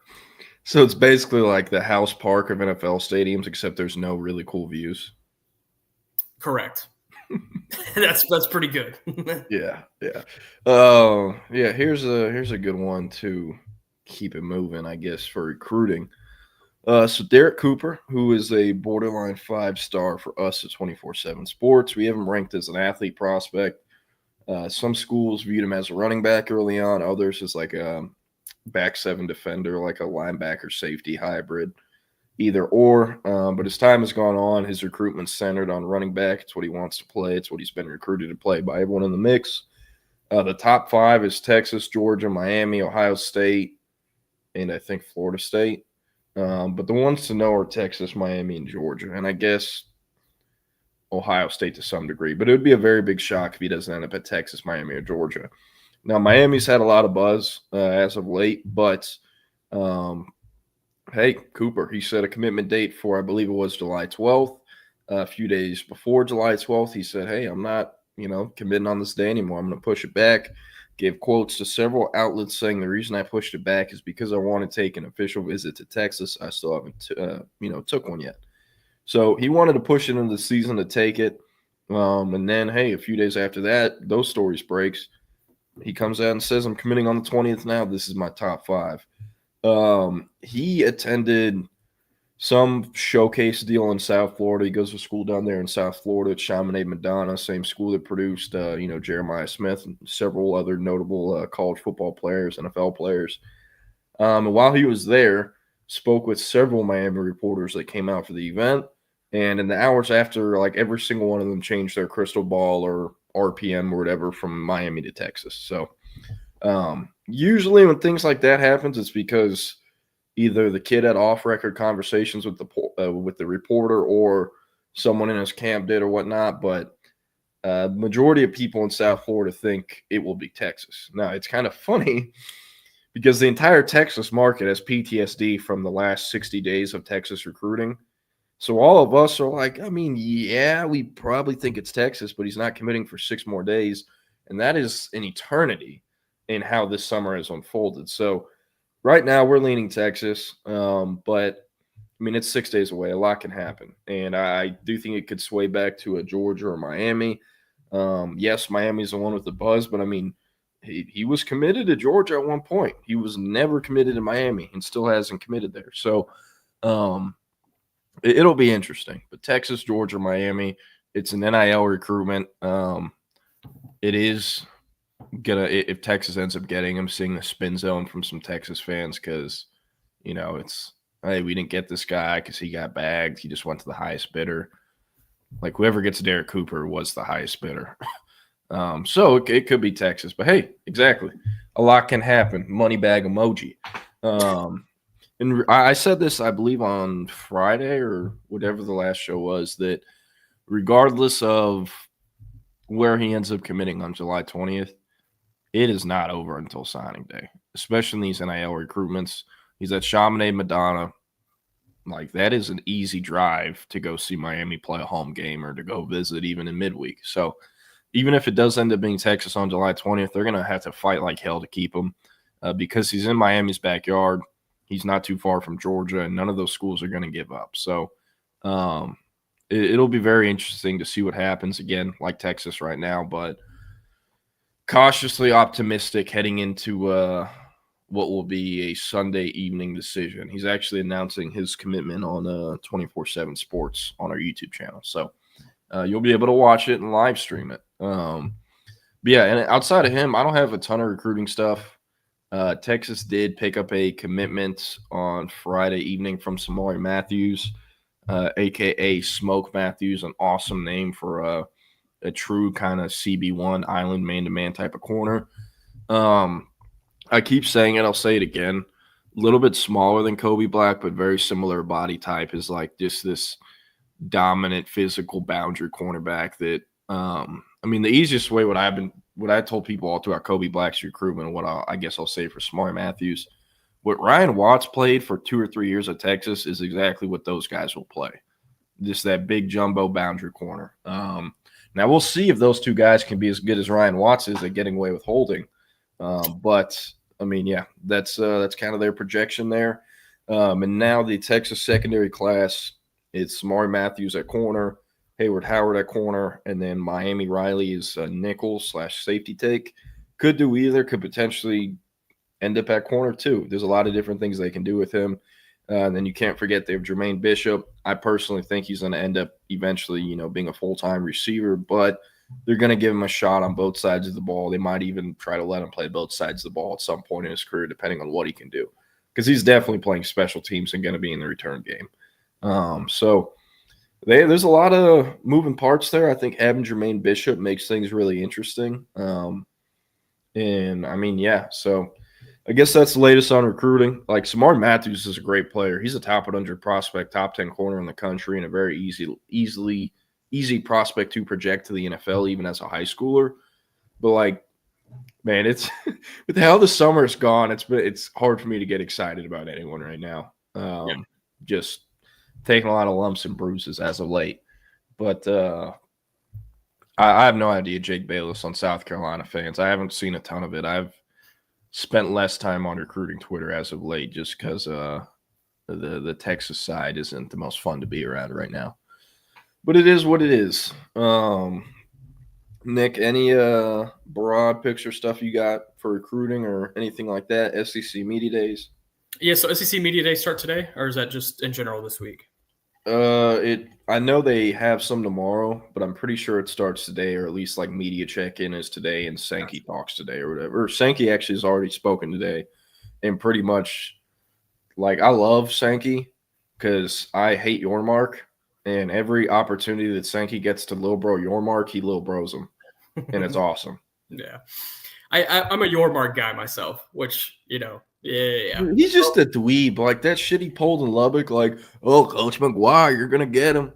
And Texas beats their ass 50-7 and plays the video right away. That was awesome. I wish I was in the stadium for that. It was awesome. I agree. I completely respect the beef that Texas and Oklahoma fans have with Yormark, but I'm a Yormark guy myself. I don't mind him. Said Lane and 3 other coaches speak today. Cool. I think overall with the SEC, it's going to be fascinating from a talent standpoint. There's some teams, like you have like the Floridas and the South Carolinas that are getting a lot of hype around, their quarterback play and how that could potentially project into them, competing in the SEC. Then you also have teams like Ole Miss that are, having to kind of regenerate and throw the kitchen sink back at everybody without their entire front office, which we could talk about that too. That Ole Miss's entire front office has basically vacated premises in the last couple of weeks, which is very interesting. But SEC is going to be wide open this year, I think. You'll have the Georgias and the Texas at the top, but I think Alabama, LSU will be right back there competing again. I think at the bottom you have Oklahoma again. I think I'm not huge on Oklahoma, not huge on Kentucky. I'm not super huge on Vanderbilt repeating their success they had last year. But there's going to be some interesting things. Yeah, God, but Ole Miss is such a weird class. And, I mean, even their transfer group, it's like I don't see any Princely Uman Mielans or Walter Nolans in this group.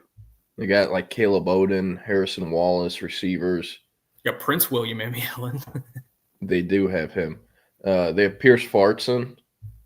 Wow, they have Sage Ryan. I didn't even know he's still playing football. And then they got like half the Arkansas team. Oh, you know who apparently – damn, they got Deshaun Womack? I did not see that. That's actually a big deal. And Jalen Braxton, Luke Haas, Prince Will. You know who their starting running back is apparently going to be? Or at least he's going to play a lot and will probably finish the season with the most carries? At Ole Miss? Mm-hmm. I don't know. Kawan Lacey. Fascinating. Yeah, he had a random-ass recruitment, ended up signing with Mizzou. Barely played last year, only had like 8 carries or something like that, I'm pretty sure. And Mizzou took his older brother as a walk-on, who I think was at JUCO for a year or something like that, because he was a year older than Kewan. But I don't know where the brother's at now. I doubt Mizzou kept him around. Usually that just doesn't happen with situations like that. Yeah, he's supposed to be the Ole Miss starter. I read that at some point last week, so very curious to see that one. I always liked him as a prospect, but like, I mean, as a running back, you have to do a lot of things and check a lot of different boxes to not be a 3-star. Yeah, and he wasn't doing those. So, yeah, and I like Austin Simmons. I mean, I think he's awesome. And if there was like a very stupid bet to make as far as Heisman, probably be him. Yeah. Might have a shot at hitting. And Vandy will be interesting too. Like, everyone's like, there's no way they can repeat the success. Pavia comes back. The pride of the East Side, Cedric Alexander, comes back. Eli Stowers, Raymond Fontenette. They got Dante Carter in year 2. Eli Stowers is getting first-round mock drafts right now. Yeah, that's like insane. It's like whenever Cam Williams is going first round and all like those custom PFF drafts. Like, are we watching the same player? You know? Yeah. But maybe they meant another Cam Williams or something. You know? Yeah, it's a common name. But I don't know. I did see and actually read a story from ESPN over the weekend on LeBron James and Luka Doncic and how the Lakers apparently forcibly taking the keys out of LeBron's hands and putting them in Luka's hands. Yeah. Obviously, there was a statement that Rich Paul or whoever it was that reps LeBron has been affiliated with him that put out like, hey, you know, we're looking at what's best for us as our career comes to a close, whoop-de-whoop. What are kind of, I guess, you know, broad picture thoughts on that whole situation as a diehard NBA fan yourself? Yeah, I'll also add on that LeBron was at Summer League either yesterday or the day before last, and the broadcast tried to get him on to interview, and he told the reporter, I don't have anything to talk about. So I thought that was interesting too. But yeah, there was apparently 4 teams checked in with the Lakers over the course of the last couple of weeks, according to reports about LeBron's availability. It was Warriors, Mavericks, Cavs, and Clippers. Yeah.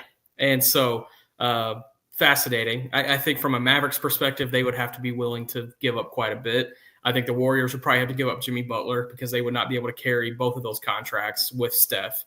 All those teams would have to give up a massive contract. So like I don't know. I mean, from a Lakers perspective, if I were the Lakers, why not? I mean, you've had LeBron for 7-8 seasons now. You have 1 ring, great. You know, he brought, you know, great things to your franchise. Get value while you can. He is still 42 at the end of the day, or 41, wherever he's turning this year. Get the value while you can, because you could probably get a pretty damn good player that has a little bit longer of a leash. I know it's tough to bet against LeBron's longevity. I know that's a hard argument to bring to the table, but he has to be nearing the end of the road. I mean, he said it. He has been open about it. So it's you would have to think that, hey, this is an opportunity to pair another star with Luka for the next half decade. You know, how do you go about doing that? Yeah. And man, I mean, it's nuts. LeBron James, I am about 6 months older than the time he has spent in the NBA since being drafted in summer of 2003. Crazy. And I'm 22 years old. I turned 23 in December. Yeah, that's crazy. Like, it's nuts. He's been playing in the NBA my entire life, has been one of the best players in the NBA my entire life. And I assume he will. It'll probably get drawback to some degree. He better announce like a going away tour like Kobe. Yeah. Prices are going to be out the ass, and I hate that like the Dallas tickets are already more expensive because of Luka. Yeah. But I don't know. I got to see him one more time. Maybe I'll go see him in San Antonio or Houston and see if it's cheaper. Yeah, I got to do it one more time too, because the only time I've seen LeBron was for the Luka return game in Dallas a few months back, and you just didn't focus on LeBron that night. Like that was not where your focus was. First time I saw him, I've told you this several times, but it was after he scored his career high 61 on the Charlotte Bobcats. It was in like 2013 or 2014. He was still on the Heat, and it was when he was wearing that black like fiberglass mask or whatever it was. And he literally played like 18 minutes versus the Rockets. They got their ass kicked, and he had like 12 points. Damn. Michael Beasley was the Heat's leading scorer with like 19 as like the 8th dude off the bench. Nice. Yeah. Nice. That was my first NBA experience. But I don't know. Hey, it would be funny though. Is it out of the realm of possibilities that Nico Harrison does some dumb shit again and trades flag for LeBron straight up? Like, is that actually out of the realm of possibilities though? Because it isn't. Imagine. That would be crazy. That would be nuts. They would kill Nico. Like, he wouldn't survive that one. There's no there'd way. be an active manhunt for the dude that assassinated him. Yeah, there would be no way. Yeah. Wow. I didn't know that. LeBron apparently pulled up for the Ohio State game. Makes sense. I do think it's like I've been inside the Ohio State football facility twice on like 2 separate visits. They have this whole like portion, I guess, section of their facility that's like LeBron themed with his logo and stuff, and it's like photos of him at games. I like each time I'm being like, this is so stupid. Like, obviously, this is like the school he reps and he's from Ohio, but like he never played a single minute for y'all in basketball or anything. He hasn't really donated shit to y'all unless it's free shoes, and that's coming out of Nike's pocket. Imagine like whenever they were thinking about building that shrine, I guess you want to call it, they're like, look, man, at the very least, we'll be able to recruit his sons. Yeah. Yeah. Damn. Yeah, I mean, I'm trying to think of a good example. Like, even if, like, let's say Texas puts like a part of their football facility that's centered around Matthew McConaughey. Like, no one gives a fuck. Yeah, I know. But like still no one would care. Yeah. You know, but like imagine I'm trying to think of like a relevant NBA player from the state of Texas that didn't go to college and actually was successful in the NBA. The only one coming to the top of my head that went straight out of high school is Kendrick Perkins. And I don't want to use him for this example. Yeah. No, you don't want to do that. It's like if Lamar, because he's from Beaumont, if Lamar had like a Kendrick Perkins hallway in their football facility. Yeah. You know? Yeah. But I don't know. Any thoughts on Trey Johnson? I haven't been able to watch any summer league at all. I don't know if you have. Trey Johnson did pull some bullshit in a summer league game the other night. He's such a street baller. He is the definition of like the guy on the basketball court that's just kind of a head ass. And I'll explain what I mean there. He just does like some things that piss you off as a defender and as a teammate, but he's so good you can't tell him to not do that. So the example I'm pulling here, Wizards summer league game the other day, he's pulling up to shoot from 3, and there was a really quick closeout, and he just bounces the ball off the dude's hip, so he doesn't get a double dribble. He picks it up and then goes in and scores. I mean, that's just some like pure Trey Johnson head assery. But he's going to score, and yeah, like DJ Dog said, he is going to score in the NBA. That's not going to be a problem, but I think he's perfect for the Wizards. Like he's just a pure scorer who does some head assery at times. He's going to be their next Bradley Beal, and if they win games, cool. I don't think they do though. They're going to need more around him. Yeah, well, hey, Bradley Beal is like Hall of Fame bag getter badge, so I don't know. Maybe that'll work out for him. I don't know. It's hard for me to expect anyone to work out after getting drafted by a Washington franchise, but hey, Jaden Daniels showed that it is possible. So we'll see. Speaking of Jaden Daniels, do you see a sophomore slump coming? Kind of. I know it's not exactly what happened with CJ Stroud, but kind of like CJ Stroud, you know? I mean, the nature of it is that teams get 17 games, and in his case, it's going to be 20 games of film on these rookie quarterbacks, and especially guys in the division are able to scout these guys a lot harder. I mean, that's why the sophomore slump exists, is because that tape and that film is very valuable, especially in the offseason when teams have that downtime where they can just dive into opponents like that. It's going to happen for Jaden Daniels. He might experience some lumps, but I do think he's talented enough to where he's still going to have a strong year. Yeah, I mean, shoot. He made Brian Kelly have a competent offense. I'll say this about just NFL in general this year. I think this is Bijan's year. I think this is Bijan's year to truly emerge as RB1. He's finally got the pieces around him that I think will allow him to succeed in the running game. He's got a quarterback that can get him involved in the receiving game. I think this is Bijan's RB1 fantasy year. Man, I watched either 1 or 2 episodes of the new quarterback season on Netflix last night. It's Kirk Cousins on the Falcons, Joe Burrow on the Bengals, and who's the other guy? Oh, Jared Goff. That's why. Very boring. And I mean, dog, like, I can't believe they brought Kirk Cousins back. He's so boring and stupid, and it's just like I was literally telling my girlfriend, because she knows Burrow, right? He's into fashion, and he's, I guess, famous to some degree outside of football. Jared Goff clearly isn't. And I'm like, hey, this Kirk Cousins guy might genuinely be the whitest guy you've ever seen. Yeah. And like the first episode, he's like, yeah, some people like to get a rush. They do illegal stuff or do this and that. I go to Supercuts to get my rush. It's like, Jesus Christ, you know? Like, how did Netflix, out of the 30 other options you had at quarterback after Goff and Joe Burrow, you decided on this guy again? Yep. I would have rather seen Marcus Mariota again. And even that one wasn't fun last year. A lot of these quarterbacks have been declining the offer from Netflix. Yeah, I have seen that. But no, I haven't gotten to the part where they bench him for Michael Penix, but I know it's coming. I'm looking forward to it. Yeah. But Bijan, I keep seeing him, and I'm like, damn, they need to figure it out with him. If, like, they can get him and Penix on the same page and they get Kyle Pitts to play up to what everyone thinks he can do, along with Drake London, like, they might be all right. I don't know what the O-line situation looks like, if, like, Jake Matthews, how much longer he can play. But, hey, they should be all right. And, yeah, the Jared Goff stuff is fascinating. Like, he just seems like a regular guy. I guess Kirk Cousins, too. Joe Burrow, on the other hand, like, if you told me Joe Burrow took edibles before every time he talked on camera, I'd probably be like, you know what? Yeah, that makes sense. That checks out. Like, he just seems, like, way too chill and, like, I don't know. It's like, is this dude stoned all the time? Yeah. What's going on here? He's all-time aura, all-time vibes.